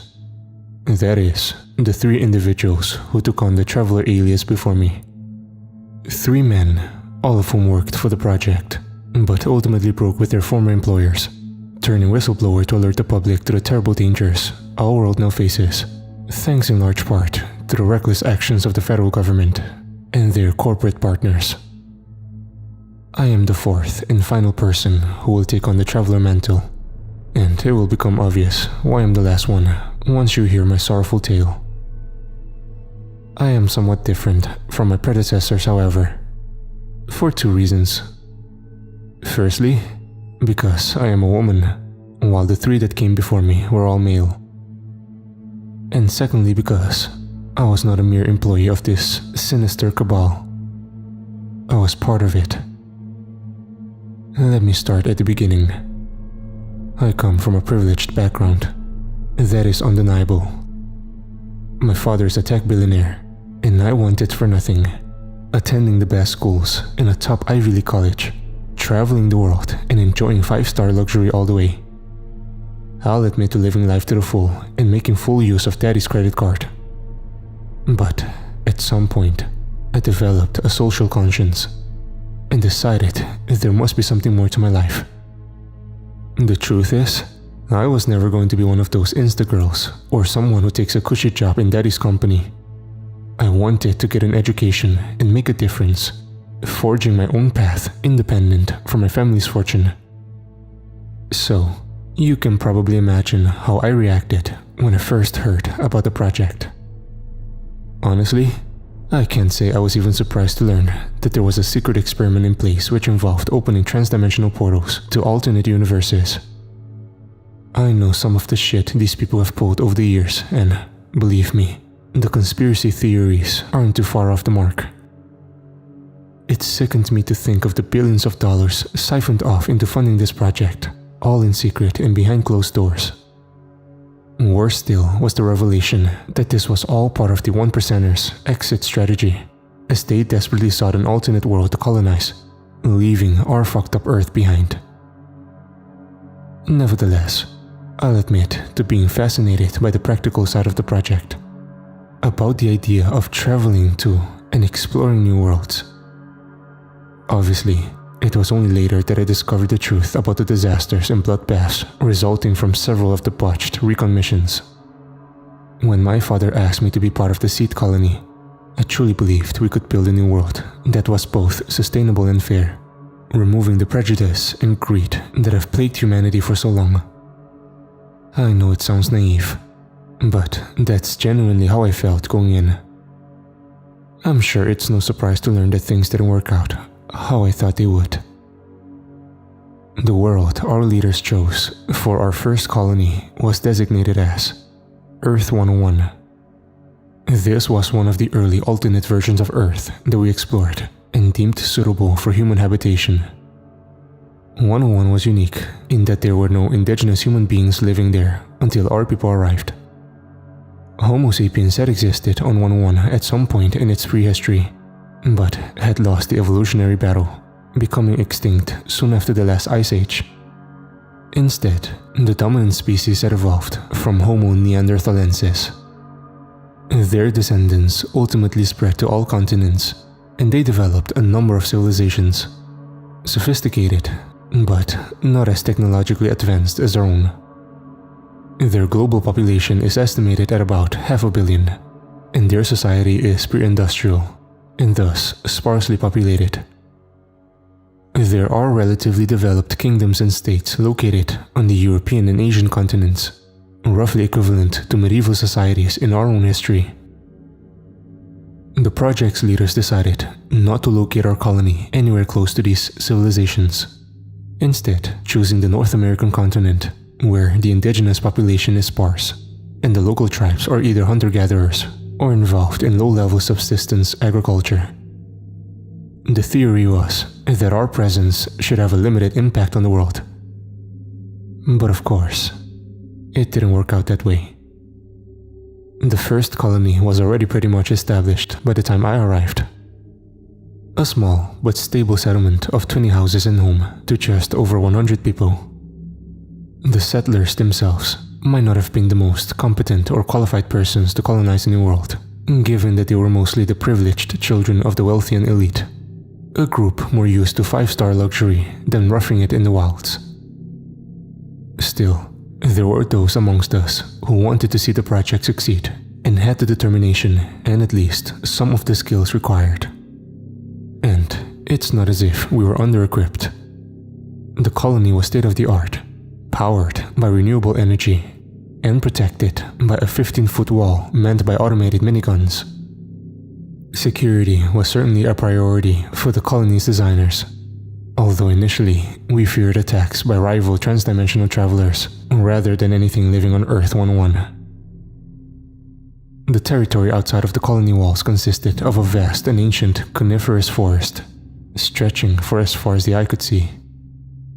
Although we wished to limit our impact on the environment, it was nevertheless necessary to clear land and grow the crops needed to feed the colonists. Our aim was to be self-sufficient, but few of our number had any knowledge of farming, construction, forestry, or any of the other key skills required for colony building. But we did have various experts and advisors on hand to help with such matters. But many of our processes were automated. We had access to the most advanced technology and gadgets known to humanity. And money was no object. And of course, we weren't totally cut off from the home world. The portal back to the facility was open like clockwork once a week, and essential supplies and equipment were delivered by a relief team. To my annoyance, several of my fellow colonists would also receive various luxury items from back home. Expensive clothes, alcohol, and devices designed for entertainment purposes, to name but a few. I swear, some of those spoiled brats would have been regularly updating their social media accounts if it was physically possible. Looking back, it was like we were all lambs for the slaughter. But I'm getting ahead of myself. I remember my first night inside the colony walls. I was tired, still recovering from the stresses of portal travel and a long hike through the surrounding forest. I had enjoyed that afternoon as I took in the majestic beauty of our natural surroundings, savoring the clean air and unspoiled nature. We returned to the colony before dusk, however, as colonists were prohibited from being outside the walls after dark. There were many dangers out in the woods. In addition to the Neanderthal hunting parties, some of which were known to be hostile, this continent was also home to megafauna species long extinct on our world. Cave bears, giant deer, saber-toothed tigers, woolly mammoths, and God knows what else we were yet to discover. On that night, I walked the walls with Jerry, the 21-year-old son of a wealthy investment banker and my best friend inside of the project. Jerry was handsome, smart, and shared many of my political ideals. We dated briefly during our time in college, but it hadn't stuck, so we mutually agreed to stay friends. Jerry had been living in the colony for 2 months already, and so had volunteered to show me around on my first day. I remember the foreboding feeling as we walked. On one side of the wall was our sanctuary, the tidy little dome-shaped domiciles and neat flood-lit alleyways. But on the far side was the primeval forest, shrouded in darkness and hiding who knew what. I shuddered as I stared out into the black abyss, and the shivers I felt were little to do with the cold wind. And then I saw the machine gun turrets, standing stationary until their sensors detected something in the tree line, when they momentarily burst to life, scanning the perimeter before settling back into standby mode. Infrared sensors, Jerry explained. They're programmed to detect specific threats and take the appropriate action. Appropriate action? I repeated. I don't know how to feel about that. Is this all really necessary? Jerry shrugged. The project leader seems to think so. Security is their priority. Maybe they've got a point. Remember what happened to the survey teams? I nodded my head solemnly. Like all of my fellow colonists, I had sat through the briefings of the failed missions on Earth 217, 312, and 537. The official versions were of course heavily sanitized, but Jerry and I discovered the terrible truth, learning of the huge casualties and the dangerous civilizations that existed on the other side of those portals.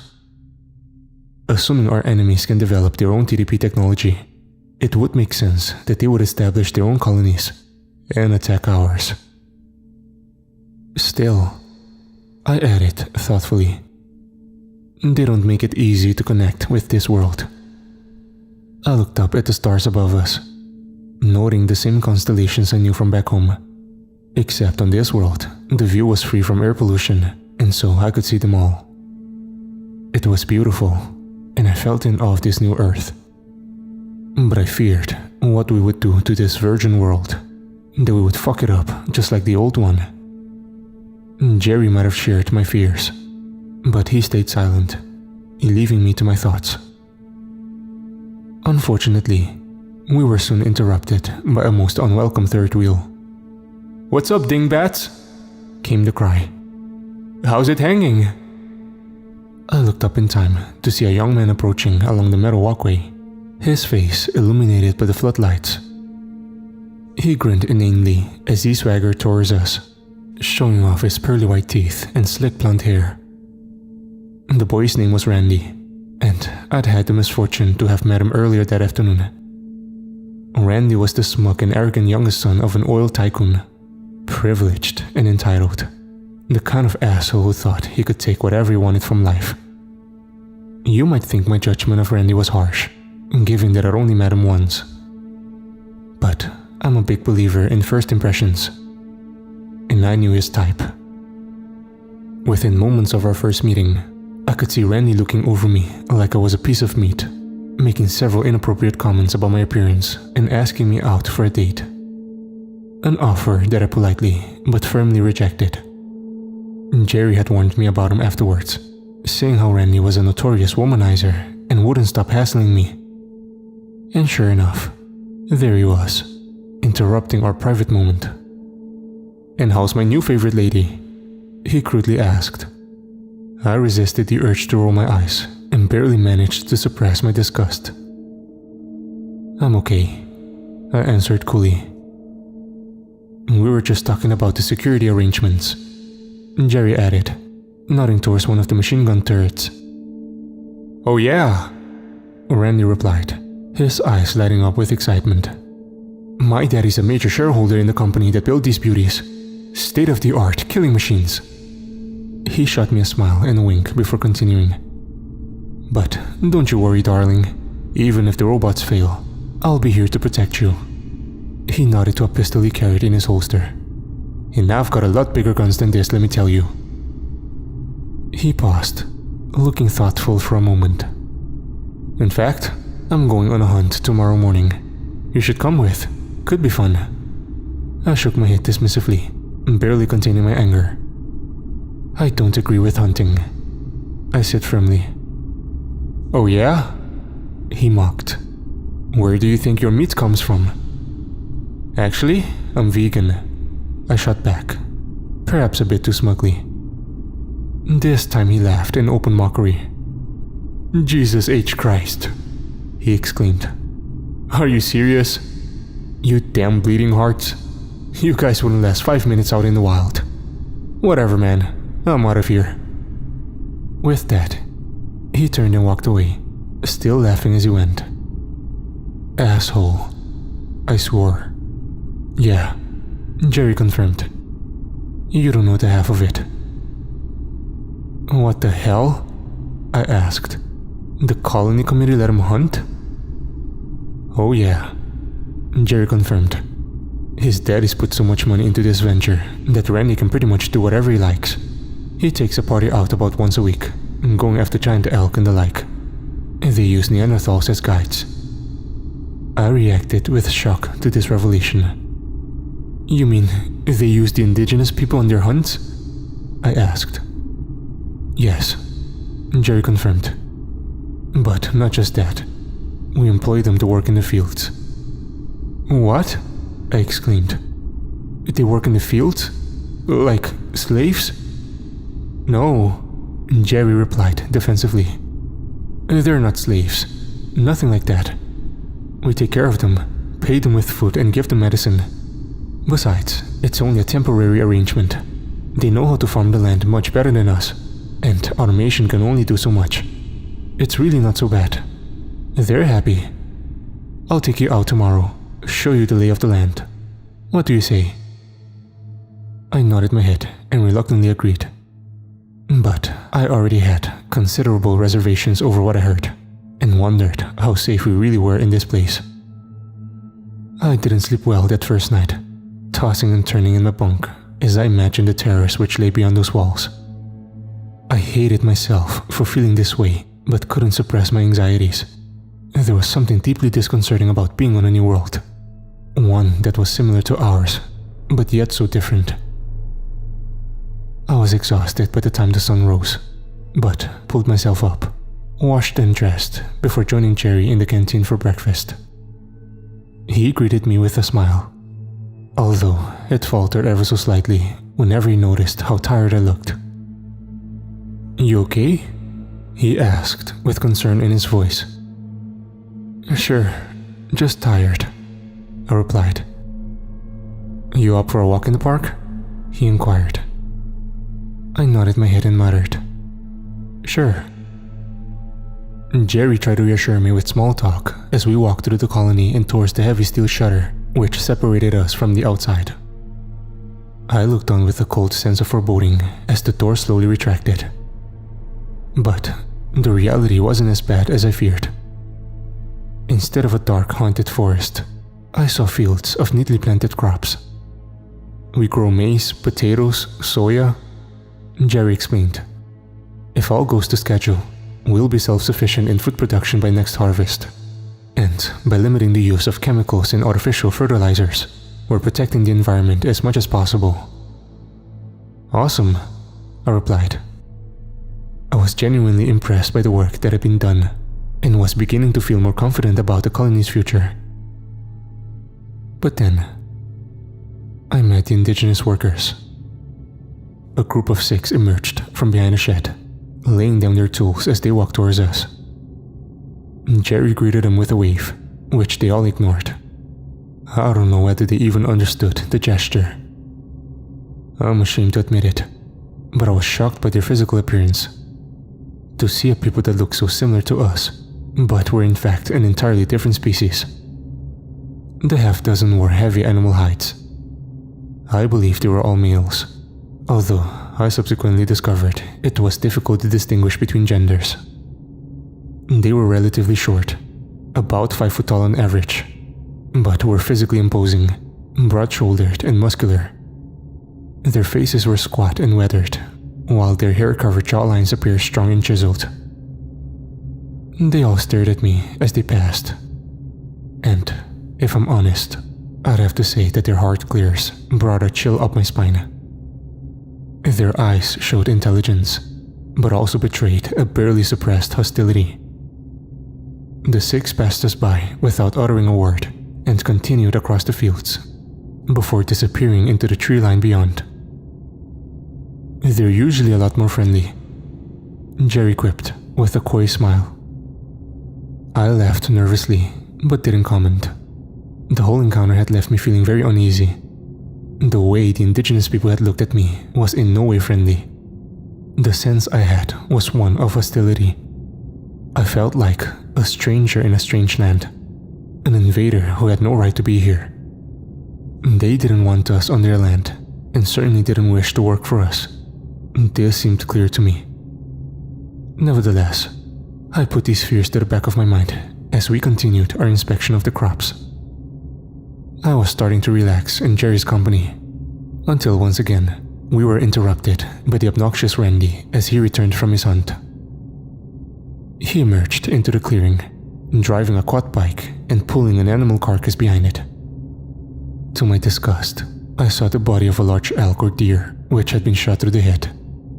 He whooped in triumph as he drove his trophy up to the colony's walls. I noted the 2 natives who marched solemnly behind him, warrior-like Neanderthals armed with bows and arrows. They didn't seem to share Randy's elation at the successful kill. Randy shouted out when he saw me, his tone being one of open mockery and contempt. "Hey, vegan girl!" he shouted. "What do you think of my little friend? Don't worry, darling. I was very humane. The poor creature didn't feel a thing." I was about to give him hell before Jerry put a hand on my shoulder and whispered in my ear, "Don't let the asshole get a rise out of you." I listened to my friend and tried to control my anger. Randy dismounted his bike and walked towards his native huntsman, speaking a few words before dismissing them. He looked back over to me as they left. Ugly motherfuckers, but they know how to track. Next time, we're going after the big one, a saber-toothed tiger. I can't fucking wait. I shook my head in disgust and bit my tongue. Randy was the last person this colony needed, but it looked like we were stuck with him. I vowed to avoid him as much as possible going forward. But of course, it didn't work out that way. A few days passed without major incident. I spent my time working alongside Jerry and the other colonists, learning the ropes and assisting with the administration and work as much as my skill set would allow. I managed to avoid Randy for the most part, although we inevitably bumped into each other from time to time. Luckily, a couple of new girls had arrived in the colony, and both seemed more amenable to Randy's charms, so they received most of his attention. I began eating and sleeping a bit better and was beginning to feel at home in my new environment, although I could never shake the feeling that something terrible was going to happen. I wrote this off as paranoia, but should have trusted my instincts. The day it all went to hell started like any other. We'd had a hard day's work and were completing our final task of the afternoon, which was checking the irrigation system, which drew water from the stream to the west of the colony's borders. It was nearly dusk when Jerry and I were close to finishing up. We both jumped when we heard a sudden ruckus from the forest of the north. There were shouts, closely followed by an animalistic roar and a burst of gunfire. I didn't know what was happening, but somehow guessed Randy was involved. A moment later, I heard screaming and instinctively started running in that direction. I don't know what I was thinking, but reckoned I needed to help, even if it was that asshole Randy. Jerry ran after me, calling my name and telling me to stop. I should have listened. I entered the woods, struggling to find my way in the fading light. So instead, I followed the din of conflict and mayhem. I was running as fast as I could. But then suddenly, I wasn't. The hairs stood up on the back of my neck as my sixth sense spiked, and I found myself frozen to the spot. My fearful eyes scanned the darkened tree line in front of me. There was a tense silence before I noticed a rustling in the bushes. And in an instant, all hell broke loose. I don't remember much about that moment. It all happened so fast. The beast that charged was huge. A massive blur of matted fur, muscles and teeth. It roared as it charged, and I was so terrified I couldn't move an inch.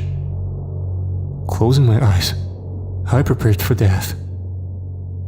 But suddenly, there was a heavy push from my left side, pushing me down to the dirt.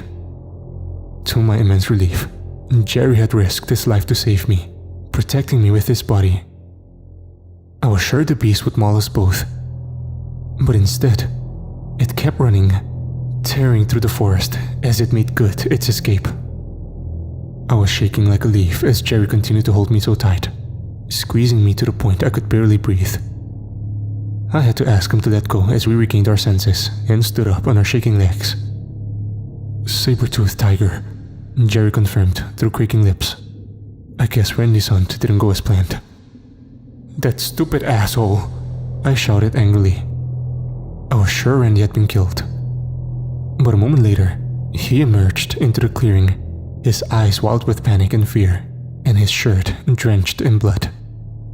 He was still armed and waved his rifle around in an erratic manner. As soon as I saw him, I feared Randy would do something crazy. But he wasn't alone. The two Aboriginal trackers followed in his wake, their eyes devoid of emotion and their weapons drawn.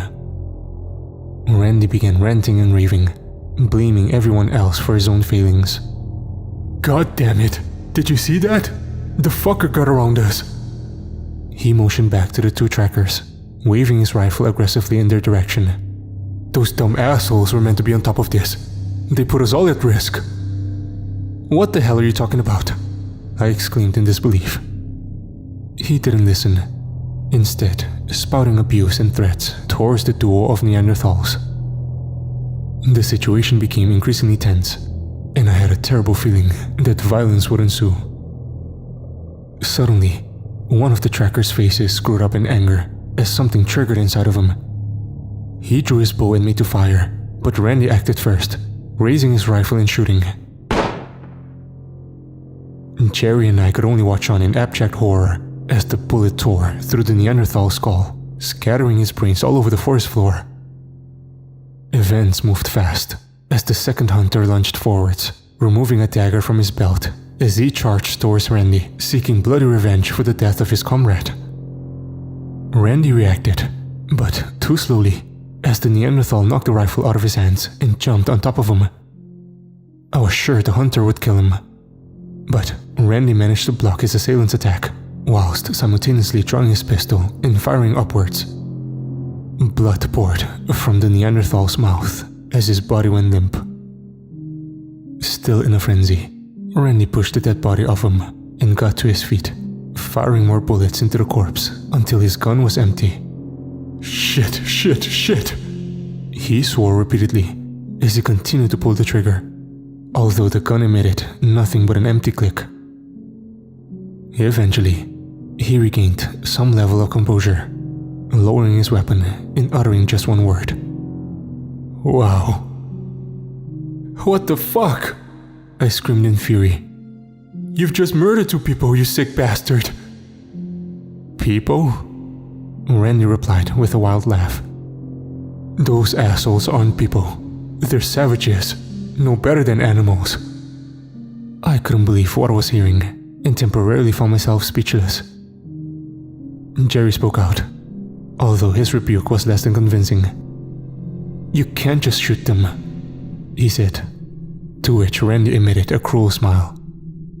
Sure I can, buddy. Don't you get it? This is our world. We can do whatever the hell we want.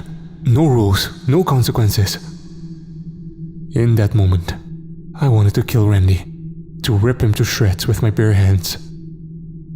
Once again, Jerry grabbed me, holding me back as I spouted obscenities and threats at my nemesis.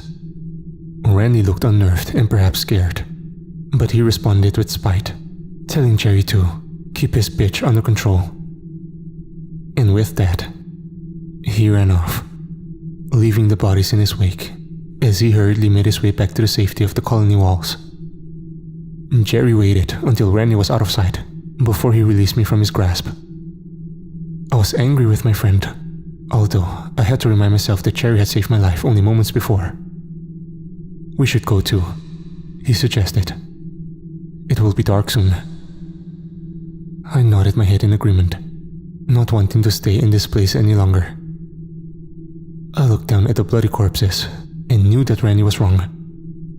There would be consequences, and we would pay the price for the crime he had committed today. Predictably, I wasn't able to sleep that night. I just knew something bad was going to happen. And so, it was to no surprise when all hell broke loose. The first thing I heard was the banging, the ominous sound of a single drum beat in the night, growing ever louder as the mystery drummer grew closer. My blood froze as I listened to that terrible din. For a moment, I considered hiding in my bunk and ignoring it, but there was no getting away from this. I quickly jumped out of bed, threw on some clothes, and sprinted out of the door. I discovered that virtually the entire colony had been awoken by the drum beat, and there were dozens of half-dressed rich kids standing along the neat alleyways, all looking confused and scared. I quickly picked out Jerry from the crowd, running over to speak with him. "What the hell's going on?" I asked in a panic. "Don't know," he replied, "but it's coming from the outside. We need to get up on the wall." We ascended the staircase to the top and met up with Luke, the 18-year-old son of a US senator who happened to be on night watch this evening. "Look!" he screamed, whilst pointing out to the darkened forest beyond. Except, it wasn't dark anymore, as the night was illuminated by several hundred torches, as an army marched forward to the beat of the drum. "Who the fuck are they?" Jerry cried. The answer was obvious to me. It's the Neanderthal tribesmen. They're here for revenge, because of what Randy did. "Don't worry," Jerry replied in an attempt to reassure me. "The security system will protect us." "No, it won't," Luke shot back. "The whole system is down. I don't know whether it's a malfunction or sabotage, but either way, we're fucked." I glanced over at the nearest turret gun, noting how it was stationary and non-responsive. We'd put all our faith in this technology, and now it had failed us. "Don't panic," Jerry said, although I heard his voice faltering. He grabbed Luke by the shoulders and looked him firmly in the eye. "Here's what we're going to do." But he never got a chance to convey his instructions to the kid, because in that moment, a single arrow flew through the night air, striking Luke in the throat. I could only watch on in horror as Jerry caught Luke's body as he fell, holding him as his mouth filled with blood and he choked. Jerry seemed to be paralyzed, and so I had to grab him and pull his body down, just as a fresh batch of arrows flew narrowly over our heads. "We need to move," I screamed. And a second later, we were descending the staircase and running back into the colony, warning the others that a full-scale assault was imminent. What followed was a blind panic, as inexperienced colonists fled like headless chickens, trying in vain to find somewhere to hide. The attackers were well prepared, scaling the walls with grappling hooks and purpose-built ladders. If we'd been better organized, we could have attempted to mount a defense on the top of the wall, but none of us had anticipated this scenario. I looked up in time to see the dark figures reaching the top of the wall and taking up positions. They unleashed a terrifying war cry before firing down into the colony with wave after wave of arrows. The ground level was illuminated by floodlights, and most of the colonists were still out in the open, and so it soon became a turkey shoot, with one after one being cut down by their arrows. In a panic, I scanned the hellish scene before me, looking over my screaming fellow colonists while I desperately tried to find an escape. But the native warriors had us surrounded. Jerry grabbed me by the hand and tried to speak over the chaotic din. But suddenly, he was struck in the back, his body falling into my arms. I cried out his name and looked into his pained eyes. But he only mouthed one word in response. "Run." I'm ashamed to say that I did just that, leaving my good friend to bleed out in the dirt as I ran for cover. I found a temporary hiding place behind a water tank and watched in horror as the battle played out. Somehow, the Neanderthals managed to open the steel shutter gate, allowing a second wave of warriors to break through. Their group were armed with spears, axes and daggers, and they quickly went to work, brutally butchering any survivors of the first attack. One of their victims was Jerry, who was still alive with an arrow in his back. I could do nothing, as the brutish killer grabbed his hair and used its knife to cut his throat. I'll never forget that horrific image as long as I live. Jerry was a good guy, and my friend. He deserved so much better. But there was no time to grieve in that moment, as the violence escalated. Suddenly, I saw Randy emerge from his shelter, screaming wildly as he fired in full automatic. He took out 3 warriors before they overwhelmed him, knocking him down while kicking and stabbing his vulnerable body. But they didn't kill him. Not yet. A few other colonists had firearms and attempted to resist the assault, but none of them lasted long, all being cut down by axes or arrows as the battle soon turned into a massacre. How did I survive, you might ask?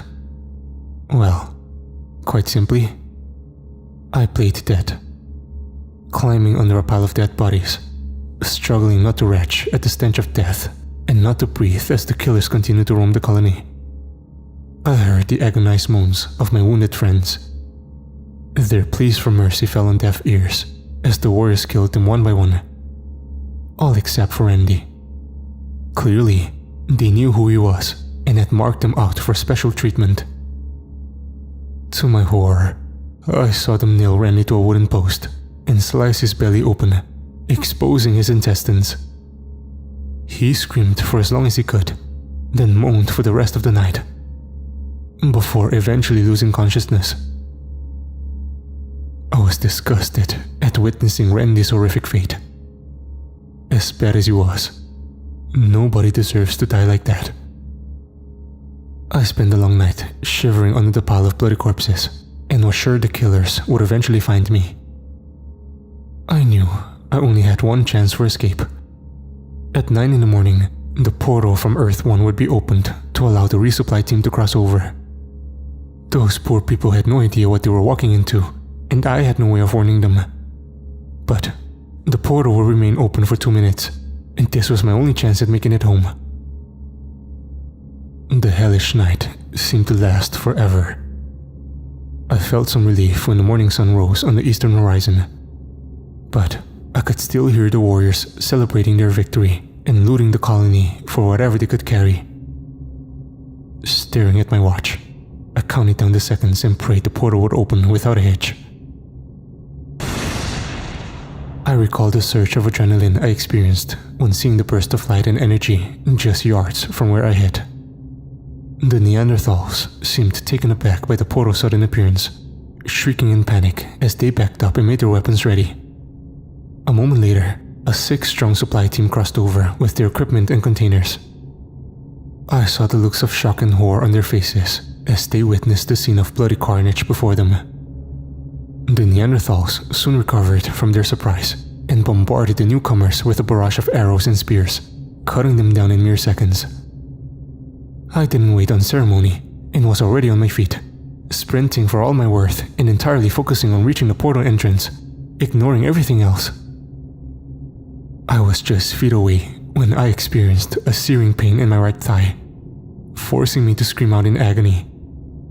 But I did not stop, instead using the last of my strength to dive through the portal. Suddenly, I was thrown into the void, the air being sucked from my lungs as the darkness took me. I then hit the heavy metal gangway as the pain overwhelmed me, and I passed out. And so, this is my story. I am the sole survivor of the doomed Earth 101 colony. I didn't exactly emerge unscathed. They had to remove an arrow from my leg, and I had been diagnosed with PTSD, having needed to attend extensive therapy in the months since. But I was the only surviving witness of the massacre, and knew I needed to tell my story. Unsurprisingly, 101 was a game changer for the powers that be back home. In fact, the massacre resulted in the entire project being shut down.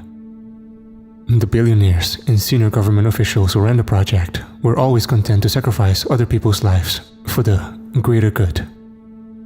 But losing their own children proved a step too far, even for them.